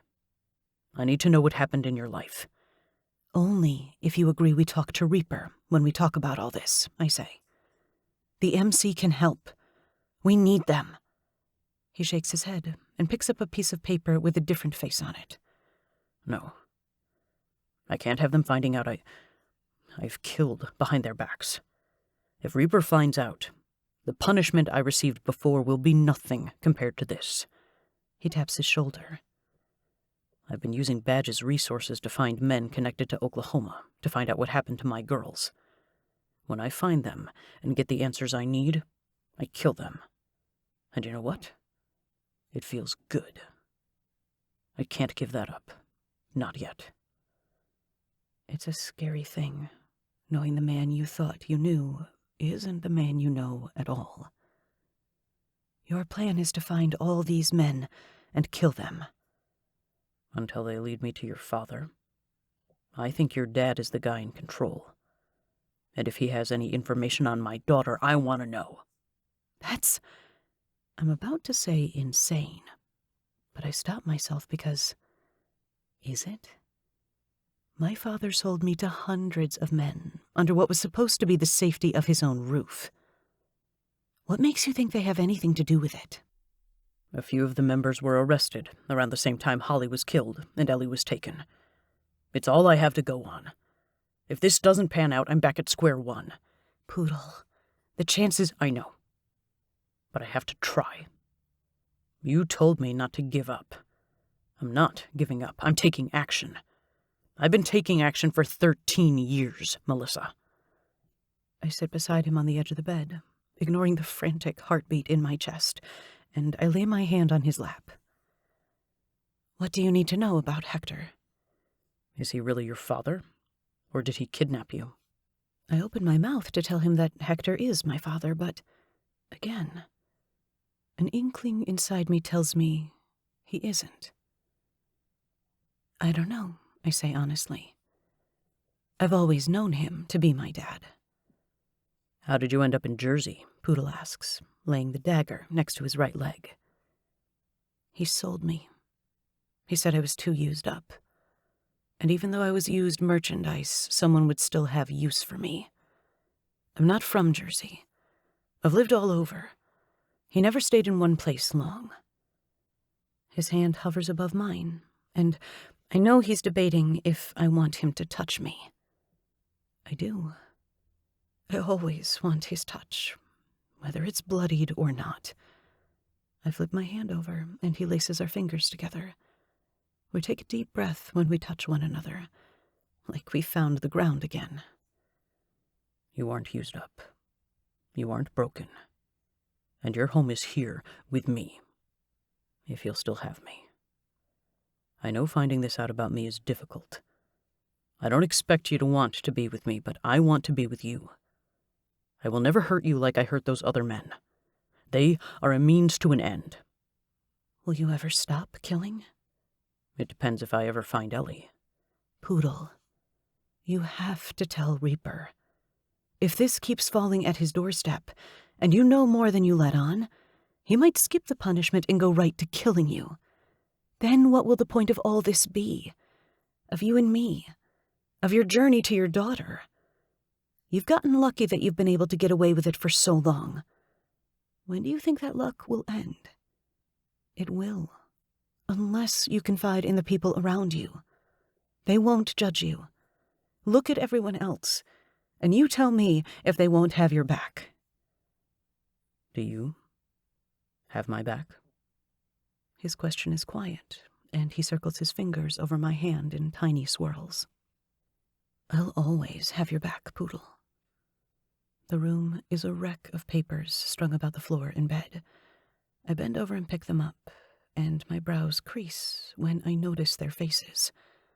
Not just my father's face, but everyone else. Page after page, man after man. I know all of them. I know them because my father let them use me. Oh my God. I throw the stack of papers on Poodle's lap and point. Those men. I know all of those men. I cover my face with my hands and start to cry. All of them. They all... What? What do you know? He asks. Did they hurt you? I nod. Every single night. One by one, they came into my room. Hector kept me drugged, and I couldn't fight back. But I remember their faces. I never thought... These men touched you. He seethes as he cracks his neck.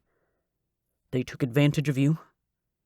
I nod, hating that I can feel their hands on me, gripping me, bruising me, their breath on my neck and their grunts in my ear. He stands suddenly and wraps me in his arms, bringing me to his chest where I inhale pine and instantly relax. You're mine, and I'm not going to let anything happen to you. I wish they were all dead, I say, as a tear escapes my eye and rolls down my cheek. Pick one, he says. What? I lean back and shake my head. This isn't shopping. I can't just decide who I want to kill. Why not? They decided to use you. They took from you. I need answers. We can kill two birds with one stone. You and me. We can find answers together. He spreads out the papers. My worst dreams laid out before me, face by face. I know which one I want dead. Him, I point. Roscoe Jennings. He was the cruelest to me. What did he do? Poodle circles his arms around me, and I sink into his safety. What didn't he do? I say in return. Use your imagination, and he probably did it. I don't want to go into details. Poodle's chest lifts my head as he breathes in. His chin rubs against the top of my head when he nods. He pushes me back and reaches down for the paper that my abuser's face is on. This one? Yes. Looks like he's just shy of an hour away. Do you want to go? That seems to be the question of the hour. I'm not sure what I want to do. I want to go. I want to give in. But I'm afraid. I don't want to see Roscoe again.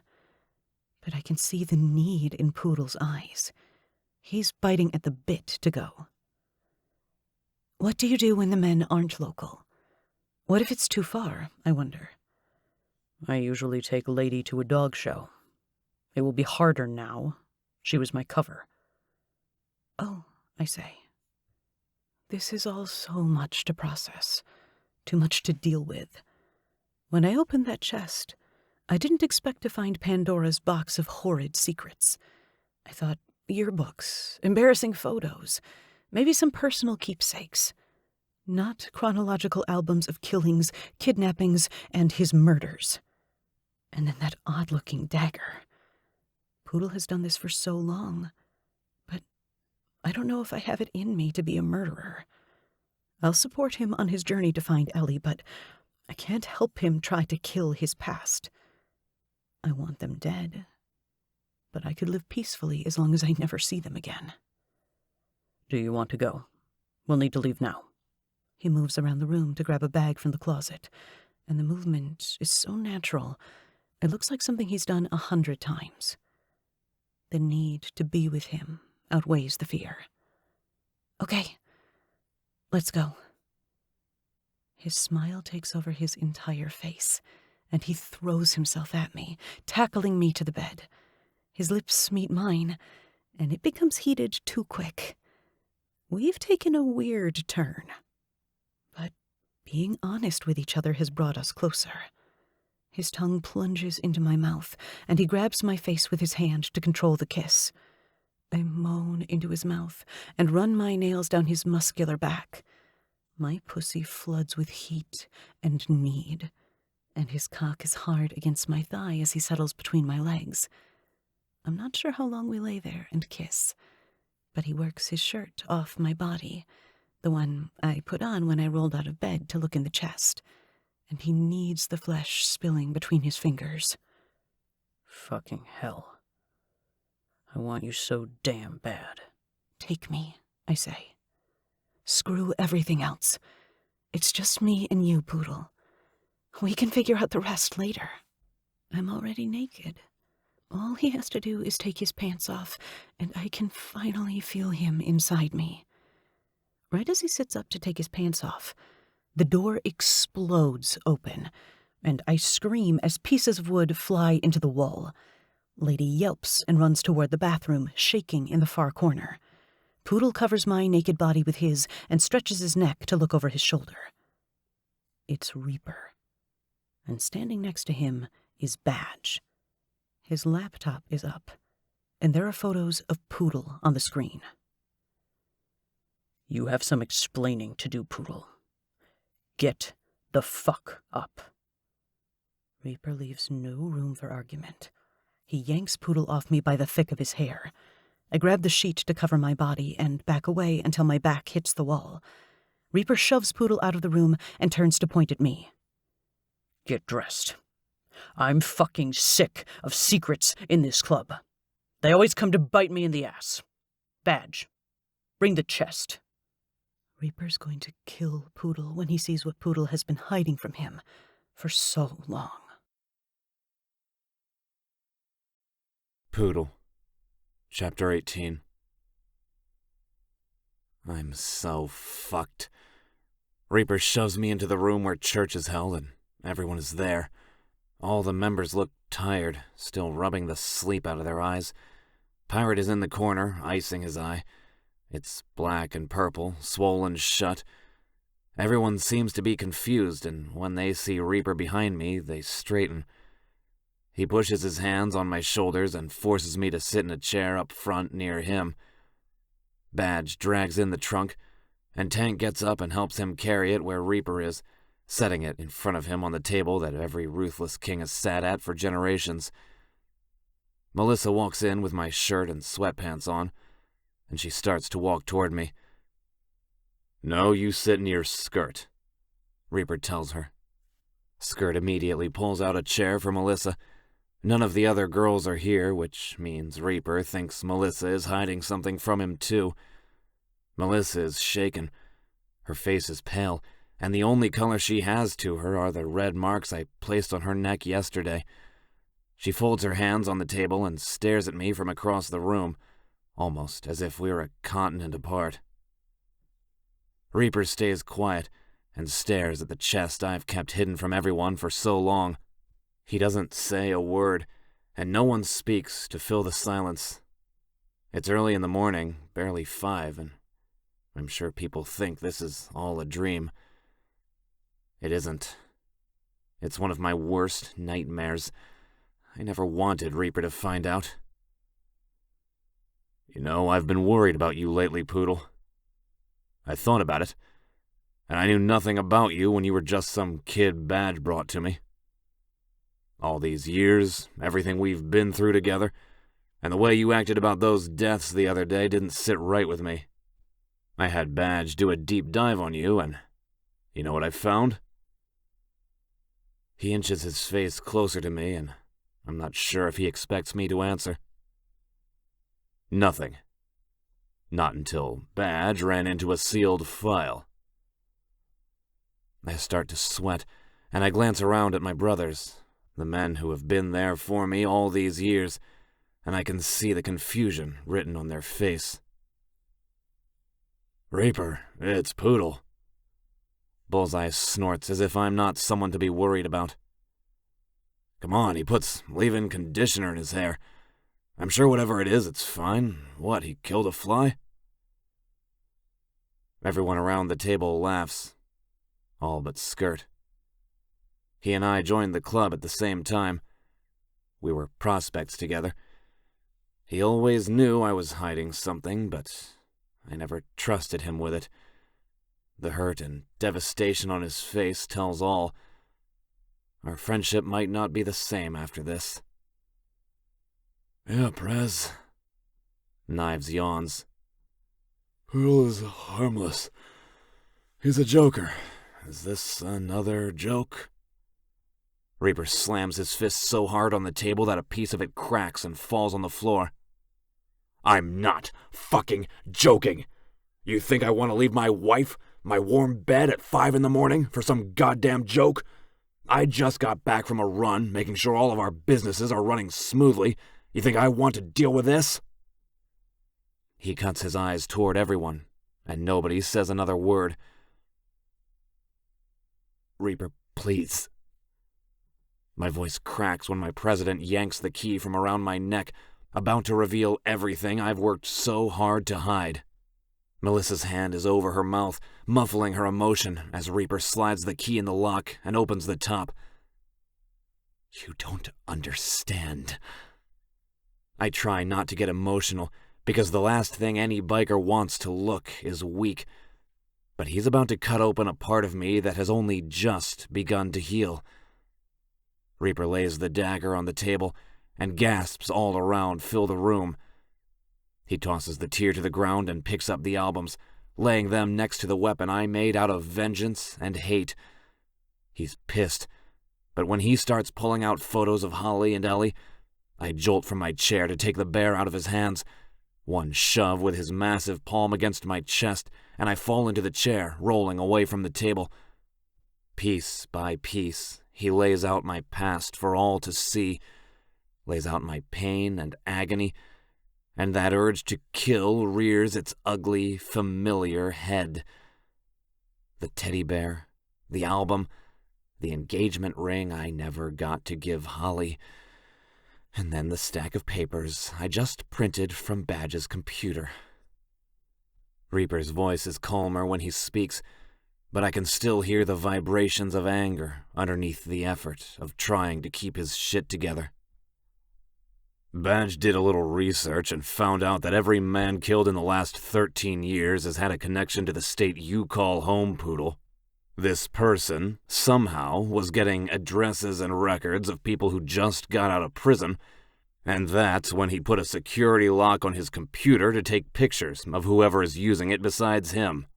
Tongue gave you a password, but it was only to notify the computer that someone who isn't Badge was using it.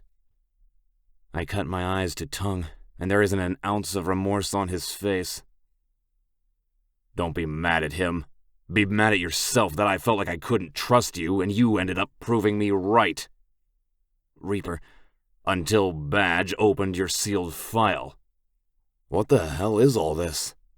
Tool asks, reaching for the bear. Don't you fucking touch that! I roar and rip the bear off the table to get it away from him. Kid stuff? Weapons? Is Poodle a sick freak? Does he hurt kids? Tool accuses, and I press my palms against my eyes again. I hate being the most emotional one of the bunch. It's why they never expect me to do anything out of the ordinary. Fuck you.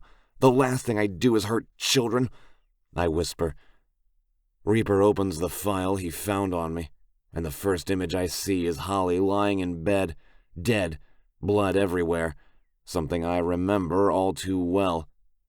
I look away. Your girlfriend was killed when you were 17, and your baby was taken. Baby? Bullseye repeats. You're a father? A kid? At 17? Tool says with shock. I don't say anything. I can't look at that file. I've seen everything in there 100 times. It's burned into my memory. Poodle, you've killed all these men over the years, haven't you? To try to find your little girl. To find your girlfriend's killer. Reaper adds another stack of paper in front of me, and they're all the mugshots of the men I've killed. 20 stab wounds. Just like your girlfriend. I let a minute or two of silence go by to try to figure out what I want to say.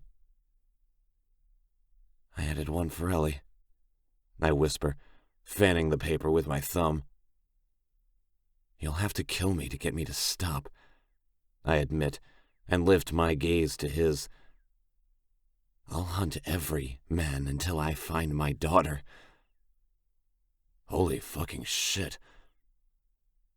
Bullseye blows out a breath and stares at everything on the table. The guys pass around the picture of me, Holly, and Ellie, and all of their gazes soften. This is what I didn't want. I didn't want their pity. I've been fine on my own. Darius was my first lead. The sniper serpents are behind this. You can't ask me to give up looking for my daughter, Reaper.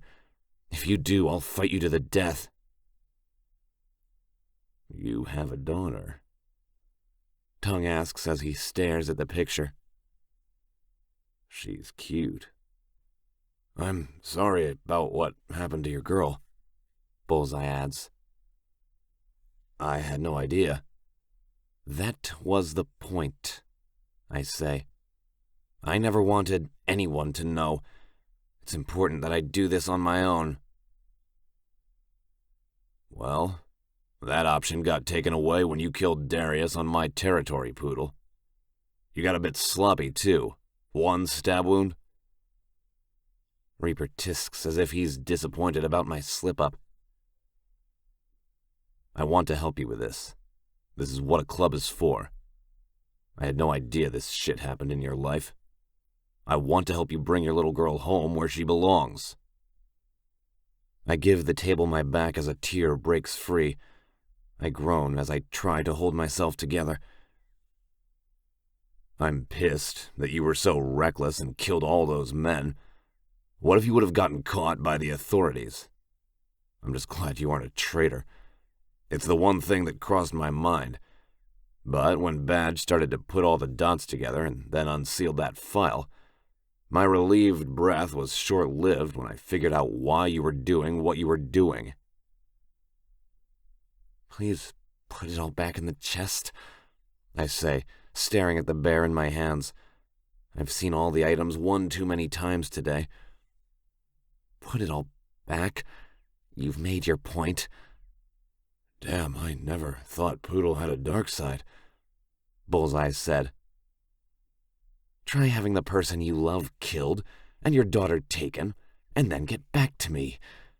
I sneer and think back to the night everything in my life changed.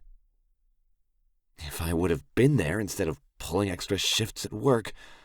This isn't your fault. Reaper lays his hand on my shoulder, this time without force, and he squeezes it for reassurance. Terrible things happen to good people, Poodle. That's just how life is.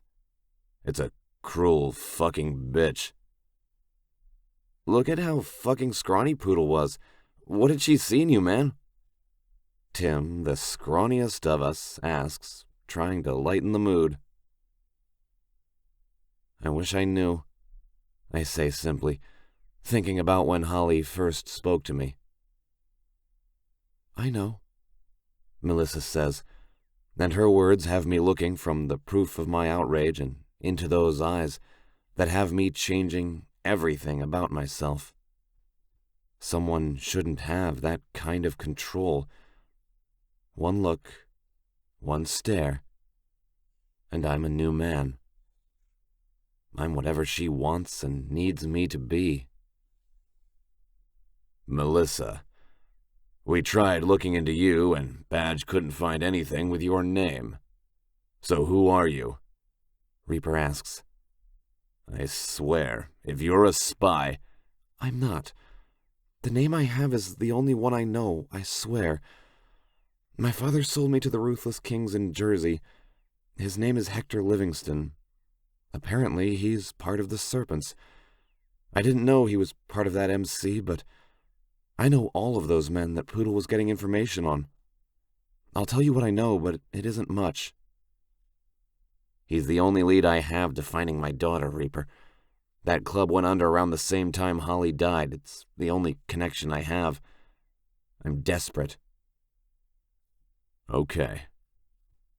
He grips his hips as he looks up toward the ceiling. We have a lot of work to do, but you're not to do anything alone. Do you understand? This is a club matter now. We won't stop until Holly has justice and we bring Ellie home. And Melissa, we will figure out who you really are too. We'll figure this out. And maybe I'll not look fucking 70 by tomorrow with the shit you all put on my plate all the damn time. If anyone else has shit they need to work through, don't let your pride keep it away, because if I find out like this, I won't be as forgiving next time. What's this made out of? Tongue holds the dagger, inspecting it as he twists and turns it. It's unique. The end is sharp. I like it. He brings the wood to his nose and sniffs it. It's made out of Holly's record player she loved so much, and the tip is made out of the record that was playing when I found her. You're dark. I like that. Tongue says as he slides the dagger across the table. Reaper curls his hand around it, tests the weight, then points it at me. Do not keep anything from me again, or I will use this on you myself. Do I make myself clear? I told him to talk to you, Melissa says, as a matter of factly. Skirt chuckles and pats her back. Smart girl. He waves the dagger a little too close to my face, and I flinch away. Listen to her. Yes, Prez. I agree quickly. Why couldn't this wait until the afternoon? Slingshot yawns and stands, stretching his arms over his head. I don't like getting woke up at 5 in the morning, but if I'm awake, all you fucks are awake. Will this require other clubs? Will we need help? Bullseye asks, and Reaper rolls his eyes. He slides the stack of paper toward him, a death book of all the men I've killed over the last few years. By myself, sometimes 2 or 3 at the same time. No. If Poodle can do all this on his own, we should be fine. There are only about 10 serpents around these days. We just need to find them. Cannot cut out their tongues. Tongue bounces in his chair, reminding me of a child about to open a present on Christmas. You can cut off their dicks for all I care. They raped Melissa. When I find them, I plan on taking them apart, limb by limb. I pinch my mouth shut, realizing I told her secret that wasn't mine to tell. Every single man looks at her, and she shrinks back, red-faced, eyes lowered. I know that look. It's shame. Oh, fuck no. Tongue growls. I'm going to throw darts into every single one of their skulls. Bullseye sneers. They're going to suffer.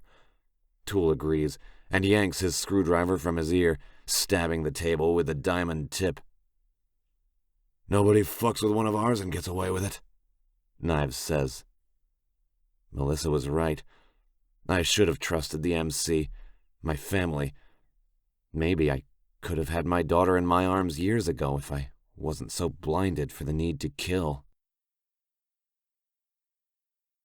Melissa, Chapter 19. Talk about a constant uphill battle. I've never been so tired in my entire life. The last week has been nothing but the club trying to pinpoint locations of each serpent. Poodle has been getting anxious, and I know he usually blows off steam by killing. He needs to figure out a way to live a normal life. Reaper wants to break Poodle of the dependent cycle he has on killing people, even if they did deserve it. Everyone is going to King's Club tonight to get away from it all. I don't want to go. Why would I go out and have fun when my daughter is out there somewhere? Poodle says, pouring coffee. Because we can't find your daughter tonight, Reaper says. And if you don't go, I'll carve a heart in your chest. My wife is looking forward to hanging out with yours, and if you make Sarah unhappy, you'll wish you were dead. Reaper stomps down the hallway and slams his office door, causing the entire house to shake. I'm going to ignore the fact that Reaper called me Poodle's wife. I'm not sure how he feels about it, so the best course of action is to ignore it. It'll be fun. Tool joins Poodle by the coffee pot and reaches for a mug out of the cabinet. I'll give you 50% off drinks tonight since Juliet is singing. We should get free drinks since we're your brothers, Poodle gripes. Fuck no. Money pays rent, not free drinks. Bring your wallet or you'll be drinking out of the toilet, dog. My eyes slide between the two men as they fight. Poodle is a little taller than Tool, but Tool is thicker with muscle, while Poodle is lean. Tool is covered in tattoos, and Poodle doesn't have a single one on him. By appearance, it looks like Tool would win the fight. But Poodle is deadly, and has proven he isn't afraid to kill to get what he wants. My money is on Poodle. If I had any money. Something I really need to change.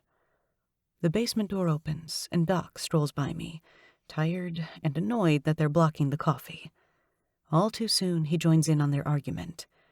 Now 3 hot guys are fighting, bickering back and forth like an old married triad couple. Now there's an image. I turn my head to the right and think about all of them naked. What are you thinking about? Mary, the new wild-at-heart biker chick, asks me. I know it's a way for her to deal with what happened to us back in Jersey. She'll come down from this, but I just hope it isn't too late. Those cut sluts are not nice women. Just enjoying the show, I say, bringing the warm coffee to my lips. Poodle must feel my gaze on him because he turns his head mid-sentence, while Tool is still yelling in his face. His brows raise when he sees the heat in my eyes. We still haven't had sex, and I'm tired of waiting.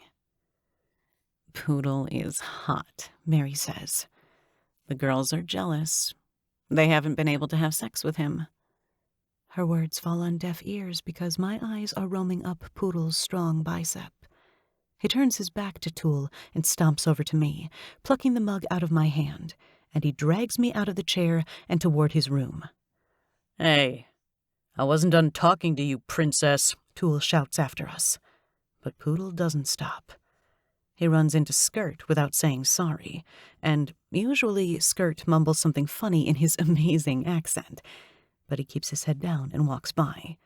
If Poodle notices, he doesn't act like it, because he turns right down the hallway where his room is. Lady is at a doggy spa. Poodle got her the Mama Dog Special where she gets a pregnancy massage. The dog is spoiled beyond belief. Poodle opens his bedroom door, and it smacks against the wall. He penguin walks when he twists me in front of him, and we inch our way into his room, locking the door behind us. He pushes me against the bed. Then a knock at the door sounds. You have got to be kidding me, he growls, low and deep in his throat as he opens the door with a pissed-off look on his face. What? He barks at Reaper, who crosses his arms over his chest, daring Poodle to say something else. I giggle. Shit, sorry, Reaper. I didn't know it was you. I have a gift for you, he says. Can it wait? I'm kinda busy. Poodle slides his gaze from me and back to Reaper. It's been so many years, Reaper, he admits. Reaper holds up his hand to stop him from talking. Shut up. I don't want to know about your sex life. All I know is you better come downstairs right now. Melissa, you can come too since this has to do with you. I get to my feet, a huge pit in my stomach suddenly. Poodle reaches for my hand, and I take it.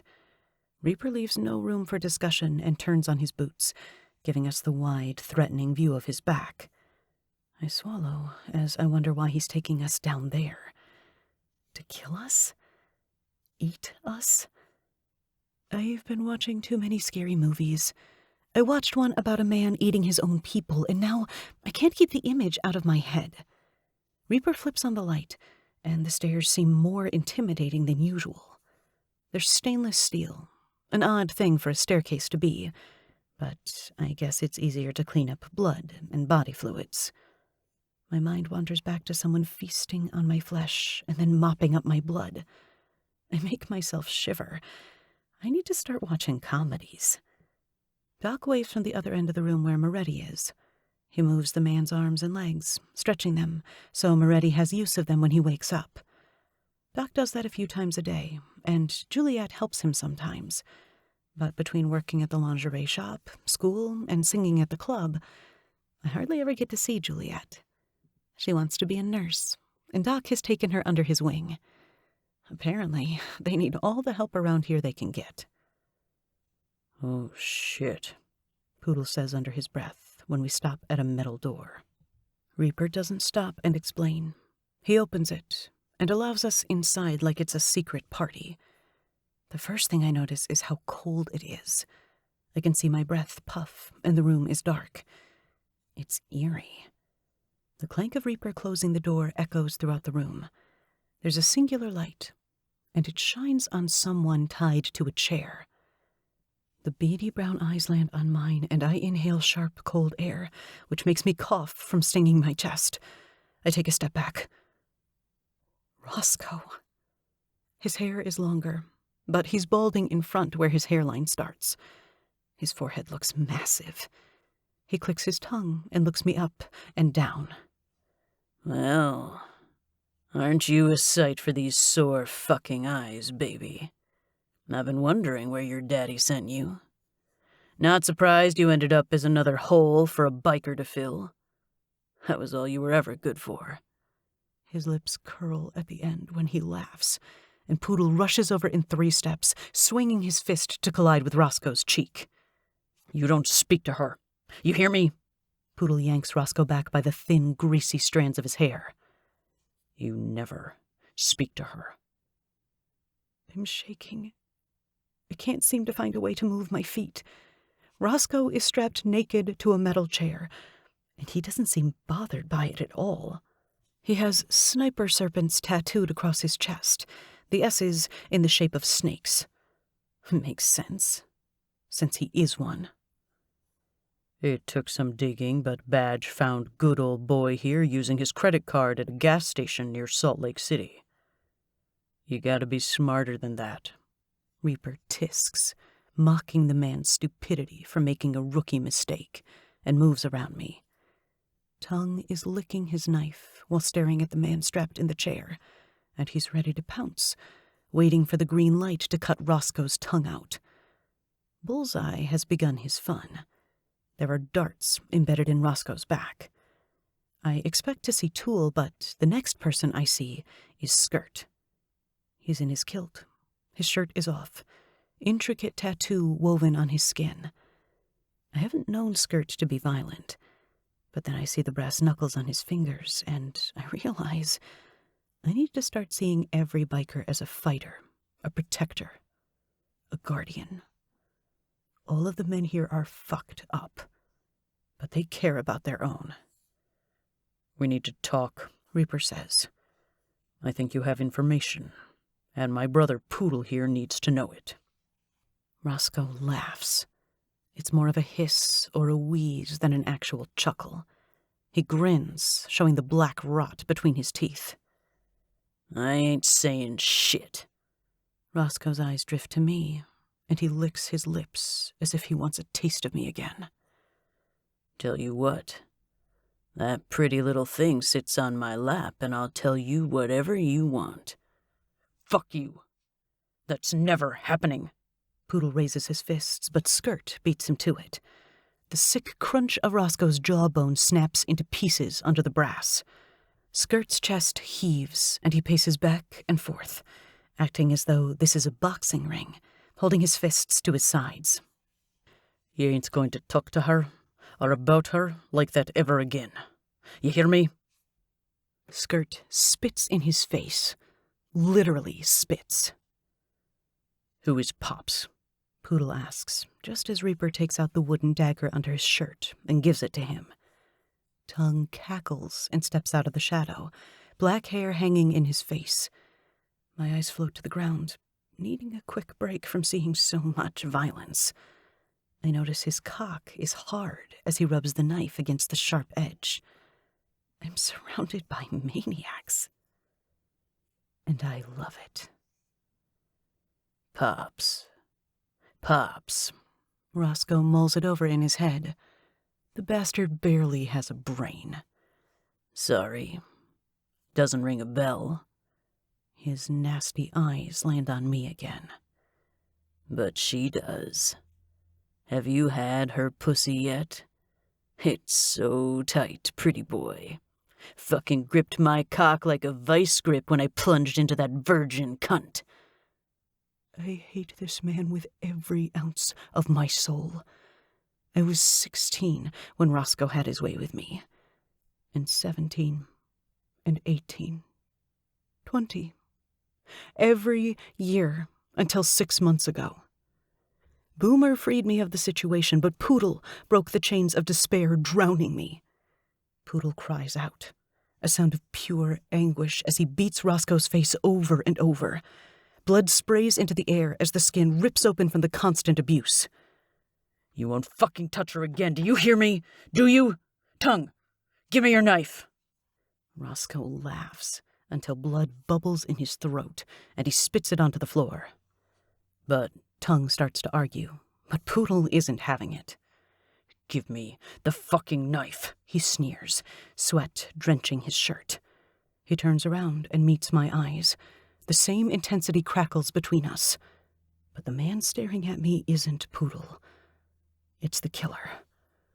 Poodle squats down and spreads Roscoe's legs apart, pressing the tip of the knife against the man's sack. Tell me where Pops is.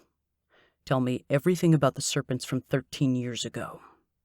I want to know it all, or you'll never know what a pussy feels like again. Roscoe's laughter dies on Poodle's threat, but then another smile takes over his face. You haven't had her pussy yet, have you? That's why you're so mad. Poodle doesn't hesitate. He pierces the knife through the man's sack, and I turn around because I'm about to throw up. Why did Reaper think it was okay for me to be down here? I don't have the stomach for it. Roscoe screams, and the metal shakes and rings. Tell me, or I'll cut your puny fucking balls off right now. Poodle huffs, and his shoulders rise and fall, and steam floats off his body as he works up a sweat. Man, I don't know, okay? I don't fucking know, he screams. Pops moves around a lot.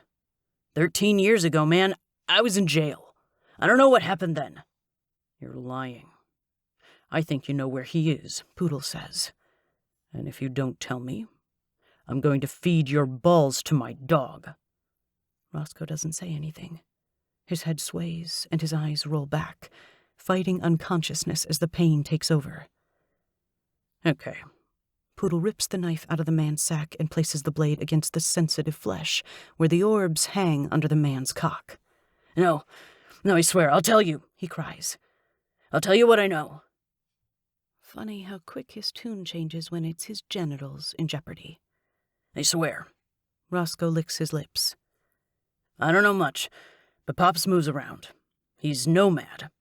He has clubs all over the country. Drip, drip, drip. Blood drips from the wound in his sack and flows toward the drain in the middle of the room. You're going to tell us, aren't you? Poodle brings the tip of the knife to Roscoe's chin and the dagger at his heart. Because I want nothing more than to kill you. I'm in love with two people, a murderer and a lover. Poodle has proven that love kills, and knowing he wants to do it for me, I'm turned on by his rage and want him to fuck me. I want him to take all of his craving, his murderous rage, and kill me with sex. Hypothetically speaking, I don't want to actually die. But maybe, if he can make me feel close. Poodle. Chapter 20. I want nothing more than to get this fucker right here and now. The tick in me, the one that needs to spill blood. It's hard to hold back. It's an animal on a torn leash, and he's snarling to get free.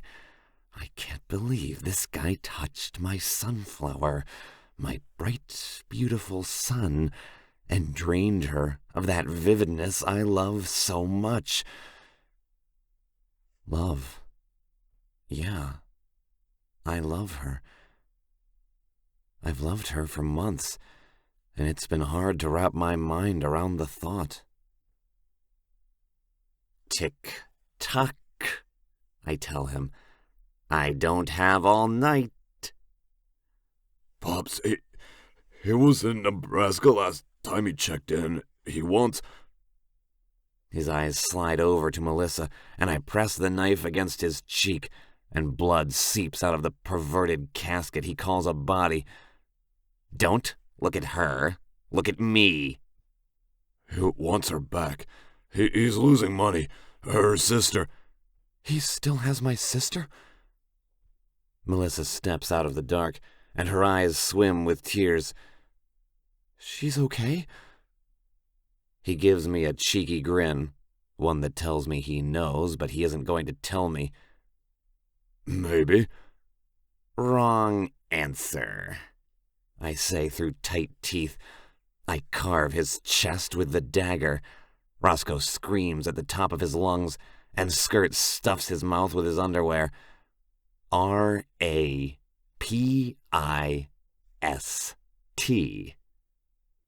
There.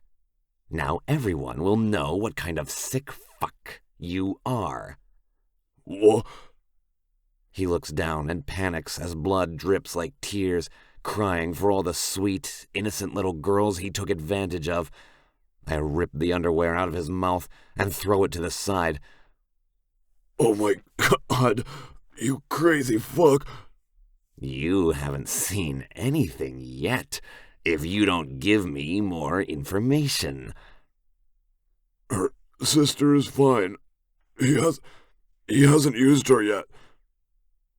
Roscoe spits out a wad of blood, nearly getting it on my boots.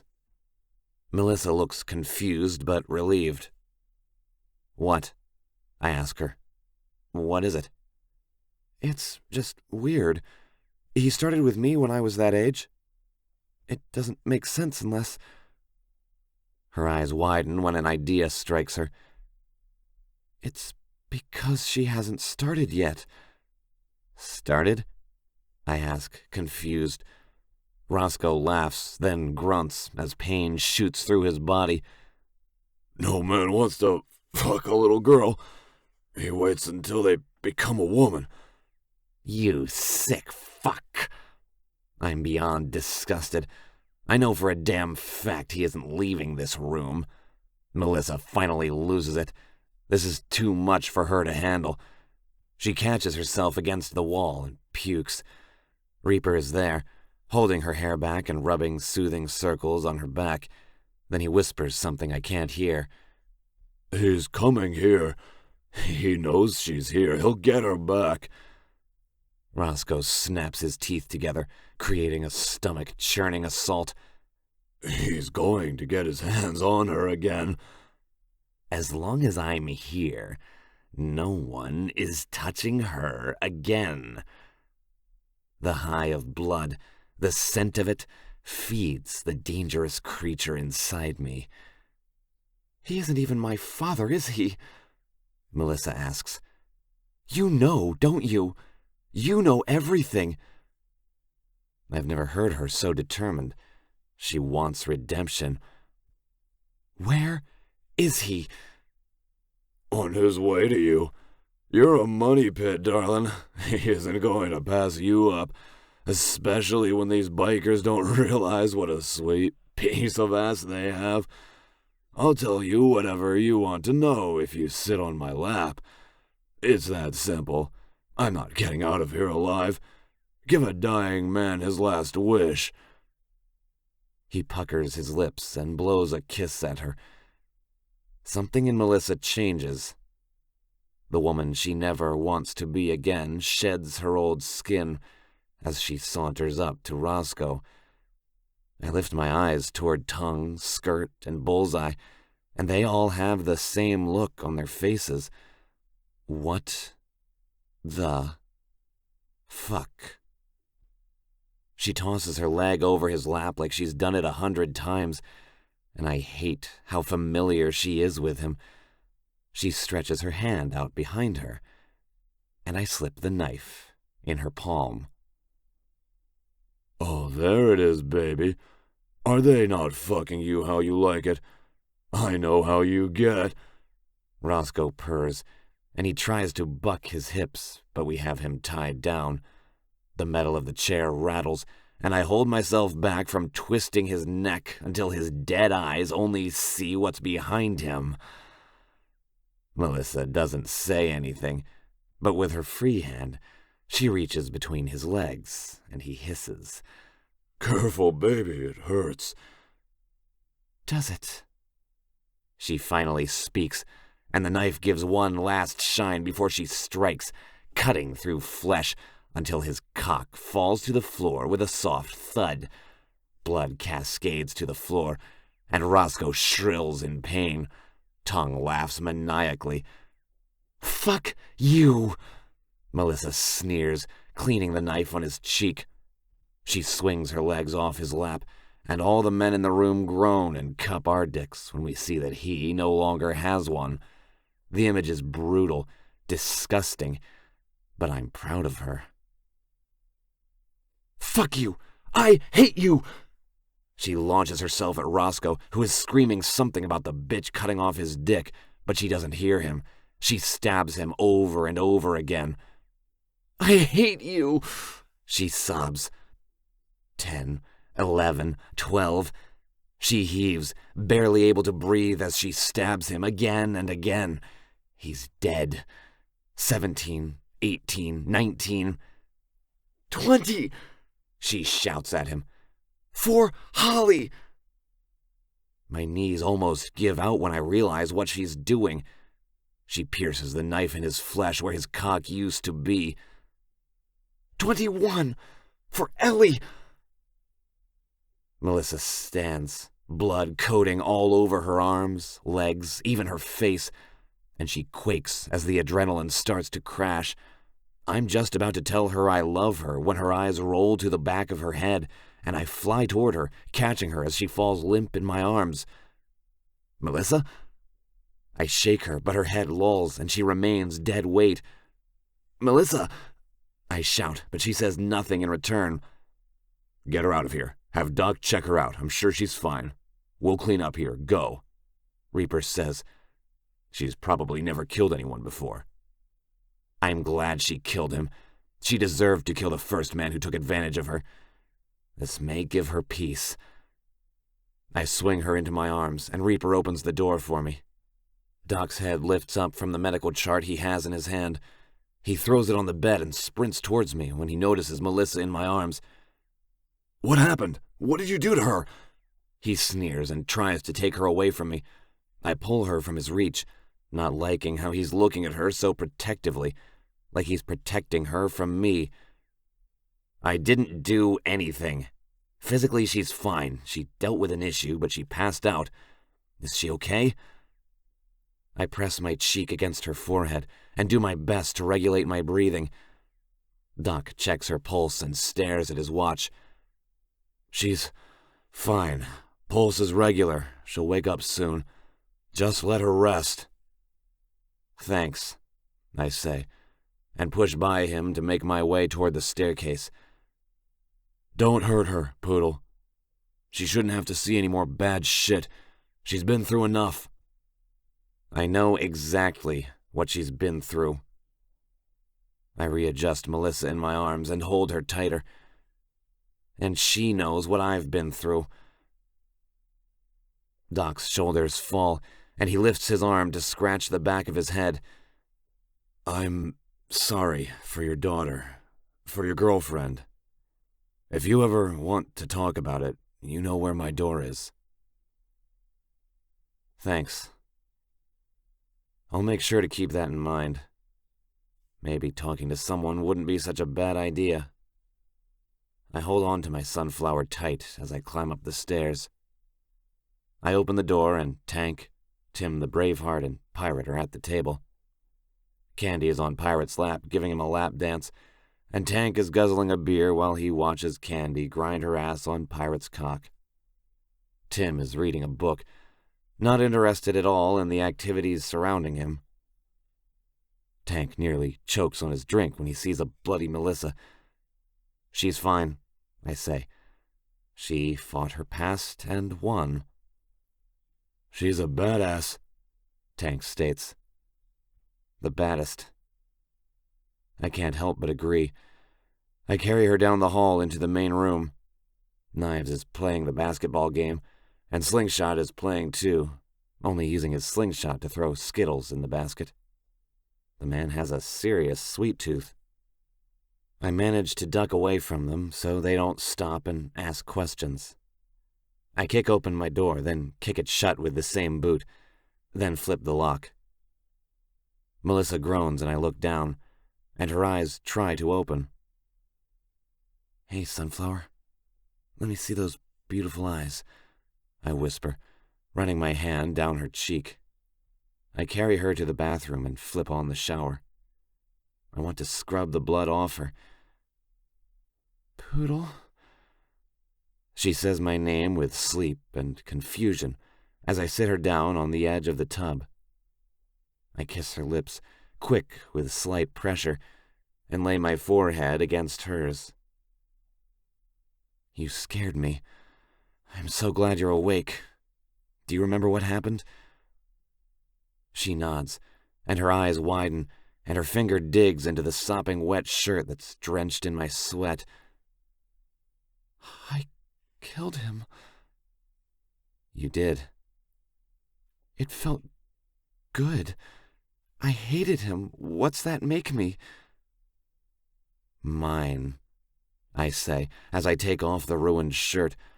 It falls to a heavy plop on the ground. Next, I take off her pants. Her long legs gracing me is a blessing after what just happened, and I toss the flimsy yoga pants aside. I get undressed in a matter of seconds, and she stands and sways on her feet. "I can't stand." Steam fills the bathroom with how hot the water is, and my arm finds its home in the dip of her waist. "I got you. You can always lean on me, and I'll lift you up. Standing alone isn't an option for you anywhere, Sunflower. Not while I'm here." I want to tell her I love her, but the words are frozen on my tongue. I haven't said those 3 little words in so long I forgot how they sound. I help her into the shower and tilt her head back to wet her hair. The water turns pink from the blood and twirls down the drain, around and around, just like a spinning top toy. We're quiet. No words need to be said after what happened. She killed for me, for Ellie, for herself, and if that isn't the biggest show of love, I don't know what is. Melissa lifts her head, her eyes red and full of fresh tears. "I feel him on me," she sobs, and her hands touch all over her body to try to get his touch off. "He's everywhere. Take him away, James. Erase him, please. I've never been with anyone who cares about me.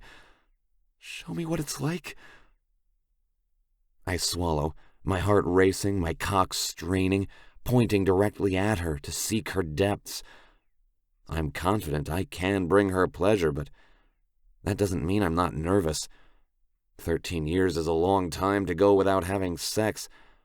I don't regret it, and even though Melissa has had sex before, she doesn't have real experience, not like I do. I've been with one. Many men have been with her, but she hasn't been with many men. I'm her first. She's my last.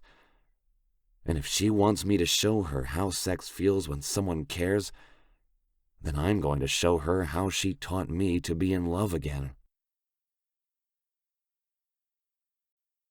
Poodle. Chapter 21. Blood coats our bodies still, and as I drag my hands up her body, skating along her wet skin, the water turns a darker shade of pink. I close the space between us and wrap my hands around her neck to control her as I bring my lips down on hers. I'm not going to fuck her in the shower. No matter what porn or books show, water friction fucking sucks. I'm going to make her first time pleasurable. She deserves that much. Melissa is a virgin at heart, and I want to be the first to cherish her. My hands tingle as her throat vibrates with a low groan. I lick around her lips, drinking in the water spraying down on us. While keeping our lips pressed together, I reach around and grab the loofah and then the soap. "What are you doing?" The water falls onto her lashes as she blinks, her lips red and plump from our kiss. The skin around her mouth is a bit scratched from my beard, but she looks divine. "I'm not taking you while you're covered in blood. I might be a killer, but I don't like to see blood touching you. You're too good for such travesty." I work my way down her arm, the soap bubbling pink, and as the water sheds the violent skin she's wearing, new, pure, clean flesh takes its place. I'm a killer now too, she says. Not anymore. Not when you have me. I drag the loofah over her tits, rubbing her nipples and watching the white foam circle her areolas and tight peaks. Her stomach tightens, and the loofah spills down her lean abdomen, and right as she spreads her legs to welcome me, I dip down her left leg. Tease. Only for now. I smirk, ghosting my fingers up her inner thigh. My mouth waters for a taste of her pussy. I see the erect bundle of nerves, a sweet piece of candy peeking through her folds, just begging for my mouth. I dip my head closer, and the water sprays against my hair, sticking it to my skull. I run my nose over her bare skin, no hair, and I lick my tongue just above her clit, feeling the soft tissue beneath my tongue. Melissa trembles and tries to shut her legs, but I pull them apart and lick from the front to back, almost touching the forbidden pink star. James. My name falls off her lips, nearly broken from the static of the water falling over her lips. I lift her right leg onto my shoulder and latch on to that cherry beckoning me and suck it inside my mouth. I groan in approval as the sweet taste bursts across my tongue, and I'm instantly addicted. She's so soft, velvet smooth, a craving like cake. There is no way I'll ever be able to get enough. I'll always want more. My fingers dig into her ass, and I gather as much of the meat as possible and squeeze as hard as I can. There will no doubt be bruises tomorrow, and the thought of seeing my mark on her skin has me leaking pre-cum from the tip of my cock. I dip my tongue into her heat and gather a dollop of her sweet cream, letting it coat my throat. Fuck. I forgot how good pussy tastes. I bury my head between her legs, barely able to breathe with my nose and mouth between her folds, the water flowing down her body and crashing over my head. Needing more, I pump my tongue in and out of her tight cunt and lick up her slit, plucking that cherry into my mouth. My fingers move along her thigh and slip into her hole, so damn silky. I'm going to come just from touching her if I keep this up. James, that feels so good. Don't stop. The only way I'll ever stop is if someone kills me right now. It's the only way I can get away from this pussy. I pump my fingers faster, curling them at the last second to find that spot inside her. No luck. No luck. Fuck! She screams, and her leg twitches on my shoulder as she comes. Found it. I'm a little smug about it, too. I lift my lips off her delicacy and kiss her sensitive clit, and the intensity of the aftershocks of her orgasm make her shake almost violently. She reaches for the wall to hold herself up as she turns her head left, out of the water, to take a few deep breaths.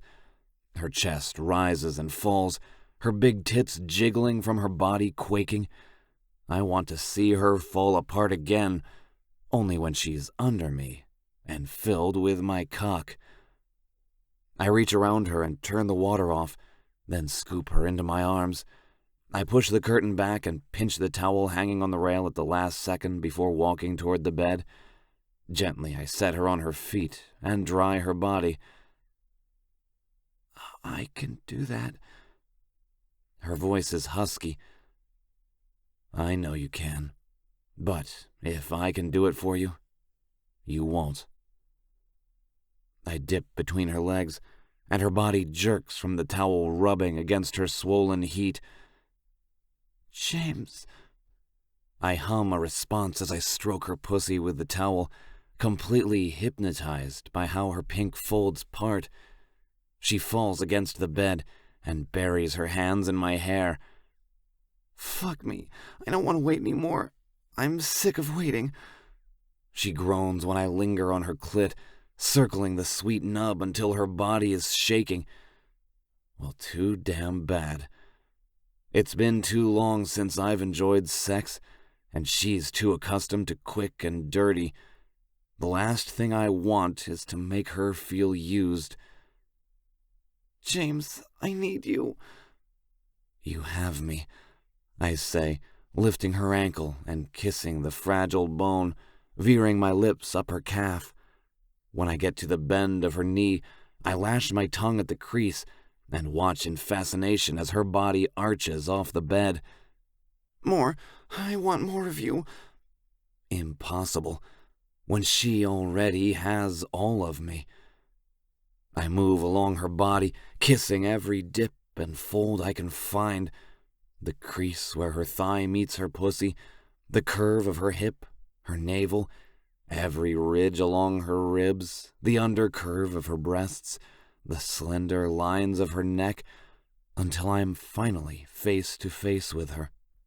Our noses touch, and our mouths are so close that we have no choice but to breathe in each other's air. And her eyes, those fucking eyes, they get me every time.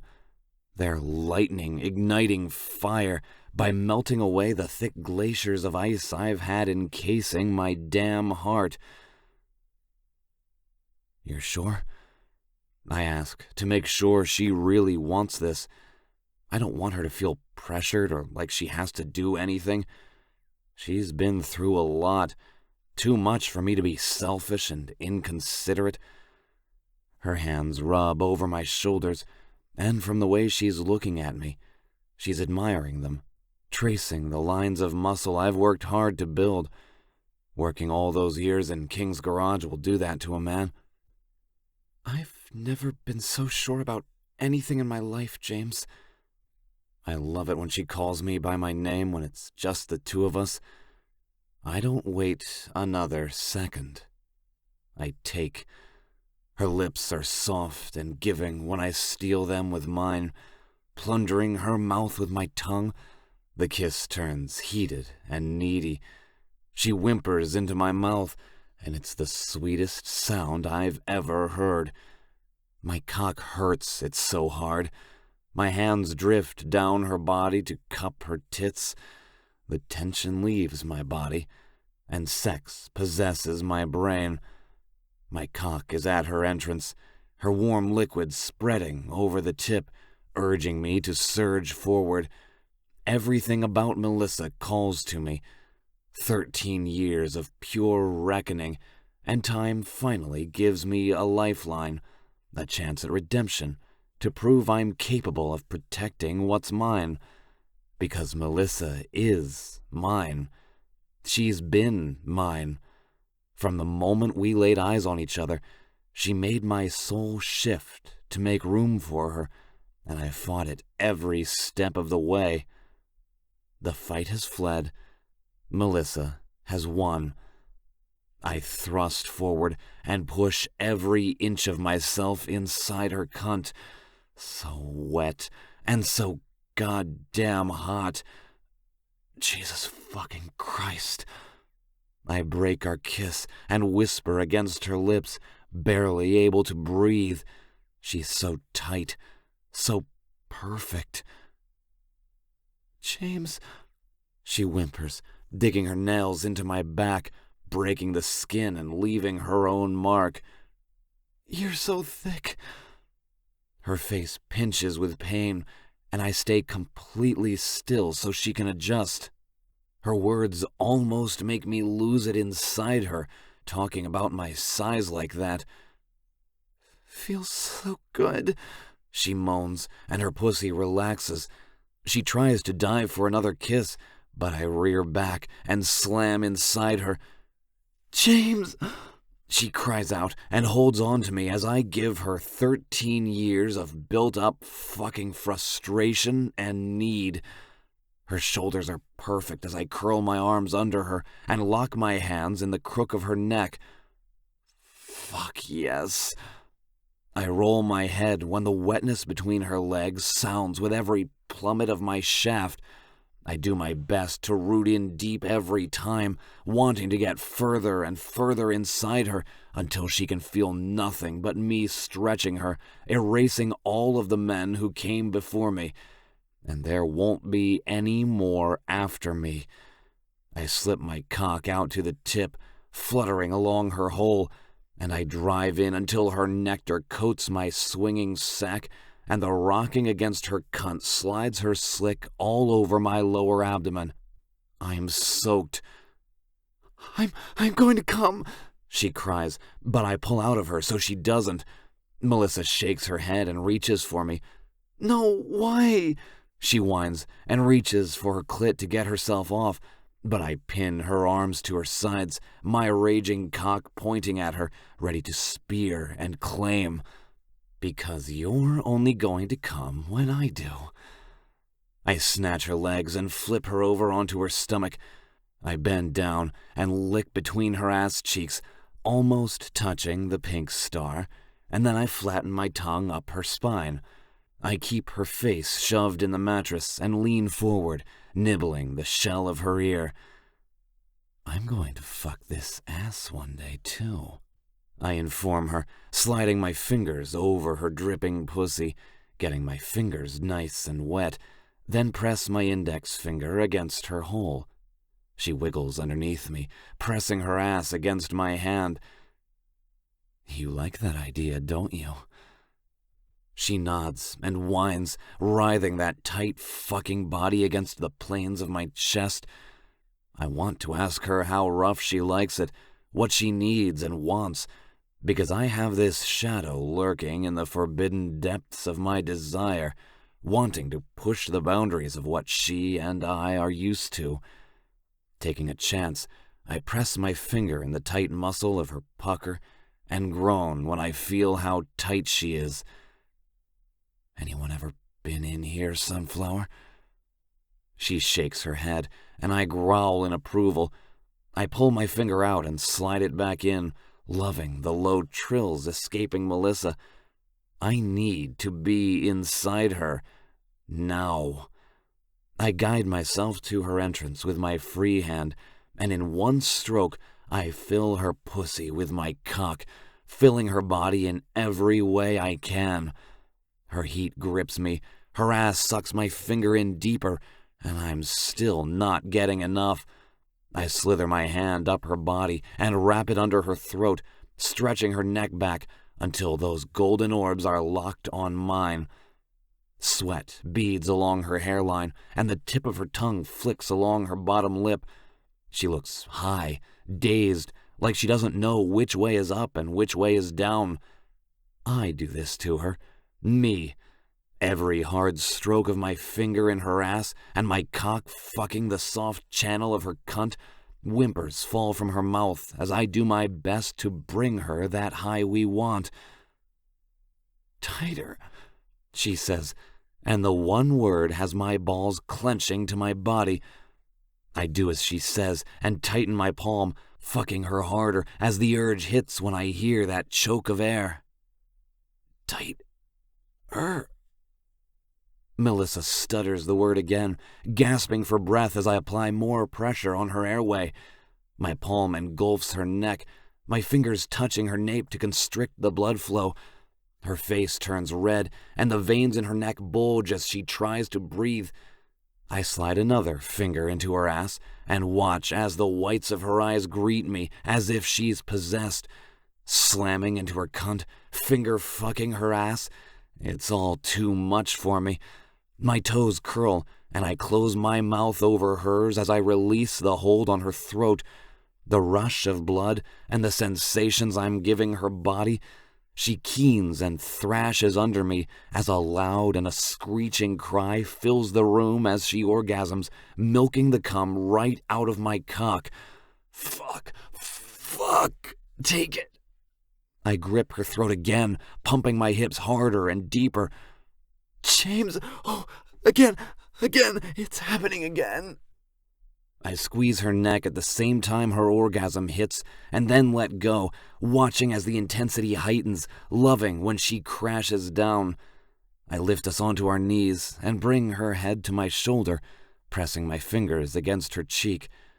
I take her lips in a slow kiss, pouring everything I feel for her in the moment. We're tired, panting, and struggling to breathe.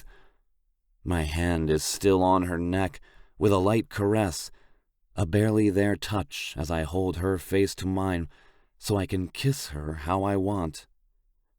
She groans when I slip my fingers out of her ass, and with a grunt, my semi-hard cock slips out of her. My cum dribbles down her thighs while her asshole puckers, as if wanting my fingers again. I stand on shaky legs, my body like sludge from the best orgasm of my life. My vision swims, and it takes me a minute to get my bearings. There's a light sheen of sweat coating her beauteous body. The light coming in from the window reflects off the perspiration and glitters, her flesh suddenly the finest of diamonds. If I keep looking at her, I'll want her again.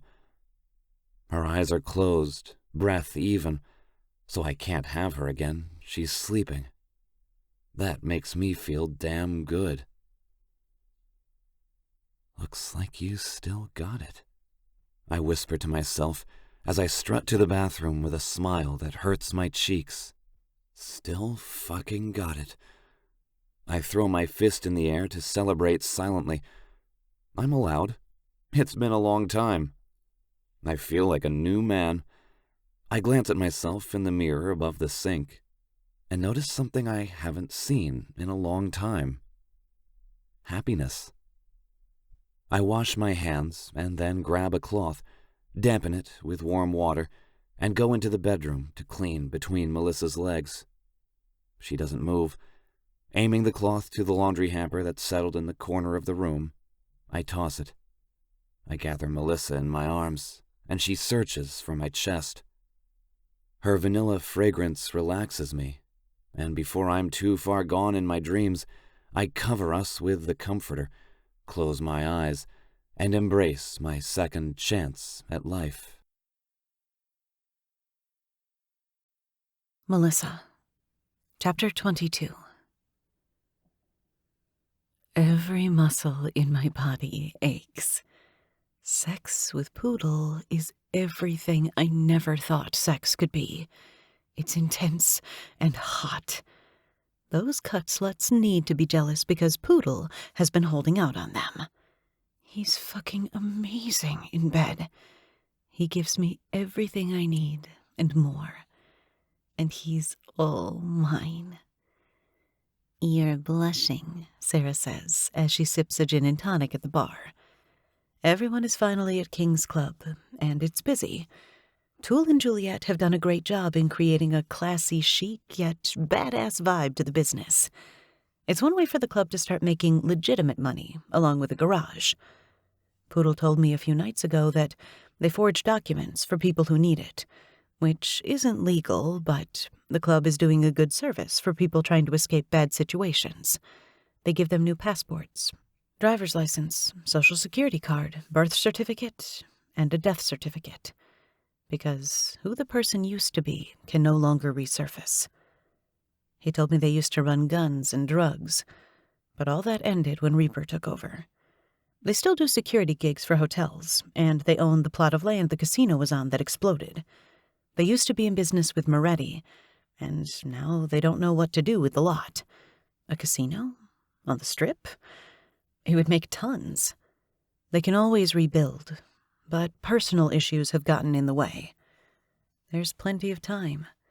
Reaper seems to be happy with the money King's Club is making, and the garage is doing well. Seems everything is on track to be all right. I want it to be.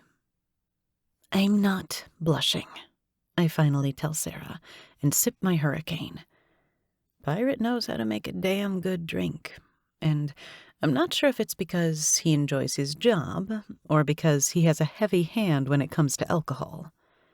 Oh my God, look at those cheeks.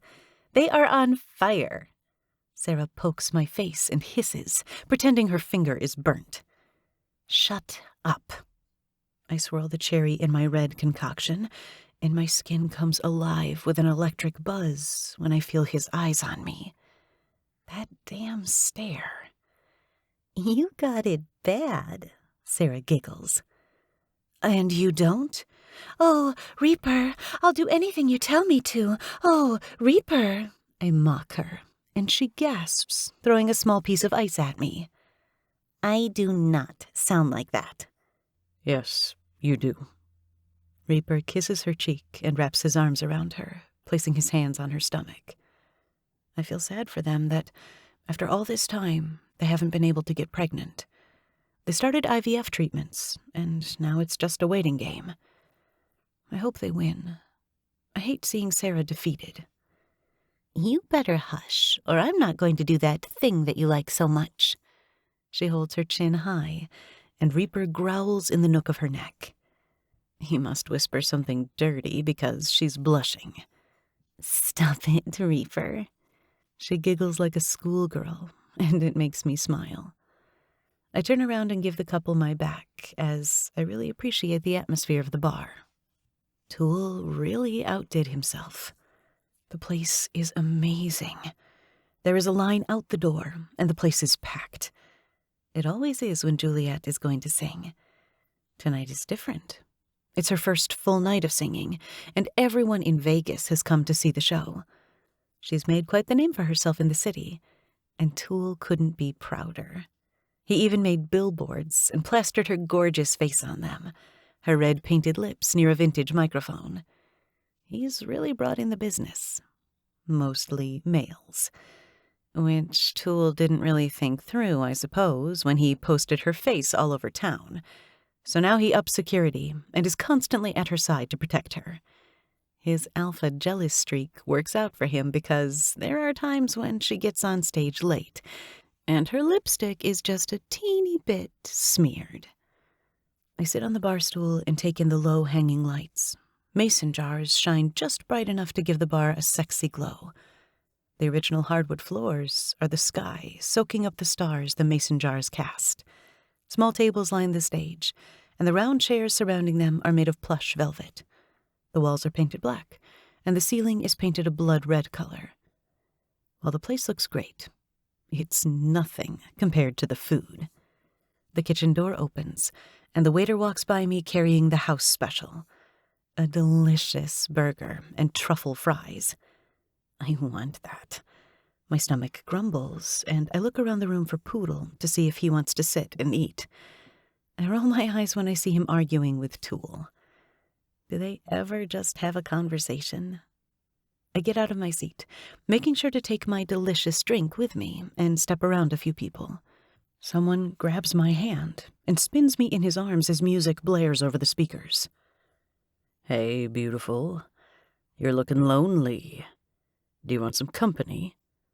The man is handsome, tall, short hair almost buzzed to the scalp, which I don't like. And his teeth are perfect. I'm not alone. I'm just heading to my date now. Thank you, though. I try and be polite and gently tug my arm away, but he tightens his grip. I wasn't panicking before, but now I am. Please, let me go. I want you to dance with me. I don't want to dance, I spew through clenched teeth. Let me go. He yanks me to his body and cups my ass, thinking he can touch me any way he wants. Don't fucking touch me, I scream, throwing my drink in his face. I thought doing that would buy me some time, but it doesn't. He rears his hand back and slaps me across the face. My hand flies to my cheek. My jaw burns and aches. My eyes meet his, and I try to place where I know him, but I can't remember. This guy just attacked me. The crowd falls eerily silent from witnessing a man hitting a woman. You son of a bitch! Poodle pushes the stranger, and the man drunkenly falls onto his ass. Poodle straddles the man's chest and brings his right fist up, then his left, then right. He alternates each one, pounding the guy's face until it's unrecognizable. I'll kill you for touching her. Poodle grabs the guy's shirt and lifts him off the ground and then slams him down, the back of his skull slamming against the wood. The crowd roars for Poodle, chanting, "Kick his ass!" Their excitement falls short when the guy falls limp on the floor, not moving. A few groans sound in the group of customers. Sad the fight didn't last longer. The guy is officially unconscious, and there's a room full of witnesses. This is bad. This is really bad. If anyone says anything about this, they'll have the Ruthless Kings at their doorstep.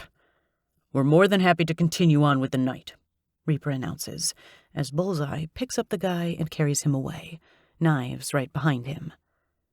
It's so quiet, I can hear the cars drive by on the strip. The patrons cheer and lift their beers. I let out a breath and hope this doesn't bite us in the ass, especially Poodle. He cups my face, and I hiss when his thumb grazes over the exact spot the man slapped me. His eyes flare with new anger. I'm going to kill that fuck. Tonight was supposed to be perfect. You deserve that much. Come on, let's go to Tool's office so I can clean up this beautiful face. Are you okay? Tool steps in front of us. I can cancel tonight and send everyone home. What? No. I'm not going to have some drunk asshole ruin this for everyone. I'm fine. If you can place an order for a burger and truffle fries with an extra-large Coke, I'd be in your debt forever. Poodle snorts and shakes his head, placing a kiss on my temple. Leave it up to you to want to eat. I can do that, Mel. I'll bring it to you in my office. Show starts in 30. Wouldn't miss it. I stand on my tiptoes and kiss Tool's cheek. Thank you. Poodle's jealousy surges forward, and a thunderous rumble comes from him as he drags me backstage where Tool's office is. I would smile, but it hurts too much to move my face. As he tugs me behind him through the red curtains, I notice how nice the back of the bar is. Usually, places have boxes or something half-assed back here, like maybe the building is incomplete. But not Tool. He made sure to make this place exactly how he wanted it. Poodle comes to a door that reminds me of what a cop's office would look like inside the precinct. The door is plain mahogany wood, and the glass is frosted with a name I don't recognize. Who is Logan McGraw? That's Tool. Poodle opens the door, and my brows shoot to my hairline. It's dark, with no window to bring in natural light, and because of that lack of heat from the sun, the room is really cold. The desk is piled high of paperwork, and there's a picture of him and Juliet next to the computer. Other than that, the walls are bare, and the floor has old, worn carpet. Tool must not have gotten around to updating this room yet. Tool's name is Logan? Huh. He doesn't look like a Logan. What's he look like? Poodle asks, as he rummages through the drawers to find a first aid kit. Sit, Sunflower. Relax. Let me take care of you. I sit on the couch and curl up my nose. It's the most uncomfortable thing I've ever sat on. It's hard as a rock. He looks like a tool. I deadpan him. Duh. Do I look like a poodle? He pops his head above the table, and his voluminous hair flutters along his shoulders, answering the question itself. I stifle a giggle. He stands and palms the white container, flicking his hair over his shoulder. Don't answer that. He gives me a crooked smile, and my heart is gone, fallen into the trap of his hands, and I never want it back. It's his, and if the day comes he decides he no longer wants it, my heart will remain his. His thumb grazes my jaw, and I wince when I feel it starting to swell. It was a slap across the face, not a punch. How the hell does it hurt this bad already? I want to kill that guy, Poodle says, opening up the first aid kit. His hands are shaking. His knuckles are bleeding, and he tries to open the alcohol pad, but his blunt fingers are too thick.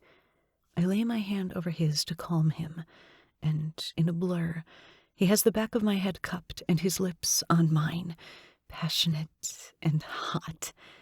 He pulls away, robbing the breath out of my lungs, and in his wake, He leaves me with a pulse between my thighs. God, the thought of losing you, he says, laying his forehead on mine. I can never lose you. I'm never going anywhere. It's going to take more than an abusive drunk to take me away from you. I lay another soft kiss on him, and he sighs in content, finally accepting that I'm here and safe, all because of him. He puts the packet in his mouth and tears it open, and when he inches toward my jaw with the alcohol pad in hand, he has a guilty expression on his face that curls his lips down. This may sting. I'm sorry. I felt worse, I admit, waiting for the pain to come.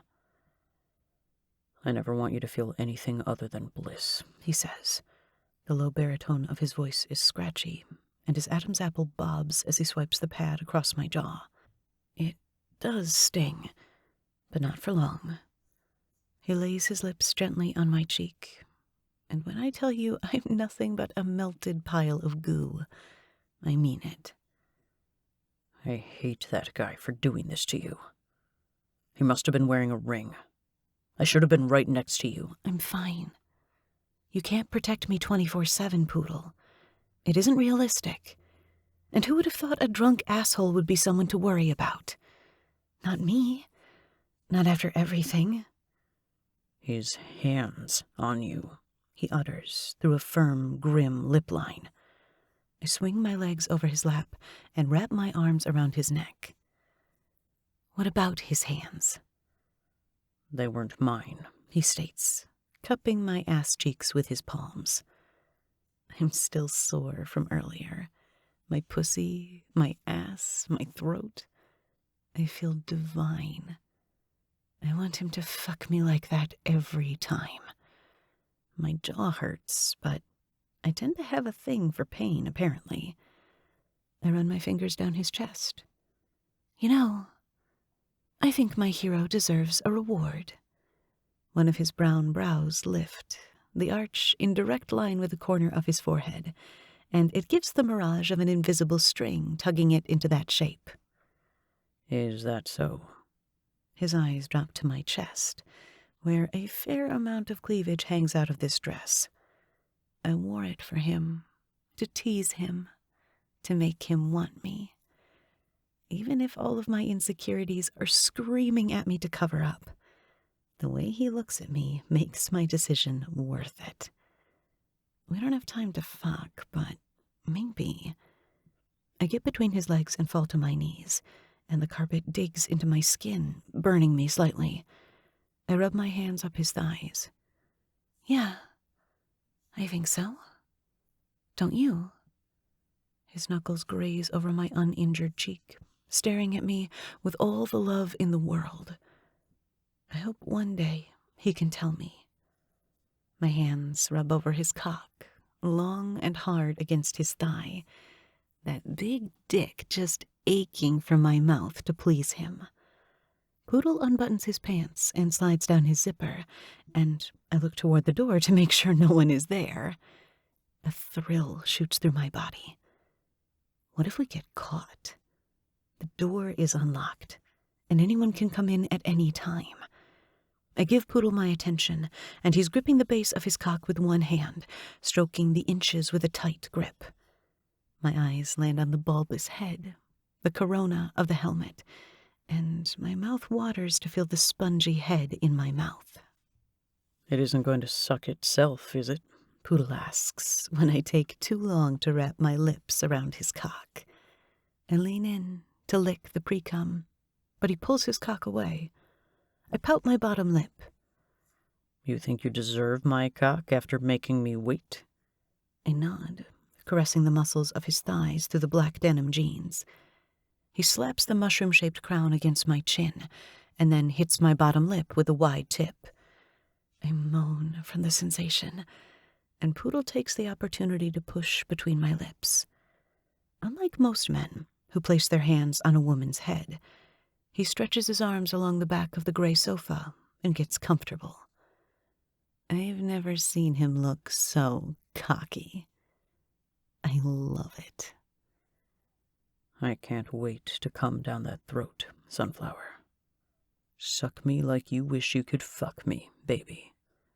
He gives me words of encouragement, and I lap my tongue around the iron-hard shaft, licking it as if he's my favorite popsicle in the midst of July, slurping him down, afraid he melts.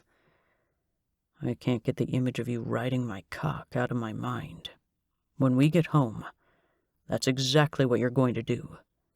He groans one last time before tossing his head back to relax and enjoy the ride. I hum around the mouthful, slurping greedily, and letting my spit run down the length of his veiny cock as I take him to the root, choking as the flare of his tip lodges past the gag reflex. I take in a much-needed breath and concentrate on the blood-filled crown, dipping my tongue in the slit. His pre-cum bursts across my tongue, and I moan in gratitude, loving his salty flavor. A knock sounds at the door, and I try to pull off to hurry away, but Poodle's hand slides in my hair and keeps me where I am, pushes my head down to take more of his cock. My lips are stretched, and tears leak from my eyes and soak my face, adding to the balm of my spit along his cock. Don't you dare fucking move. His order causes my clit to pulsate, and my hands enter the space between my legs to release the throb building in my core. I got your food, Tool says. Leave it by the door. Poodle barks, thrusting his hips into my mouth. You better not be fucking on my desk. I only fuck on my desk, Poodle. Tool bellows from the other side of the door. The sound of plastic crinkles, and he's muttering under his breath. I giggle, then moan when I hit my clit just right. Nope. Poodle grunts loudly, fucking my face, desperate to get off. Fucking better not come on my goddamn couch, I swear to God. Tool grumbles as his boots pound against the floor as he walks away. Think that's funny? Poodle questions, lifting his hips off the couch to take control of the blowjob. I should fuck you on his desk. Maybe I will one day. It can be our dirty little secret. His shallow strokes turn long and hard. I lift my eyes to his face, staring at him through mascara-painted lashes. That spark ignites between us as he comes. Fuck yes. Swallow every drop, Sunflower. And I do. Every damn delicious drop. Poodle. Chapter 23. It's been days since our last lead, and I'm getting frustrated. Badge has searched credit cards, banks, checked the country's traffic cameras, and there is no Hector Livingston anywhere, which makes us wonder if he had the ability to die and get born again with new documents like we've provided for others. I'm chomping at the bit. I need to know. I love Melissa, but the absence of not knowing what happened to my kid is taking its toll. I can't keep living like this. The void is unbearable. At this point, I get the feeling that my Ellie is dead, and I need to know so I can finally take the last step in moving on. I toss the wrench aside, and it clatters to the ground, bouncing off the red metal toolbox. I'm underneath an old 1967 Ford Mustang, and the man who owns it has let this beautiful car go to shit. The body is rusted and the oil filter hasn't been changed in so long I can't get the damn thing off. Stupid piece of shit! I roar and slam my palm against the undercarriage, and the damn exhaust breaks in half. Hands grip my ankles and yank me out from under the car. Tool is standing there, cleaning his oiled-up hands on a new white towel that won't stay new for long. His hair is gathered on top of his head in a tiny ponytail. He hates when it's in his face while he works. "Problems there, Princess?" Tool jokes and kicks the side of my boot gently. "Fuck off, Tool. I'm not in the mood." I try to hide myself under the car to tinker with it some more, but he stops me. Tool squats down on his haunches and tosses the rag over his shoulder. Listen, I won't bitch at you for getting testy with me because I know the last 13 damn years haven't been easy, and these last few weeks haven't been easier, so I'm going to let you get away with snapping at me. Things are in motion. You just have to be patient a little while longer. Patient? I stand and wipe my hands on my jeans. I've been patient, Tool. I've been patient for far too long. Killing isn't patience, he says. I shove his chest and point a finger in his face, snarling. I was getting further killing those scumbags than sitting around here waiting. I crack my neck back and forth, my skin tight. That urge to kill is back. I need out of here. I need a name. I need to get my hands on some worthless fuck. Tool grips the back of my neck and levels with me. We aren't doing nothing, Poodle. I can't imagine the pain you're going through. I can't imagine not knowing where my little girl is all these years. Don't talk about Ellie. Just don't. Nothing you say is going to help. It feels like we're doing nothing, and I can't live like this much longer. I've lived long enough without answers, and I'm done. I can't do it anymore. You need to do it for as long as it takes. Ellie needs it. My teeth grind together. Don't you dare act like you know the first thing about what she needs. I stomp away from the garage and make my way into the house. I need a release. My hands are shaking and my heart is thumping out of control. My mind is buzzing with the memories of taking all those lives. The lives that deserved it. The lives that brought me to the serpents. I can do this on my own. I don't need anyone. Everyone else is slowing me down. And if I want to get shit done and get it done right, then I need to do it myself. Don't even think about it, Reaper says from behind me, stopping me from continuing down the hall by getting a hold of my shoulder. Let me go. No. Let me fucking go! I spin around and charge him, but he doesn't flinch. No, he says simply. Don't make me lock you up, Poodle. I will. I was doing just fine for the last decade. I was doing fine before you had to go snooping.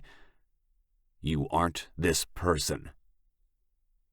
His eyes soften around the edges as he stares at me with pity. Go to your woman, Poodle. Make love to her. Do something that doesn't require you to lose a piece of your soul. You don't know shit about my soul. I know more than you think, he says, piercing his demonic eyes at me. If I found out you left this clubhouse to scratch your itch, I'll be taking repayment by pounds of your flesh. Don't fuck with me, Poodle. I'm keeping your best interest at heart, but you fighting me is only going to slow this process down. I'm sick of waiting around and hearing nothing. I need something. I know, and Badge is working on it. This Hector guy isn't easy to find. We need someone close to him. Once we find that person, I think we can get some answers. The list, the stack of papers, those men, I try to say, but Reaper interrupts me. We're looking for them.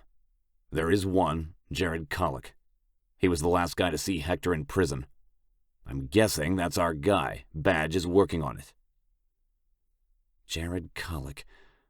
I can find him. No one has to know. Don't even think about it. I'm not kidding when I say I'll take it from your flesh. I have a feeling Melissa likes your flesh, and your daughter would be scared shitless when she sees you again.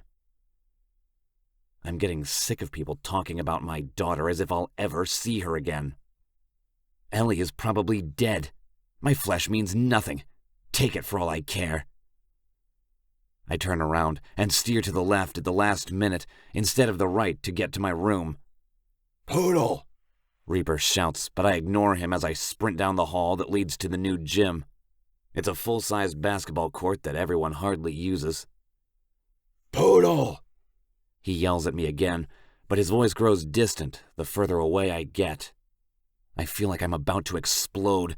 Something is crawling underneath my skin and driving me crazy.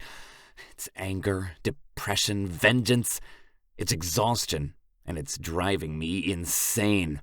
I can't take it anymore. I hit the silver handle of the gym doors and they smack against the wall, resounding off the floors and trembling the bleachers. A pain in my chest spreads and my knees buckle, hitting the polished wood under me, hard and unforgiving. I fall forward and my hands break my fall. I let out a painful, mourning roar that I've kept in for far too long and scream until there's no more air in my body. I haven't let myself accept the fact that my daughter is gone, dead, and I'm never going to see her again. I've lived in this bubble, this denial, and I've let it control me. Now that I have my club behind me, looking for answers, and coming up with nothing, it proves there isn't anything to find. I've latched on to this for far too long. My psychosis is shattering now that I haven't had my usual routine, and the truth is coming forward, knocking against the front of my skull. She's dead. She's gone. It's the end. I spread my arms out and scream again, wanting God, wanting someone or something to strike me down and take me already. I love Melissa, I do, but no one understands how empty I feel without my kid. No love I feel will ever be great enough. I'm not deserving of this love Melissa is giving me so freely. I deserve to live a life alone. I deserve to spend the rest of my life in misery. Death would be an easy way out for a guy like me. Let it out. Melissa's hand rubs up my back and over my shoulder. You've held it in for too long. Let it out. She sits in front of me and wraps her hands around my neck, letting me fall apart in her arms, letting the weakness engulf me. I thought I had been letting it out all these years. The killings, the murders. I thought it was my way of releasing this agony inside me, but it wasn't. It only buried it down further and further until it planted itself in my soul, until it took root and grew, until the agony grew too big for my body to contain. And now I'm here, falling apart in my woman's arms when I should be the one holding on to her. It's okay, let it out. It's okay. I'm here, James, I'm here. Melissa whispers, stroking my hair like she usually does until I fall asleep. I clutch onto her, holding her as tight as I can without breaking her. I miss her. I only had her for 4 months. I miss her, Melissa. I miss Ellie. I know you do, baby. I know. She croons, keeping her voice gentle. We will find her. You can't lose faith now. She holds onto my face and stares into my eyes. It's okay to feel hopeless, but you can't be faithless. Not now. Not when you're the closest you've ever been. I can't take it anymore. This life, not without knowing what happened to her. Even if she is dead, I have to know. And we will find out. We won't rest until we do. I need you, I say, squeezing her tight like she might vanish into thin air. I'm with you until the very end, okay? I inhale her scent, and the warm vanilla and hot cinnamon defeat the grief and calm my raging emotions. I love you. I don't deserve to love you. You're my second chance at a life I never thought I'd have again. I love you too, she sobs. Your pain is my pain. I want what you want. And we are going to bring our little girl home. I don't care what it takes. Our little girl?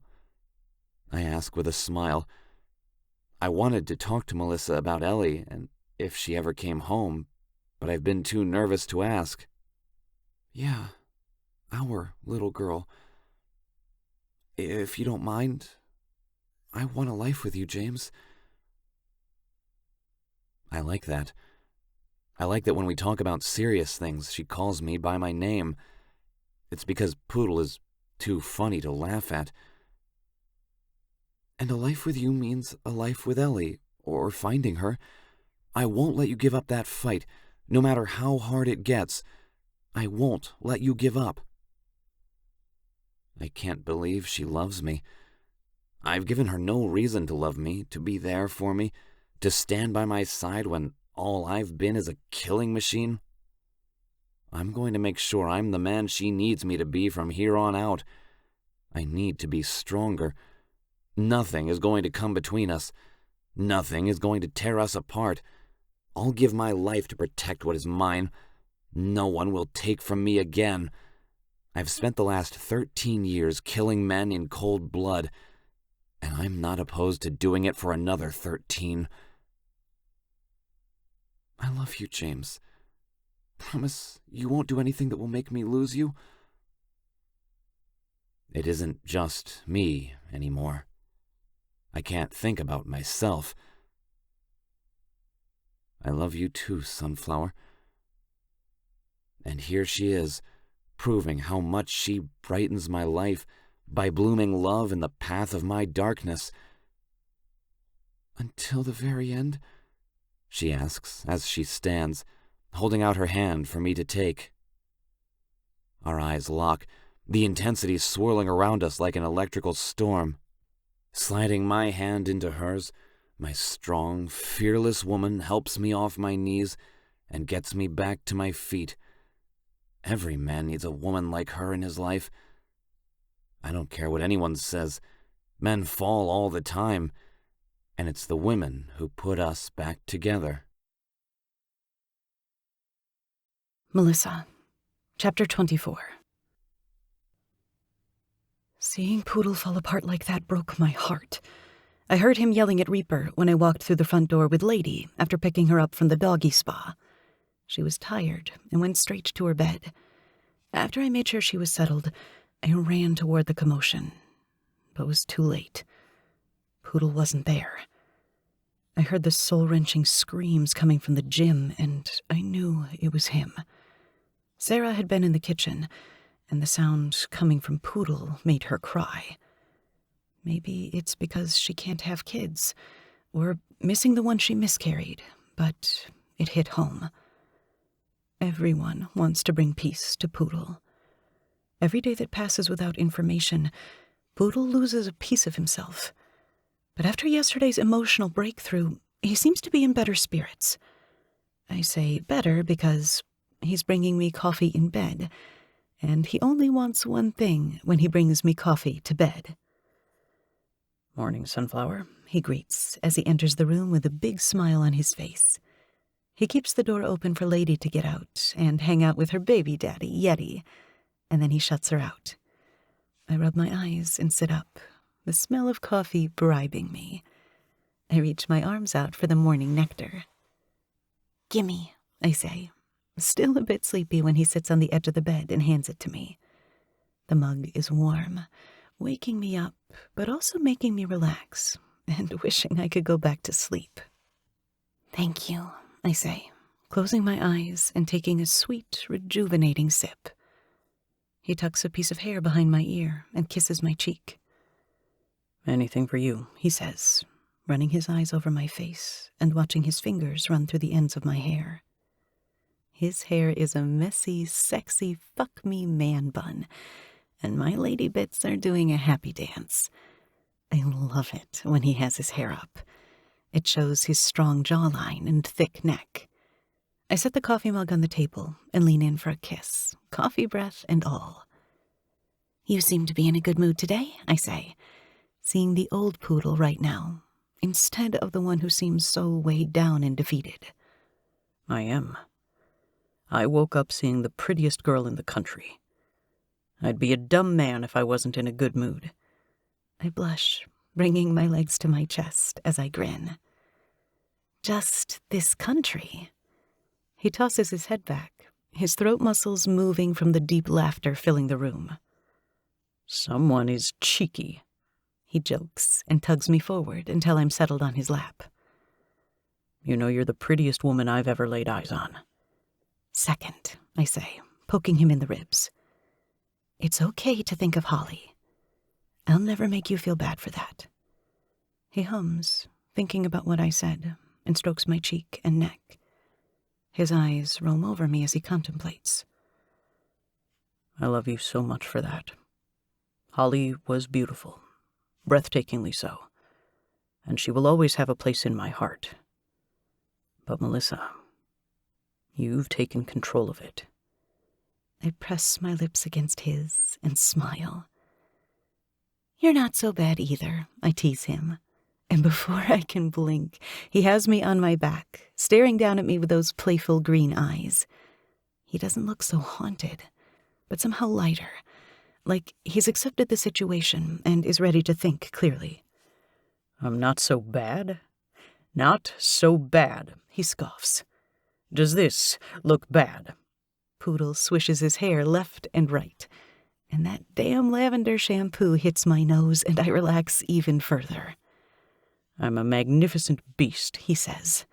My mane speaks for itself. More like a unicorn, I mumble, and play-bite his bottom lip. I'll give you a horn. I shove his chest and chuckle. Oh my God, that was terrible. You loved it, he says, settling over me, and our eyes meet after he drags them up my body. His hands are underneath his shirt that I'm wearing, his fingers digging into my hips. The playful air morphs into that familiar charge, and my breath quickens when his thumb rubs over the hill of my hip. You're so sexy. Poodle wastes no time taking off the shirt, leaving me in just a simple pair of black cotton panties. That's better. He fills his palms with my breasts and moans. So much better. I knew this was why you brought me coffee. I gasp when his thumb grazes over my nipple, officially making the last of the sleepiness fade, and my body wake to his touch, which is so much better than coffee. It's the only way you won't bite me for waking you up. He licks up my abdomen, and my eyes close when he kisses down the peach fuzz of my happy trail. Poodle bites the band of my undies and pulls them down my legs until the air breezes over my bare pussy. I'm naked, and Poodle is officially overdressed. I reach for his shirt, and he pins my arms down. Anticipation courses through me when I realize what kind of morning he's wanting, and it isn't one of laughter and sweet, stolen kisses. Keep your arms to yourself. If you touch me, I won't let you come, understand? Yes, I agree, even if I know I'm going to fail this challenge. I hate it when I can't touch him. He yanks off his shirt. The wounds on his chest are still healing, pink and puckered. They will scar, but he doesn't seem to mind. His chest was so flawless before, and these scars are going to be the reminder of what happens when he isn't honest. Still, he has the most beautiful body I've ever seen. He slides down his gym shorts, and his cock bobs free, slapping against his stomach. The blue hue of the vein grabs my attention, and my tongue wants another taste of him. His bulging biceps flex when he reaches up and tugs the band out of his hair. I watch the lovely, shiny trusses fall down his shoulders, almost covering his pecs. I stare at the sculpture in front of me. You see something you like, Sunflower? I nod. I want to reach out and touch the miles of muscle that creates a man so strong.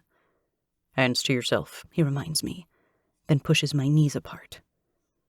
He says, as if he tastes something delicious. Without looking, he reaches into the nightstand next to the bed and pulls out a black box that I've never seen before. It's a matte finish, and the box looks smooth and sturdy. Poodle lays it on the nightstand and curls over me, his body close to mine, but his face is too far away for me to kiss. You are going to love your gift, he says, trailing his fingers one by one down the canvas of my body until he's swirling his index fingers around my clit. You're going to look so fucking hot. But first, he lifts his palm in the air. I need to get you wet. I'm already wet. That much I know. He spanks my pussy, and the sting causes my clit to catch fire. I cry out and do the one thing I'm not supposed to do. My fingers dig into his forearms, and the hair on his arms tickle my knuckles. He tisks, clearly disappointed for my lack of self-control. Poodle brings his hand up and spanks my clit again and again and again.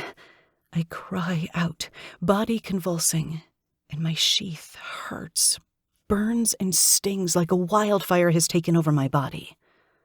You like this, don't you? Look how wet you are. You're glistening. James, I want you.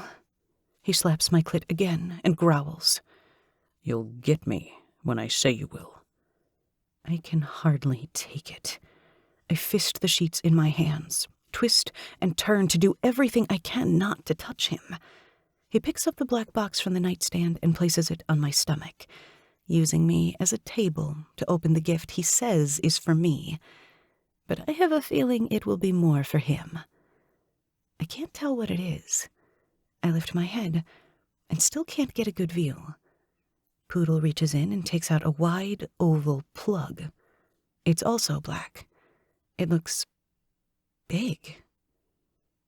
What is that? I ask as he admires it, holding it up in the air. He presses a button and the damn black plug vibrates. And it hits me when he gives me an evil eye. That plug is going inside me. It's a butt plug. I wasn't kidding when I said I was going to have your ass, too. But I'm not going to just take it. We have to start with smaller size plugs and work our way up until you're ready to take me. Do you want that? I want anything you want, I say. He slides the plug through my wet folds and turns on the vibration.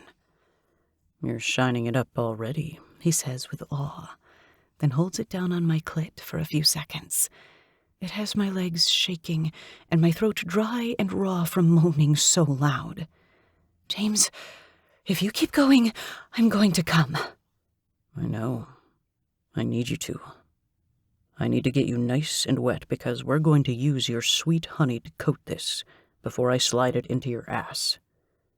I can't wait to see it while I fuck you. I concentrate on the vein in his arm while he holds the plug against my pussy. Poodle moves his hand up and down my slit. He focuses on my bundle of nerves and moves down to the hole where his cock stretches me. He glides the plug to my bundle of nerves again, and my back arches off the bed, toes curled, and his name is on my lips as I come. Violent racks bend me, break me, and by the time I'm coming down from my high, he's gathering my legs together and rocking me back until each leg is touching my ear. My ass is on full display. I'm embarrassed, turned on, and a little nervous. Look at you, he praises, gently circling the plug around my forbidden hole. He doesn't press in. He doesn't force it inside.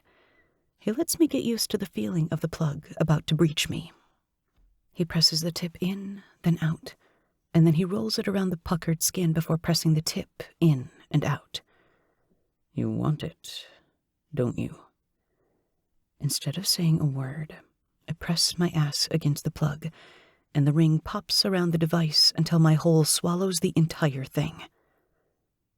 How does that feel? He asks, pressing the button that makes it vibrate. I gasp and squirm.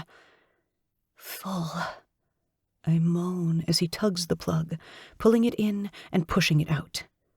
You aren't full, he says, lowering himself by bending his elbows and holding his weight up on his arms. He comes dangerously close to my mouth, but he doesn't touch my lips, and a dark, graveled chuckle escapes him. Yet. I'm about to tell him to put me out of my misery when he fucks his cock inside my aching pussy. I groan so loud, my voice gives out, and a silence ties my tongue. He was right. I wasn't full before. His cock rubs against the plug. The pressure of him and the foreign toy in my ass is almost too much. Almost. It's a delicious craving. A dark chocolate so bitter. But once you get the taste for it, you want more. James! I clutch onto him as he slams into me, keeping my legs bent near my head. I can see his cock pumping in and out, wet and slippery from how wet he makes me. Oh, God! I hold onto his shoulders as he picks up the pace, and his heavy, cum-swollen sack slaps against the plug. The force of his large orb swinging causes the device to turn on, adding a vibration that resonates throughout my belly. He trembles. I feel so fucking good. His blunt fingernails dig into the flesh of my tits until the grip makes me whimper with pain. Pain is good. The pain he brings makes me feel alive. I know it isn't about hurting me. It's about giving me pleasure. The two sides of this man are an affliction, and I balance on the fine line of light and dark. It's a risk more people should take because having both good and bad is constantly rewarding.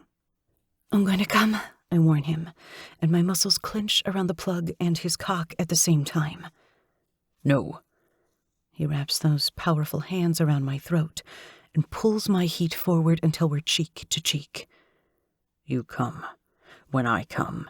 James, I can't wait, I plead, hoping he'll take mercy on me. Too fucking bad, he sneers, squeezing my throat a little tighter. It's even harder not to come when he does that. You will milk my cock when I say. Do you understand? I nod. The tilt of my head causes his fingers to push deeper into my jugular.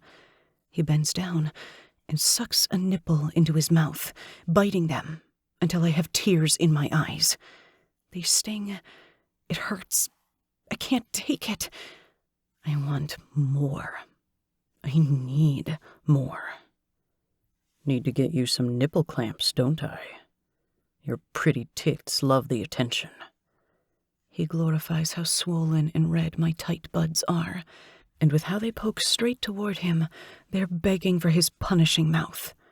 He pulls out of me, and I've never felt so empty in my life. The plug is still in my ass, but the pressure is better when his cock is inside me. Poodle flops onto his back and grips the base of his cock that is slick with my white cream. I throw my leg over his lap and stuff myself in one push. His cock is deeper this way. The plug pushes deeper from pressing against his sack, and we moan in unison into the room. You feel so good. His hands drift all over my body, my ass, my belly, until his fingers stretch my nipples with hard tugs. They hurt from his biting, and I cry out and start to rock my hips. He controls me. My nipples are reins, and the harder he pinches, the faster I move my hips, bucking as if I'm wild and untamed. My orgasm quickly builds from the tips of my toes to the hair follicles on my head, and my body kindles like crackling wood trying to start a fire. Don't you dare, he warns. Tears leak from the corners of my eyes from not being able to let go. My pussy hurts. My insides are knotted, and I need to come. I scratch red lines down his chest, breaking the skin until he bleeds and sneers, thrusting up to drive harder and deeper in my cunt. Whose pussy is this? He slaps my ass, and the sting feeds the fire in me. Yours, I say immediately. Only yours. He slaps my other cheek, adding more fuel to the explosion, ready to cause my internal destruction. It's more than a spanking. It's a stamp. His stamp on my body to prove he owns me in ways that no one else can. But I hope he isn't forgetting. He's mine, too. I reach behind me and grab his weighted sack and squeeze like I would a stress ball. Fuck. Yes. Oh, fuck yeah, Sunflower. Tug them.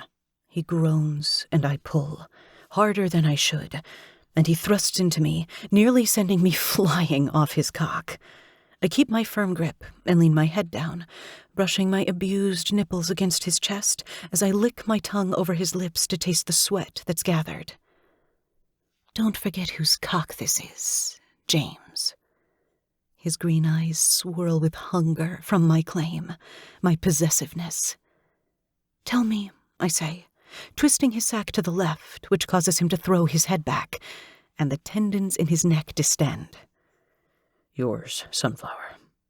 My cock is yours. Only mine. Fuck yes. He sits up and takes my lips in a bruising kiss. Our tongues duel and teeth clank. It's clumsy, with no synchronization, but it adds the match to the dynamite preparing to go off. I'm gonna come, he finally says, and his hand drops to the plug in my ass and tugs. I explode. Stars dance in my vision. My soul leaves my fucking body and my vision is black. I'm taken to another universe, floating into space as my body spasms, and euphoria becomes my new plane of existence. I loosen the grip on his orbs, but keep my hands there as he comes, filling me to the brim. I can feel each spasm as his balls draw up to his body and release his seed inside me. My pussy drinks him up, thirsty like a bitch in heat. And all I want to do is see the pleasure on his face minute after minute. I never want to leave this bed until there is nothing left in his orbs. I want to wring it dry. Every ounce of him is mine. I collapse on top of him and barely feel Poodle reach behind me to pull out the plug. My body is numb, and I can still feel the vibrations in my abdomen that the plug left behind. Holy shit, he pants. His chest is sweaty against my cheek, but I'm too tired to care. It gets better every time. If sex gets better after this, fucking Poodle just might kill me. What a way to go. Poodle. Chapter 25. We found Jared, Reaper says while I'm petting Lady's belly on the couch. She's gotten so fucking big and Yeti won't leave her side. I don't think dogs mate for life, but I'm wondering if Yeti and Lady are a different story. My hand pauses mid-stroke, and Lady looks at me and narrows her eyes the best she can. I'm not sure what I expect to feel. I should feel happy, but I don't feel anything. I'm numb on the inside because I don't want to get my hopes up. I go back to stroking Lady's belly and wonder if all 10 puppies can feel my hand and if they feel relaxed too. 10 puppies. When I took Lady to the vet to make sure her and the babies were healthy, the vet told me how many puppies she was carrying. I was worried 10 pups would be too much for her, but the vet reassured me that she'd be fine. I want to strangle Yeti for putting Lady in this position. He's a damn beast. Did you hear me? Reaper repeats, and Bullseye and Tool surround him as all 3 of them stare down at me. Their arms are crossed, looking all big and bad, and then Skirt rolls up beside them with Braveheart, Tim. The scrawny bastard crosses his arms and does his best to look tough, but he can't help his size. Don't let the small frame fool you. He can fight better than a ninja. I heard you, I say, staring down at Lady.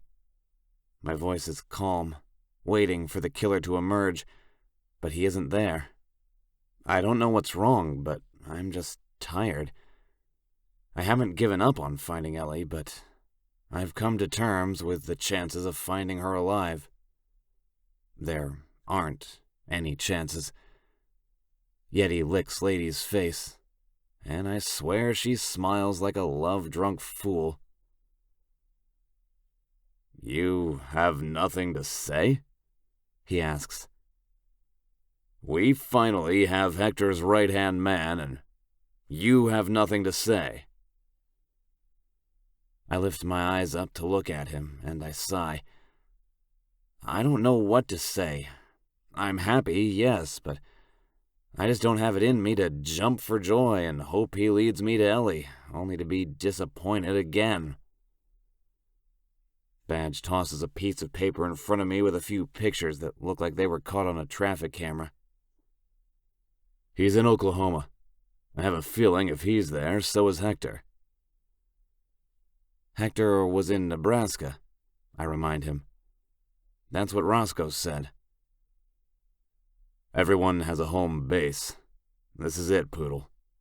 This is what you've been waiting for, Badge says, bending his knees to squat down, and he relaxes his elbows on each thigh. This is the break. I know you're tired, man. I can't imagine, but dig a little deeper. We're there. This is it. You want to know about your little girl? This is our guy. Roscoe was just a minion, someone at the bottom of the food chain. I swallow, and my pulse palpitates in every extremity. He won't stay above ground long. I got lucky that his face came across the database as I searched. Men like him know not to be in the public eye for long. If we go, we need to go now, today, and hope by the time we get there they haven't moved. Okay, I agree, and Badge stands up at the same time I do. Okay.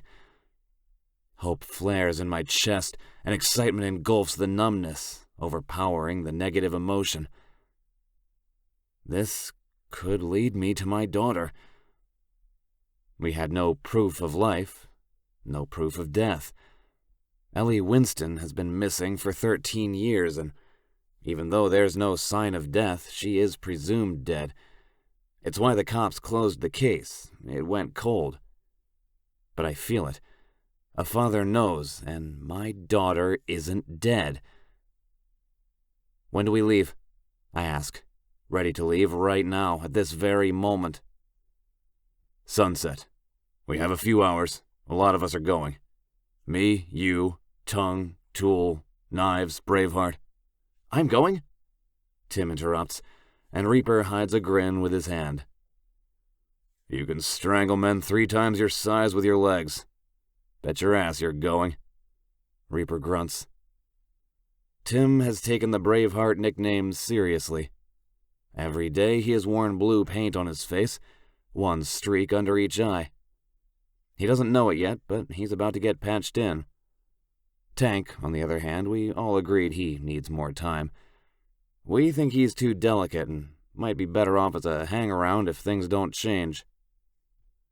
Tank is staying, and so is Slingshot, to keep an eye on the girls. Melissa is coming, Reaper informs. What? No, she can't. She deserves to face the man who took her when she was a baby, just like Ellie. No, I won't allow it, I say in defiance.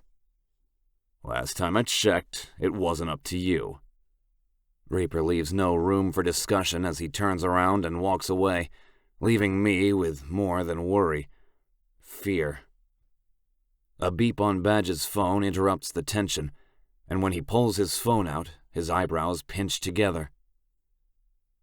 Reaper, change of plans. What? Reaper comes thumping back to the main room and takes Badge's phone. What's this? That's Jared's phone. I put a tracker on it since he's always moving. He doesn't keep the same phone for long. He has a habit of changing numbers every few weeks. It says he's here. In Vegas, Reaper states. You know what this means? He's come to us, Badge says. Roscoe was right. Hector wants Melissa. How did he find her? I ask, trying to figure out how he can go from selling her in Jersey to tracking her across the country. Well, with what happened in Jersey, maybe he didn't leave after he sold her. Maybe he stuck around to see what was going to happen. Seems like he views her as property, so if it didn't work out with the Jersey chapter, maybe he wants her back to sell her again. Maybe he changed his mind. Maybe he had eyes on her this entire time. I don't know. What I do know is if he's here, Hector is here. And if Hector is here, so is her sister. And so are the answers you're looking for. I fall into the couch and rub a hand down my face. How is this happening so quick? How did I go from years of hunting and killing to the opportunity falling at the doorstep? Granted, a lot of people had to die to get this information, but still, now I feel like it's all happening so fast. We need the poodle who killed, Reaper says. We need the poodle who hid his bloodshed from us. Can you be that? I'll be anything if it means bringing Ellie home. My fingers twitch to wrap around the dagger, to stab Hector with it 20 times. I'll bet anything he's the man who killed Holly. The killer inside me wakes up from his slumber and pushes underneath my skin to come out and play. I want justice. I want peace. I want to taste his pain and relish in the blood that I'm going to spill from him. We need to get ready, Reaper says. And we need to figure out where they're going to stay and then infiltrate. I'm not wasting another second. Not when Melissa's life is in danger, and her sister's. Who knows what that poor girl has gone through? I'll track him, Badge says. It looks like they're staying on the outskirts. They're nowhere near the strip. Dot isn't moving either. So glad I splurged on that facial recognition software, or we wouldn't have been able to find Jared. What if she's dead? Who? Badge asks, staring and zooming in on his phone. My daughter. Reaper slaps his hand on my shoulder. Then we bring her bones home, Poodle, where she belongs. We will give her the funeral she deserved, and you can finally try to find some peace and close that chapter in your life. Is it wrong that part of me wants that? I want her alive more than anything, but if she has suffered, been abused, lived a life full of terror, I'd rather death take her than she spend another waking moment in pain. Just the thought of laying her to rest brings me peace. Tongue, sharpen your blades. My blades are always sharp. Tongue snips and marches through the main room. It's insulting that you think I'd keep a dull knife. Tongue turns his nose up and walks down the hall. I'm going to go see Sarah. Call me when we leave. The back door slams and Reaper takes a deep breath to calm his annoyance. He is so freaking touchy lately, Reaper grumbles. Okay, knives, get your stars ready, bullseye darts, and everyone else, whatever your poison, get it ready. That includes you, Poodle. Are we going to go to him or have him come to us? I question, thinking it's better if we flush these assholes out instead of going to where they're staying. We could be outnumbered and not know. We're going to flush him out, he says. How? Melissa. What the fuck did you just say? Absolutely not. I shake my head. No, I can't let her be in harm's way. I won't. I've already agreed. Melissa's sweet voice filters in from behind, and I turn my head over my shoulder to see her standing in the hall, hair wet from the shower, and the strands have dampened the shirt she's wearing. If it means getting my sister and putting an end to this madness, and saving who knows how many other children, then I'll do it. No! I push from the couch and run over to her, grabbing her arms. I just want to shake her. She isn't thinking clearly. You can get hurt. I can't. I won't be unprotected, Poodle. She lays her hand over my chest, and her eyes drift over my shoulders to the other men in the room. I have an entire badass group of bikers who will protect me at all costs. nothing is going to happen to me. Maybe we need to bring in Boomer or the NOLA chapter. I'd feel better if we had backup. Call all the chapters. We need to... No, we don't have time to wait for them to get here. It's us. It's now or never. And fuck the NOLA chapter. Seer's ass can stay in the damn bayou for all I care. Tool grouches and spins the screwdriver in his hands. Juliet's name is carved on the handle, shining from the ivory he poured in the crevices. Still freaked out by his seeing ability, huh? Reaper teases his VP, and Tool throws his screwdriver against the wall until it's lodged there. He can't see. It's fucking bullshit. He got lucky. Fucking New Orleans. Weird-ass, freaky, ghost-busting, spellcasting, creepy... Tool rambles on and on under his breath and yanks the screwdriver out of the wall. Then he stomps away toward the kitchen. I really know how to clear a room. Fucking sensitivity must be in the water. Reaper looks around the room, and his eyes land on Pirate, who's dragging Candy into one of the fuck rooms. Looks like Pirate isn't struggling with booze dick today. What's the plan? I ask Melissa, pulling her against my side to keep her close. Well, what do guys do when they come to Vegas? Reaper asks, and glances around for people to answer. Gamble, Knives says in a duh tone. Reaper rolls his eyes. Pussy. They want pussy. I have a feeling these guys aren't the strip joint kind of guys. I'm thinking they'll check the corners. I think long and hard about what Reaper's trying to say, and it clicks when he watches his idea catch up to me. Prostitutes? Melissa isn't a whore, I shout, and her hand strokes the middle of my chest to calm me.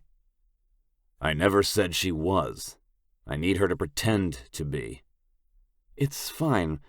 If there's one thing I have a lot of practice in, it's being a whore, Melissa says.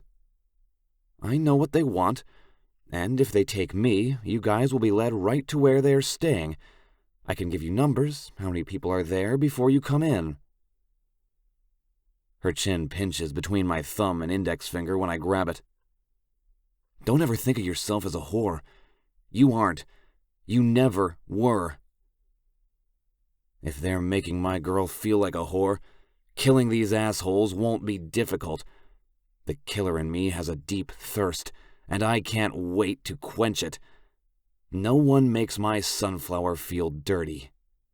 Well, no one except me. Melissa, Chapter 26. Are you okay? How are you feeling? Is anyone bothering you? Poodle asks in the earbud I'm wearing for the 100th time in the last 3 minutes. I sigh, pacing the sidewalk back and forth, sidestepping the used condoms scattered on the ground. Sick. Reaper is leaning against the wall to act like my pimp, because every whore needs a boss, right? I can't be the only one out here shaking my ass without my pimp telling me how to do it. Men of all shapes and sizes are hiding in the corners, cars on the street, watching their girls work to bring them money. Reaper is barely keeping his shit together. His fists are clenched, and his knuckles are white. I'm sure he'll want to try to do something about this way of life. But for a lot of women, it's all they know. I'm fine. And if you keep asking me that, I'm going to take out the earbud, and then you won't know. He doesn't need to know that the thong I have between my ass is really uncomfortable, and the heels I'm wearing are pinching my toes. Sarah put so many layers of mascara on my lashes that I see black every time I blink. The mic rustles, and a grunt sounds, then a curse, and I hide my smile. Hi, Melissa. Please don't take that off, Badge says. We need that to communicate and to hear what's happening around you. If something happens to that earbud, I have no way of tracking you. Right. The tracker. Badge wanted to be safe, just in case Jared turned off his phone or got a new number. It took weeks for Badge to figure out how to track the guy, so he isn't willing to risk anything. Badge is new to the hacking part of his new job since quitting the force. I'll be a good girl and not touch it. I look across the street to see a girl on her knees, skirt up and around her waist as a guy fucks her from behind. She's sucking another man off as he leans against the brick wall. This is a shady part of the city that I'll be glad to get out of. I can't have him in my ear, Badge. I can't focus when I hear his voice. So don't put him on, okay? You stay on the line. You won't be happy about that. I don't want his serial killer tendencies to zone in on me. I roll my eyes and pop a bubble with the bubblicious I have in my mouth to keep me busy. That's not how his tendencies work, and you know it. Whatever. Badge sighs. Just be careful. I shiver when the cool Vegas night sweeps around me.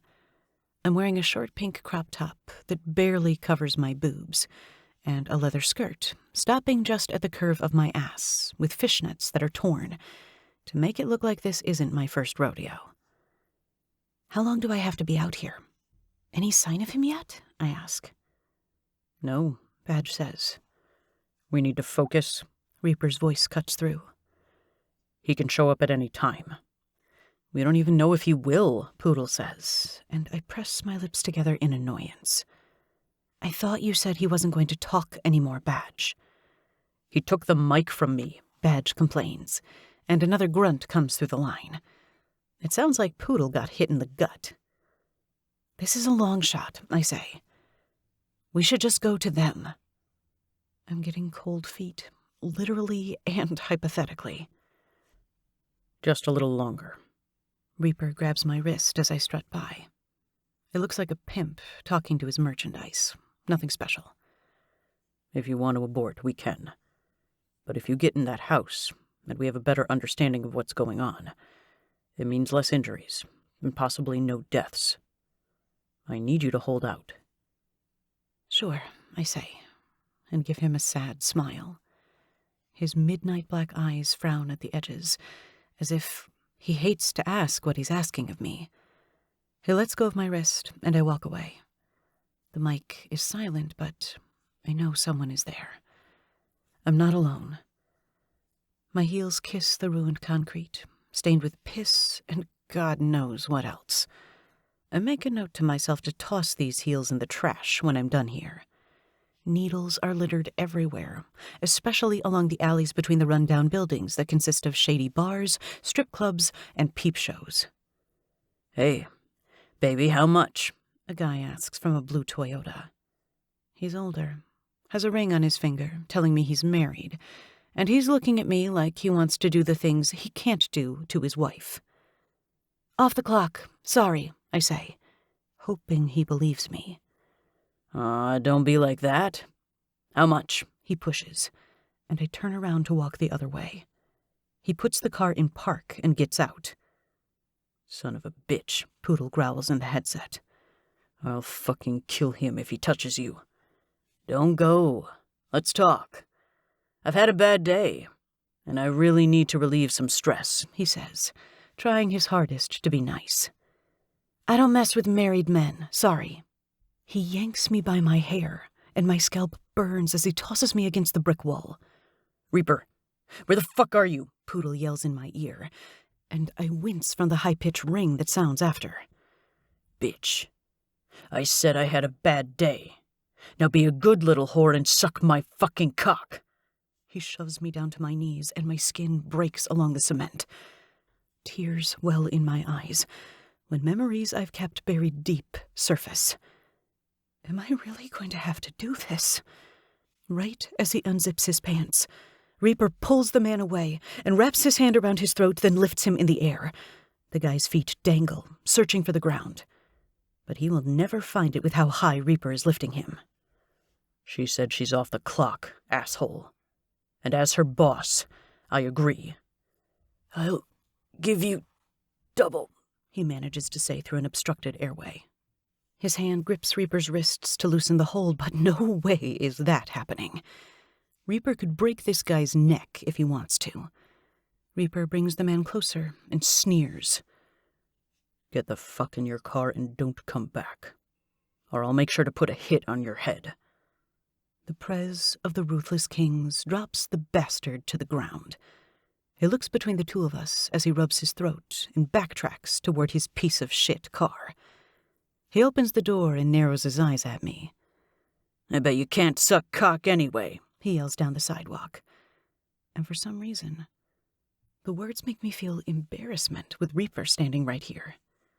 "She's the best fucking cocksucker that's ever lived, asshole," Poodle yells in the earpiece, and I cover my mouth with my hands to hide my laughter. Never thought I'd see the day where my boyfriend defends my blowjob abilities. "My girl fucking deserves a reward for being so good." "Shut the fuck up," Badge growls. "He can't hear you." Reaper helps me off the ground, seeing the blood trickling down my knees. "Are you okay?" "I'm fine. For a second, I thought I'd really have to suck that guy's cock."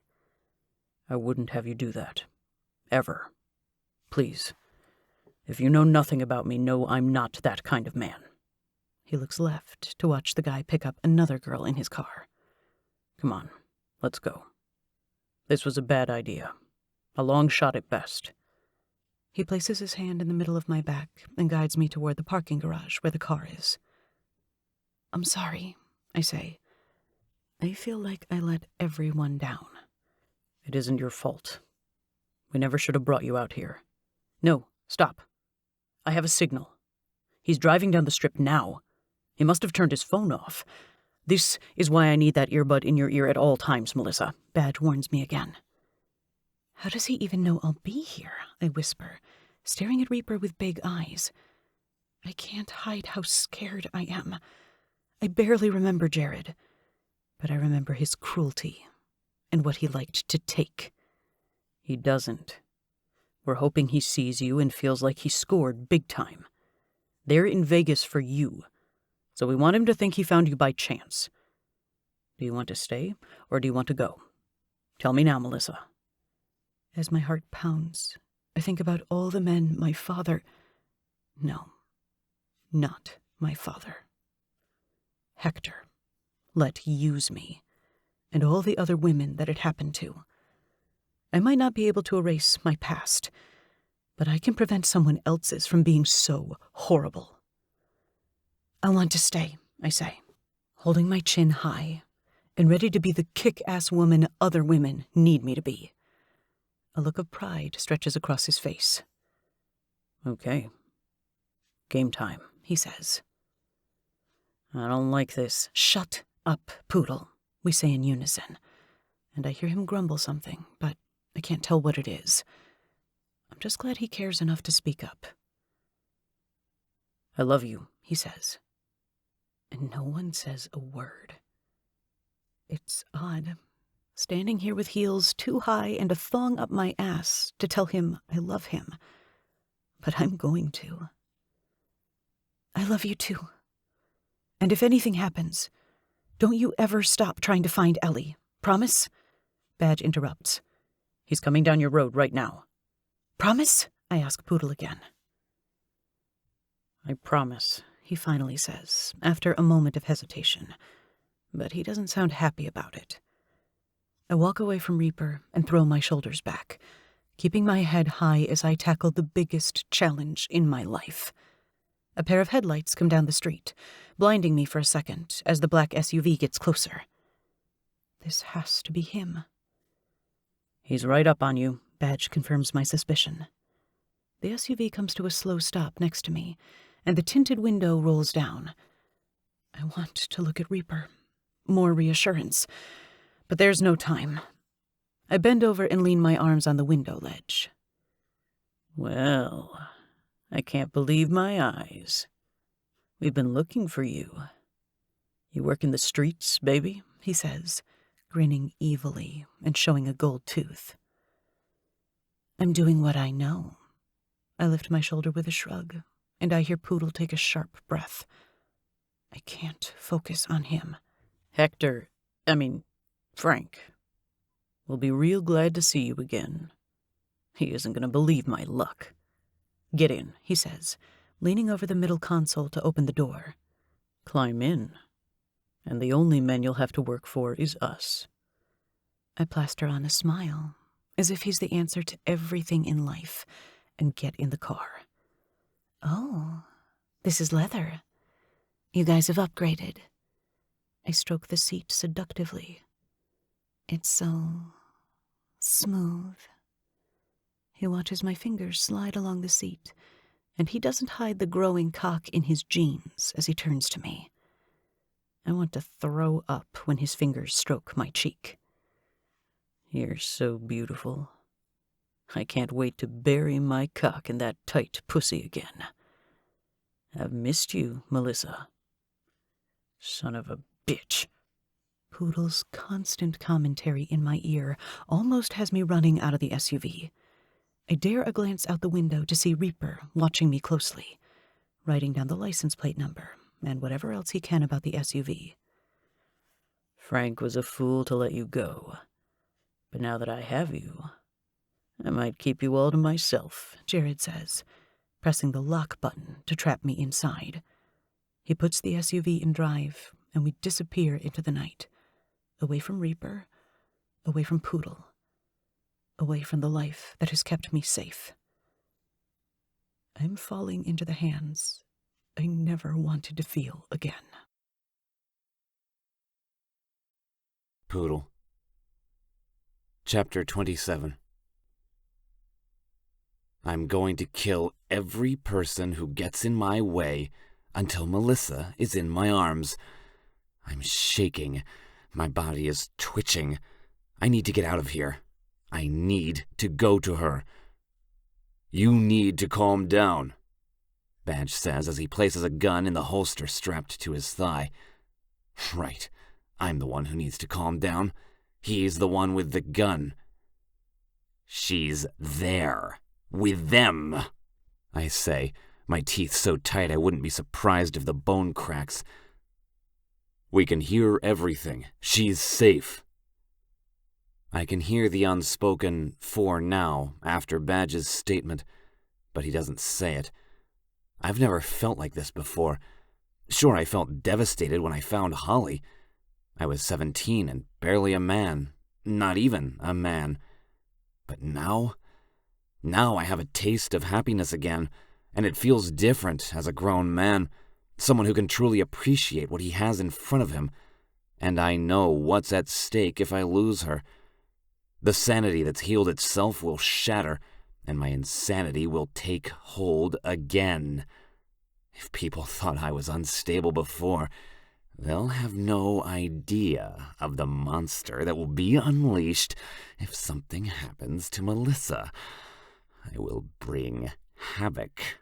I will create chaos, and I will become strife. If her blood is spilled, even a drop, the streets will be rivers with the blood I'll drain from every single man who took her from me. Braveheart opens the van door, and Reaper climbs in. He looks agitated, and the girls on the street get a look at all the guys, and one of them flashes their fake tits at us. Nothing is appealing to me anymore, because no body is as perfect as Melissa's. But Braveheart looks like he might come in his pants from the quick peek. Reaper slaps him on the back of the head. Close the goddamn door. We have shit to do, and gawking at them isn't going to get it done, is it? No, Prez. Braveheart slams the door shut, and the girls disappear from view. Give me my gun, Reaper orders, and Skirt slaps a revolver in his hands.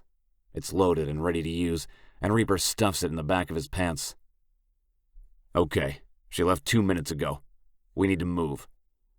It's okay, the tracker is on. I'm following. Badge points to the screen on his laptop that shows a red dot. They're heading out of town. Well, I don't want them to get too far ahead. Someone better fucking drive. Reaper is extra snippy tonight. Braveheart gets in the driver's seat and throws the van in drive, looking in the side mirror before pulling onto the road. The streets are busy since it's Vegas at night. Once we get far enough away from the questionable end of the strip, the crowd on either side of the streets turns from women in short skirts to tourists looking to hit the jackpot at the casinos. They're only a few cars ahead, Badge says. It's quiet. Nothing is being said. I crack my neck and fingers, and then twist my back. I wish this wasn't happening. I wish none of this happened, and I could be living a normal life. But if that were the case, I would have never met Melissa. It's going to be okay, Reaper says, slapping me in the middle of the back. The car behind us honks, and Skirt jumps, getting startled by the simple noise. I want to ask him what's wrong, but he hasn't talked to me since he found out about Ellie and Holly. I have a feeling he feels betrayed. I don't blame him, but I need my best friend now more than I ever did. Yeah, I hope you're right. I need out of this van, Reaper. I feel like I'm going to crawl out of my skin. Save it for our destination. We need all that crazy you've been hiding from us. I'm not crazy, I huff just as the sharp end of the dagger scratches my lower back, reminding me that I am, in fact, a little touched in the head. I think you're way more interested now. Thanks, I think, I say to Tongue, who's sitting in the corner sharpening his knife. He's been doing that all day. I bet it could slice someone's head right off in one try with how sharp it is. I place my head between my knees and breathe. Shit. What? I jerk my head up to see Badge turn his laptop around to show me the red dot has stopped moving. I narrow my eyes, and when I see where they are, I feel relieved and start to laugh. I'm laughing too hard. What about this is funny? Reaper asks just as the van dips into a pothole. Sorry, couldn't miss it, Braveheart says, stopping at a red light right as we get to the end of the strip. That place is the Shack, Badge says, as if he doesn't know I already know that. Shady people go there? I know. It's where I went to find Darius and his friend. Played some pool with them before dragging their asses to the middle of the desert. I wipe a tear leaking from my eye and sigh. Sorry. It's funny how I'm back where it all started. And everyone thought I was the basket case. Tongue mumbles from his corner. Everyone shut up. Reaper is reaching a boiling point. The night is stressful enough without us losing our heads, and now that we know they're heading to the Shack, it has made the situation a little more complicated. The cops have been heavy in that area ever since the bodies were discovered. The Shack isn't the most upscale place where legal activities happen. The last thing we need is the cops to bust us. Braveheart takes a left at the light, and we take the same road I drove on a few weeks ago for a few miles. I watch the lights of the strip glow and flash in the sky. It baffles me how the world keeps on spinning when bad shit happens every second of every day. People are playing the slot machines, blackjack, drinking or getting married at a chapel, and they have no idea, just down the road, we're about to go into battle. We pass the Shack, and all of us look out the window to see Melissa getting out of the SUV. She takes a quick glance at us, but then composes herself as Jared comes around the car and puts his arm around her. He is mine, I seethe, zeroing in on his hand that is on her waist. My waist. Poodle, they're all yours if you want. We'll be there for support, Reaper says, and grabs onto the door handle when Braveheart comes to a stop about a half-mile away. He parks behind a large boulder that is off the road and a few yards into the desert, so the van is hidden. One by one, we all get out of the van. Since the trip to Oklahoma didn't happen, a few guys didn't come on this run. There's Skirt, Tongue, Reaper, Badge, and Braveheart. Is everyone ready? Reaper asks, and slowly slides the door shut. The night has a bitter bite to it. The air is cold, carrying sand and the stench of a cigarette smoke from the Shack. Tongue, Poodle, and I will take the front. Everyone else take the back. We have studied the pictures of the serpents. Kill who you see. But if you see Hector, who goes by Frank now, he walks out of there alive in a Ruthless King's hand. Got it? And for the love of God, don't kill any women." "Obviously." "Let's go," I say, not wanting to waste another minute. We keep to the side of the road and do our best to use the shrubbery to help camouflage us. We're dressed in black tactical gear, so we're concealed easily enough in the dark of night.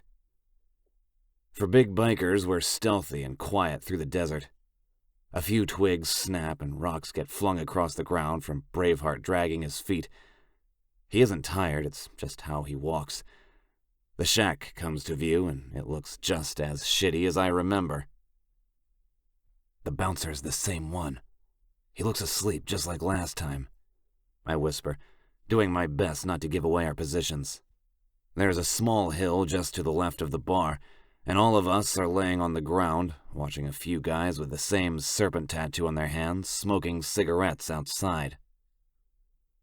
"Can I cut his tongue out?" Tongue asks, and he reminds me of a dog frothing at the mouth for a bone. "No, only serpents." "Only serpents?" He mocks like a child. Then he pushes himself off the hill and walks toward the two men catching a smoke break. "Tongue! Tongue!" Reaper hisses as quietly as he can, but Tongue ignores him. "What's he doing?" I ask. "If he blows our cover, I'm going to be pissed." "We're heading around back," Badge says. "Good luck out here." Badge and Braveheart stay crouched and tiptoe along the sand. They look very similar to bad ballet dancers. Skirt hangs back and he doesn't say a word, but he does meet my eyes for the first time in a few weeks. He gives me a slow nod and walks away, disappearing into the black abyss of the sandbox we're in. "Fuck," Reaper curses as he watches Tongue approach the guys. So far, he's just shooting shit, laughing, and asks for a cigarette. But Tongue doesn't smoke. I can't tell what he's saying, but he nods, and then slams his head against the guy with a buzz cut. Then he cuts the throat of the bald one.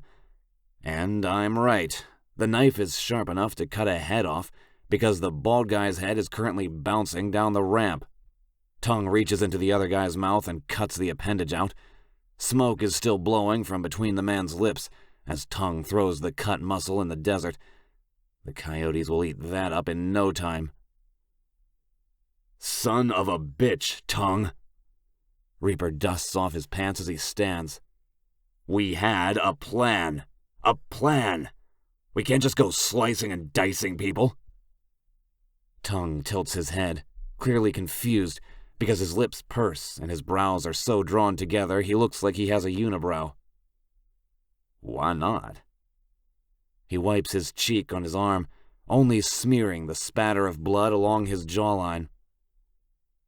"Because that's just messy, especially out front."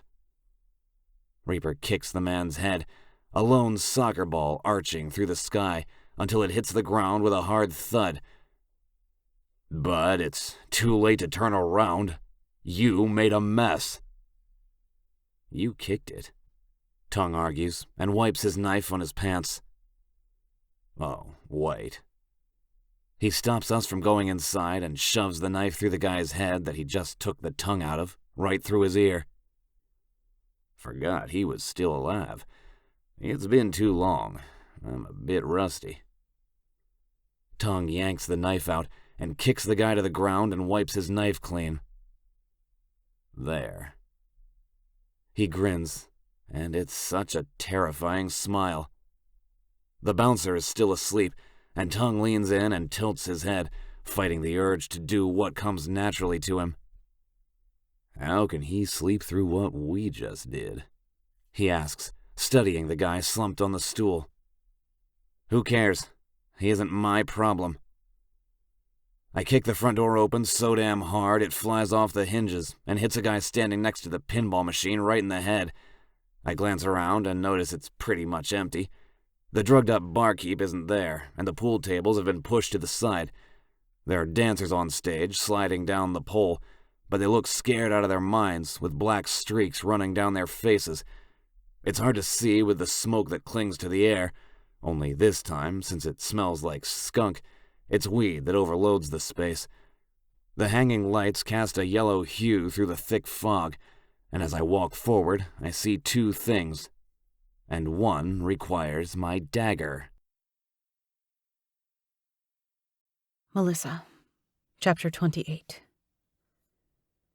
When I first arrived at this shithole bar, Frank, whatever the hell he calls himself, had my sister by his side, a dog collar around her neck, and the leash in his hands as he sat in a throne-like chair. Jared pushed me forward, and Hector was glad to see me. Too glad. He palmed his cock through his jeans and flashed me his brown teeth. Saw her working the strip, boss. Can you believe the luck? Jared said. Hector had caught on immediately. He cut his eyes to Jared and lifted his gun, shooting him point blank between the eyes. His warm blood sprayed all over me, and I screamed until Hector filled my mouth with the hot barrel of the gun. I coughed and choked from the smoke forcefully drifting to my lungs. He might be an asshole, a god-awful human being, but he's smart when someone is on to him. Who's on their way here? Jared was dumber than a box of fucking rocks. I knew it wouldn't be that easy to get you. Not when you were under Ruthless King's protection here in Vegas, he asked. All of that happened in less than 3 minutes. And now, drool slides down the side of the metal as Hector cocks the gun, threatening to blow my brains out. All I can think about is Ellie, Elizabeth, and Poodle. I finally have someone I love. And I'm not going to see another day because I'm not going to tell Hector shit. I'd rather die than give him any information. With tears rolling down my face, I sink my mouth further on the gun, daring him to pull the trigger.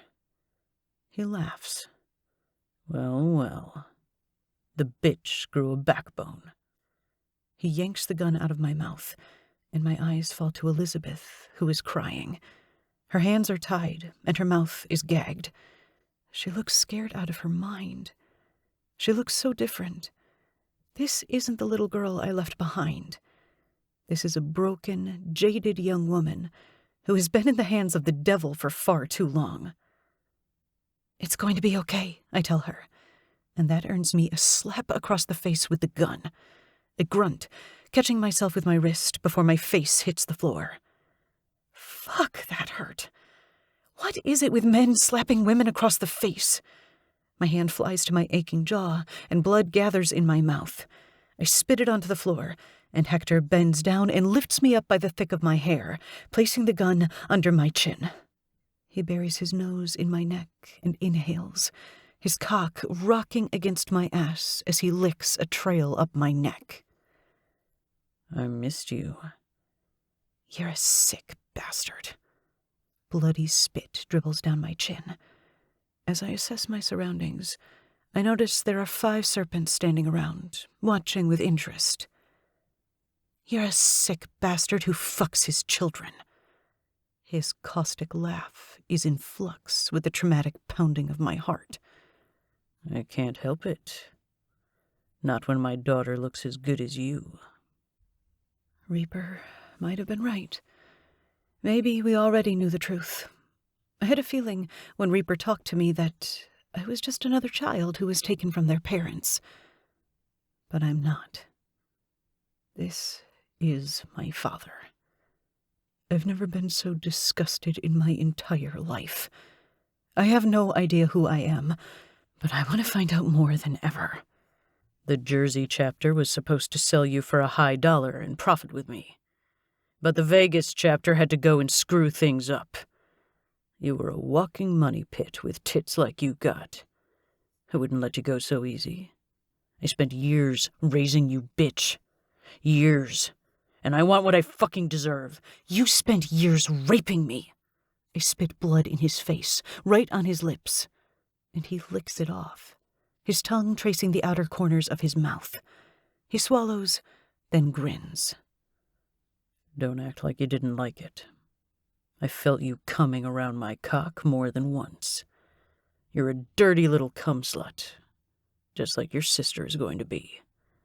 I'm going to have the men here take you one by one when I get done with you. It will be like old times.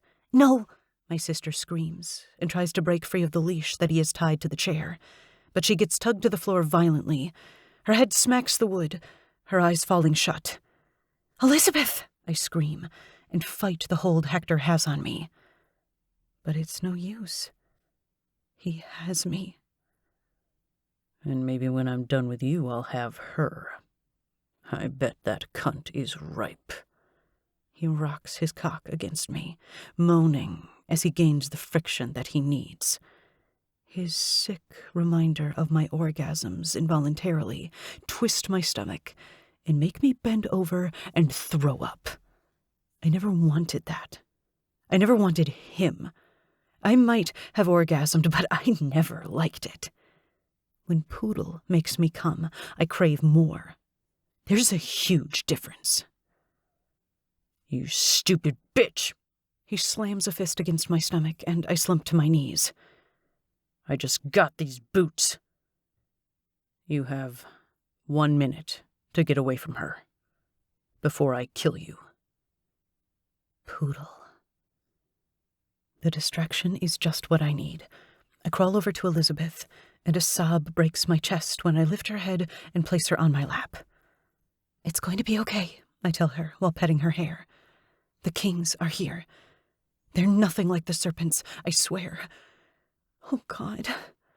I hold her to my chest and cry when I see the blood escaping down her neck. The collar around her throat has left a scar. Her pulse is strong, but I hate that I can't see her beautiful green eyes. For so many years, I took the abuse Hector wanted to give her by offering myself up to him and the club. For years. The back door opens, and Braveheart, Skirt, and Badge walk through. Badge has a black eye. Braveheart has a cut along his ribs, and Skirt has busted up knuckles, something that doesn't seem to change as the days pass. Tongue is prowling like a tiger, back and forth, snarling, wanting free to do his damage. Reaper lifts his gun and aims it at the men surrounding me. Bang. A serpent falls. Bang. A poisonous snake dies. Shall I keep going until you get the point? Reaper asks. Hector aims the gun at Poodle and grins. I don't give a fuck about your point. I gently lay my sister's head on the floor and crawl across the floor, sneaking up behind Hector. I kick my leg out, buckling his kneecap. The gun falls to the floor, a round firing off and shattering the light bulb. Glass falls on me, and I can't see a thing. Half of the place is in darkness, and the other half is a murky white from the smoke and poor lighting. I crawl to my sister and lean my back against the chair, breathing harsh, nasty air. The light flickers harshly, and I see a flash of a man slicing someone's throat. "Melissa!" Poodle yells for me in the darkness, and I've never been so glad to hear his voice. "I'm fine," I scream as gunfire rings out. The sound of flesh and lifeless gasps surround me. Sacrificial lamb, ready for the slaughter. "I'm fine. We're going to be fine," I say to myself, as the madness grows louder. Time slows, and every moment I can't see is another moment that will haunt me. The light flickers again, and I see a glimpse of someone throwing a body on the pool table. The balls clink together, sounding like a crack of lightning streaking through the sky. Darkness falls again, and the silence is a deafening sound that I'm not sure I want to hear. Either it's over, or something else is about to happen. The light strobes again, and what I see is something of nightmares. I'm glad Elizabeth is unconscious. Carnage. Blood. Death. The Grim Reaper is here, but it isn't a man dressed in a cloak. It's a man wearing a leather cut, holding a heart in his hands. Tongue is drenched head to toe in blood, and just a few feet ahead is someone's tongue. A gag. I see Poodle next, who also has blood on him.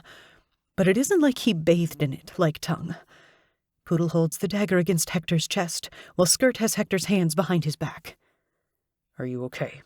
Reaper bends down to ask me, his hands wet and bloody as he reaches for me. Is she okay? My teeth chatter from the shock, and I look around at the dead bodies and wonder if I am okay. Nothing about this is fucking okay. There's no need to get hasty, Hector says, his scruff-covered Adam's apple bobbing when he realizes just how much trouble he's in.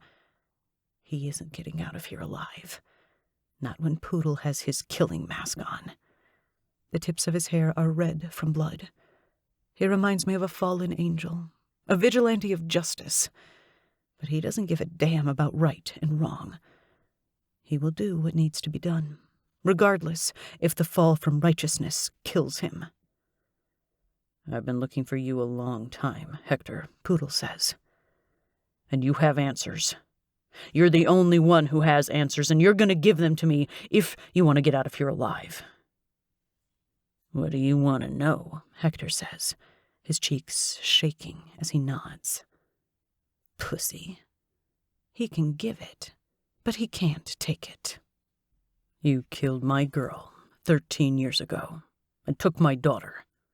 I read your file. The FBI arrested your entire crew. I'll accept you and a few stragglers. I assume for a huge child trafficking scheme. I want to know where the fuck my daughter is. Poodle sinks the sharp tip of the blade in the man's chest, and Hector cries out. I don't know what you're talking about. It was a long time ago. Hector grunts. Wrong thing to say. Poodle lifts the dagger and slashes the tip across Hector's cheek, slicing it open. Tell me the truth. Oklahoma. You broke into a small trailer. Blonde woman. You stabbed her 20 fucking times. Poodle shouts and stabs Hector in the shoulder as a reference. Do you remember now? Hector laughs, and Poodle rips the dagger from his shoulder. I remember. Hector spits. I remember how she screamed. I choke on a sob when I see part of Poodle's killer break. I remember her calling out for you. James, James, he heightens his voice. James, I love you. She was in so much pain when she died, but you weren't there when she called out for you. Don't listen to him. He's baiting you, Skirt says. Oh, am I? Hector says, before Poodle shoves the dagger in his other shoulder. But it's like he doesn't even feel the object tearing through his skin. Is your name not James? You grew up, son. I remember seeing the happy family photos on the walls when I walked into your bedroom. She was a pretty little thing. Looked sweet. I almost had me a taste. Poodle yanks the dagger out and stabs Hector in the gut, and Hector crumbles. I love seeing him fall. Where's my daughter? My child? The baby you took that wasn't yours? You want her back, don't you? Don't you think I know you've been looking for her? You've come close so many times. Blood drips from Hector's mouth. Poodle lifts his foot and smashes it against Hector's face. The bone crunches, and I turn my head away when I see blood gush from his nose. The entire place smells like iron, and it's making me lightheaded. Where is she? Stop fucking with me and tell me where my daughter is. I killed her years ago, he says without remorse. She wouldn't stop crying. All the time. She cried and cried. I wanted her to shut up. I hold my sister tighter and look toward Poodle. Skirt and Reaper, Tongue, Badge, and Braveheart. They all stop breathing, waiting to see what Poodle will do. Everyone stares at him with sadness, pity, and heartbreak. Mourning hangs heavy in the room, a wrecking ball of pure anger waiting to destruct. Where's her body? Poodle's voice breaks, but he doesn't shed a tear as he bends down and twists the dagger in Hector's gut. I burned her. Hector lifts his head up to look Poodle dead in the eye. He'll never find her. She's fucking dust. Poodle tears the dagger free and sinks it deeper in Hector's flesh, over and over. Hector is unmoving, and Poodle doesn't stop driving that dagger into him, all over his body, through the skull, thigh, neck. Every space the body has to offer, Poodle uses it to paint his murderous picture. It's more than 20 stabs. It's more than 21. He's breathing heavy and sweating by the time he's done. Poodle. Skirt reaches out, and Poodle dodges the touch and runs to me. When he sees my sister, he gathers her into his arms, pushes her hair out of her face, and then leans down to place a kiss on my lips. Let's go home. What about this place? My brothers will take care of it. He can't stop looking at my sister. She looks around the same age my Ellie would be. He closes his eyes to take a deep breath, to pull himself together. But Ellie is dead. Your sister isn't. Let's go have Doc take care of her. I'm not sure when it will hit him that the one thing he lived his life around is no longer there. He built his entire life around finding Ellie, only to find out his hope had been dust all along. Maybe he won't react at all since he's had so many years to get used to the idea. But it's different when the tragedy is finally at your feet. All I can do is be there for him. All I can do is love him through it. And I hope, one day, I can show him how beautiful life can be when we stumble out of the dark. Poodle. Chapter 29. A lot has happened in 24 hours. Too much for me to wrap my head around. The hot water runs down my back as I lean against the shower stall. I'm processing. She's really gone. She's dead. I tried to prepare myself for this moment because I was certain she was alive, but that was my hope speaking for me. I'm so stupid. My Ellie is gone. My sweet baby. I had her before I was ready for kids, but God, what I'd give for her to be with me. I turn around and let my face hit the water to wash away the tears. I won't suffer any longer. It's time to put this to an end. I know now I can't let it consume my life anymore. Maybe Reaper will let me make a tombstone for her and Holly. Just somewhere I can go to talk to him. The truth is a hard pill to swallow, and right now it's choking me. I twist the handles of the faucet and turn the water off. Steam fills the bathroom, and that familiar numbness swirls around me again, making the death of Ellie easier. It isn't fair. I wrap a towel around my waist and head to the bedroom. Melissa is sitting on the bed waiting for me. Reaper wants to meet with us to see how we're doing. I'm just fucking peachy. Hey. She greets me and wraps her arms around my wet waist. I bend down to kiss her head and graze my thumb over her jaw where Hector hit her. I'm so glad I killed that fuck. Not just for Holly, but for Melissa and her sister. They deserve peace. Hey, Sunflower. She squeezes me tighter and presses a kiss on my stomach. I love you. I love you too, I say. She never tries to give me a lecture or give me fake comfort when I'm in my head, because she knows nothing can make it better. Only time. And even then, certain times are a real bitch. I toss on a pair of shorts and a t-shirt. I don't even bother to comb my hair like usual. I throw it up in a messy bun and plop it on my head. Ready? I hold my hand out to her, and she grins, sliding her palm in mine where it belongs. No one should look so effortlessly hot. It isn't fair, she says with a cute pout of her bottom lip. I don't have it in me to full-on smile, so I give her a small, crooked grin. I'm tired, more exhausted than usual, and I want to lay down and sleep for a week. Maybe when I wake up, the pain of losing Ellie won't be so numb. I open the door, and Lady flies out of the bedroom in search for Yeti. I don't even see why I keep them apart. We need a small walkway that connects Tool's house and the clubhouse for these dogs. What is taking you so long? Doc bombards me while walking from my room, and I run smack into his chest. We need to talk. Didn't Reaper tell you? Doc looks exceptionally tired today, just like the rest of us.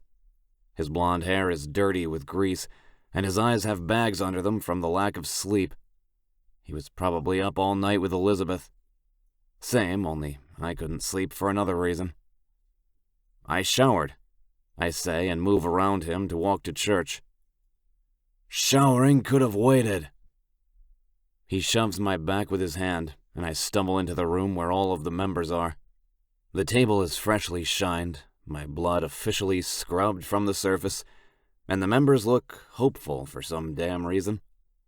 I sit, and Melissa goes to sit in the chair next to me, but I grab her around the waist and pull her on my knee. I need her close right now. About time you showed, Reaper says.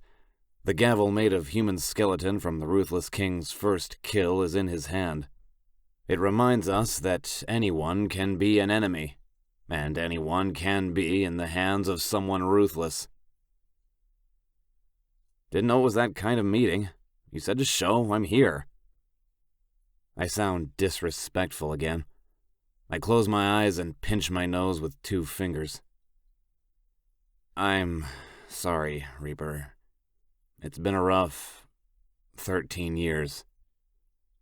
A few guys snort around me, and Reaper grins, leaning his hands on the table. I have some good news that I hope will turn that around. First, we'll start with you, Melissa. Me? What did I do? Are you taking a pound of my flesh? Can I pick where you take it from? Melissa starts to panic, and all the guys chuckle while Reaper shakes his head. No, nothing like that. We don't hurt women. How many times do I have to tell you that? Anyway. He clears his throat and slides a yellow envelope to her.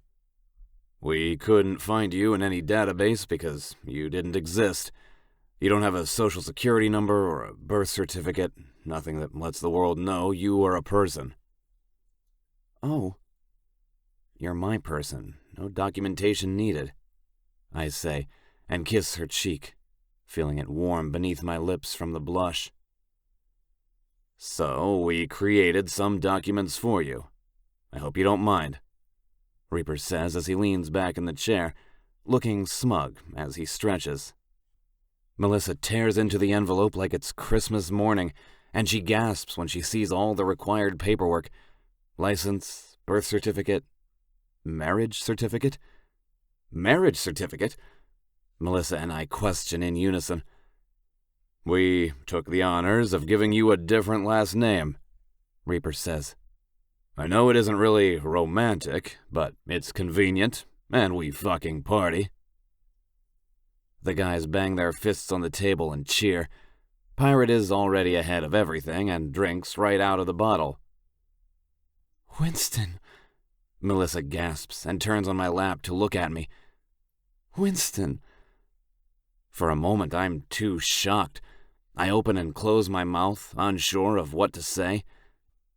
Melissa Winston, she giggles as she tries her new name out. I love it. I bend her back and kiss her with every ounce of love I possess. My hands keep a grip on her lower back so she doesn't fall, and I dip my tongue in her mouth, wishing that Mrs. Winston and I were in the bedroom to celebrate. Catcalls whistle through the air, and Melissa breaks the kiss, and her face is as bright as a tomato. She has tears in her eyes, but my heart is so fucking happy. You're mine now.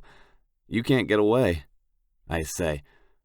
I'm going to have to buy Reaper a great fucking gift for doing this for me. She's tied to me, legally bound, and I'll never let her go. Not even the law would be able to stop me. Where am I going to go? She asks, bopping my nose with her finger. You're my home. Aww. The guys croon and I flip them off. Fuck them. They can't ruin this moment for me. All right. Calm down. It isn't the last of it. Doc, you want to take over? Yes. Okay. Wow. Hi, everyone. He stumbles over himself. He flicks through his note cards, and then they all fall on the floor. Shit. Is Doc afraid of public speaking? Tongue teases, and Tool cackles along with Bullseye. Shut up, Doc hisses. This is a big deal. Fuck it, I'm all out of order now anyway. I just have to come out and say it. He takes a deep breath, lays his palm on the table, and his blue eyes score mine from across the space. Shit, this is serious. You're freaking me out, Doc, I say with a nervous laugh, and Melissa reaches for my hand, gripping it with the strength I need to keep myself from passing out. Your sister, Melissa, she isn't your blood relative. I'm sure that doesn't matter to you. I ran a DNA comparison and there were no matches. I figured, Melissa says. We don't look alike at all. Is she okay? She will be, Doc says. But there was a match. We found her family. I'm her family. I'm who she knows, Melissa yells. You can't take her from me. I won't let you. You'll have to fight me. No fighting necessary. Poodle. That's your daughter downstairs. That's Ellie. No fucking way. Tongue slaps the table and jumps up for joy. You did it, Poodle. That's your girl. I've never seen him so happy before. Tears pool in my eyes, and I look away, hiding my face behind Melissa's shoulder. You're sure? That's her? You're positive? She has black hair. It can't be right. It's colored. Her natural hair color is blonde. Actor must have changed it, Melissa says. She's crying too. It's Ellie? I'm positive. It's Ellie, Poodle. It's her. I bury my face in my hands and quietly cry, my shoulders shaking with each sob.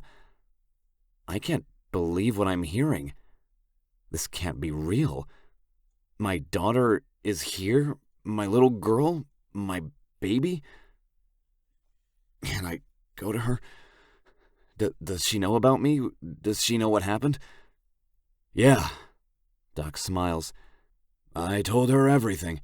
She's anxious to formally meet you since she didn't know who you were at the shack. I fly out of the chair, and Melissa almost falls to the ground. I make sure she's okay, and I swing my body around the wall by using my hand to grip the trim of the doorway and sling myself down the hall. The faster I can get to her, the better. Tears blind me, my heart pumps fiercely, and happiness courses through me. 13 years. 13 fucking years, and my daughter is actually alive. I could kill Hector all over again for lying to me. I try to open the door, but the damn knob won't turn. What the fuck? It won't open! I scream and kick the damn thing. Melissa is there and twists the knob easily and swings the door open. Show off. I jump down 4 steps at a time, and when I get to Doc's treatment room, Ellie is sitting in bed with her hand pressed to her head. She has a white bandage around it from where she fell, and a horrible scar around her neck from that damn collar. She lifts her chin to look at me, and I'm nearly blown away. She has my eyes and her mother's lips. I don't know how I didn't see it before. Ellie? My voice shakes as I take the last step with languid motion. I barely feel like I'm moving. Dad? She asks. Her bottom lip trembles as her green eyes overflow with tears like mine. Dad, is it really you? Are you really my dad? She cries. I sprint over to her and wrap her gently in my arms and hold her to my chest, not wanting any more space between us. 13 years is enough space to last me a lifetime. It's me, baby. It's me. I'm ugly crying and I don't care. This is my daughter. I missed her entire life, but I won't miss the rest. God, you're so beautiful. You look just like your mom. I hold her face in my palms and peer into her eyes. I love you. I love you so much. I never stopped looking for you. I never stopped. I know, she cries and squeezes her arms as tight as she can around me, laying her cheek on my chest. I always knew you were out there, she confesses. I knew Hector wasn't my dad. I hold my daughter for the first time since she was 4 months old, letting the relief wash over me. She's so grown. We have so much to talk about. I'm sure she wants to know about her mom, see pictures, ask questions, and I'm all for it. We have forever now. I have something I never thought I'd have. A wife, my daughter. The next 13 years will be the best years of my life. The static of the record player that echoed in the back of my mind as a constant nightmare has finally stopped spinning. I'm at peace. Poodle. Epilogue. 1 month later. Wow, Tool whispers as we sit in the dark on the living room floor, watching Lady give birth. Wow is right. We have our flashlights on like nerds, and for the first time we aren't arguing about stupid shit. Yeti is next to Lady, licking her snout for support every time a contraction hits. What are we going to do with him? Tool whispers, so he doesn't wake anyone up. We have been watching Lady for the past few days because she was starting to nest, so we knew she would deliver soon. Do we sell him? Do we keep 10 pie doodles? I turn my head and hum. I don't know. That's a lot of dogs. I don't think Reaper would like that. Maybe we need to play it by ear. Dogs aren't old enough to leave their mom until they're 6 weeks. Dad? Ellie's sweet voice comes from the bedroom. Reaper and Sarah gave up their old room and Melissa and me moved in. Ellie took my old room. I look over my shoulder and smile when I see her rubbing her eyes, her blonde hair stacked on her head just like mine. First thing she wanted to do was take the black out of her hair. It took like 5 trips to the salon and like $1,000, but it was worth it because my baby was happy. I can't get over how much she looks like Holly, especially with the blonde hair. We fell into a quick father-daughter relationship. I think it's because both of us missed each other so much. What are you doing up, baby? You know you need to be asleep. I slightly scold her. Slightly. Because I know I'll end up giving in to whatever she wants. She has me wrapped around her finger. I heard you two whispering and it woke me up. Yeah, there's the attitude Holly had. There's no way she heard us, though, so I can only think that she had another bad dream. I hold out my hand and motion for her to come. She settles in the nook of my arm and I point to Lady. She's in labor. Ellie gasps and squeals. Oh my God, can I keep one, please? I've never had a puppy before. Dad, please, please, please. She begs, batting those damn eyes at me. So screwed. Tool chuckles. Uncle Tool, tell him. Yeah, Uncle Tool, tell me. I mock. Oh, give the girl a puppy, Melissa says from behind me. sliding her arms around me and Ellie. Okay. I give in like I was always going to give in, and Ellie squeals, high-pitched, just like girls do. Ow. Mom, thank you. Thank you, thank you, thank you. I'll take the best care of him or her, I swear. Ellie throws her arms around me, then Melissa, and then cuddles up next to me as we watch Lady push the first puppy out. Melissa is crying. I feel her tears wet my shirt, and it's because Ellie has never called her mom before. She finally has a family, and I know Holly would be happy for me, for us, and that our little girl is finally home. Ew, this is gross. Tool shivers when Lady licks the puppy clean. He's pure white with a damn afro on his head. We all laugh because the hair is bigger than the puppy. I had a feeling this would happen. One by one, all 10 puppies come out. 5 white and brown, but all of them have a pit bull body and a poodle head. Oh my God, they're so cute, Melissa says. They are kinda cute. Lady is panting, and Yeti alternates between giving her and the puppies kisses. He's a good dad. Told you Yeti was a catch. Isn't that right, boy? Tool scratches under his dog's chin. If he's anything like you, he's anything but a catch. I throw back at him, and we quietly start arguing about which dog is better, like we always do. It's all in fun. Come on, let her rest. Let's go to bed, I say, gathering my girls up in each arm. Oh, do we have to? Tool whines like my daughter would. I give him a "really?" expression, and he just shrugs, but he stays with Lady and Yeti.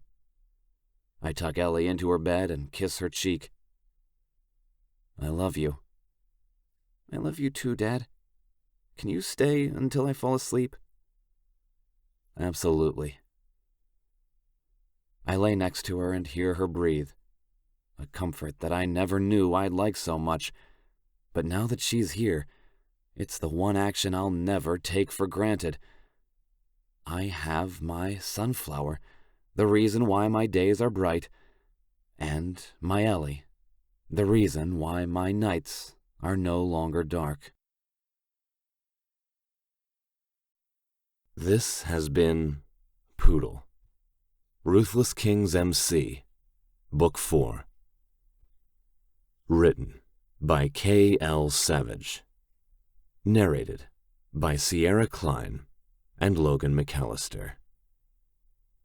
Copyright 2020 by 𝐂𝐮𝐿_SAVAGE. Production copyright 2020 by 𝐂𝐿_SAVAGE.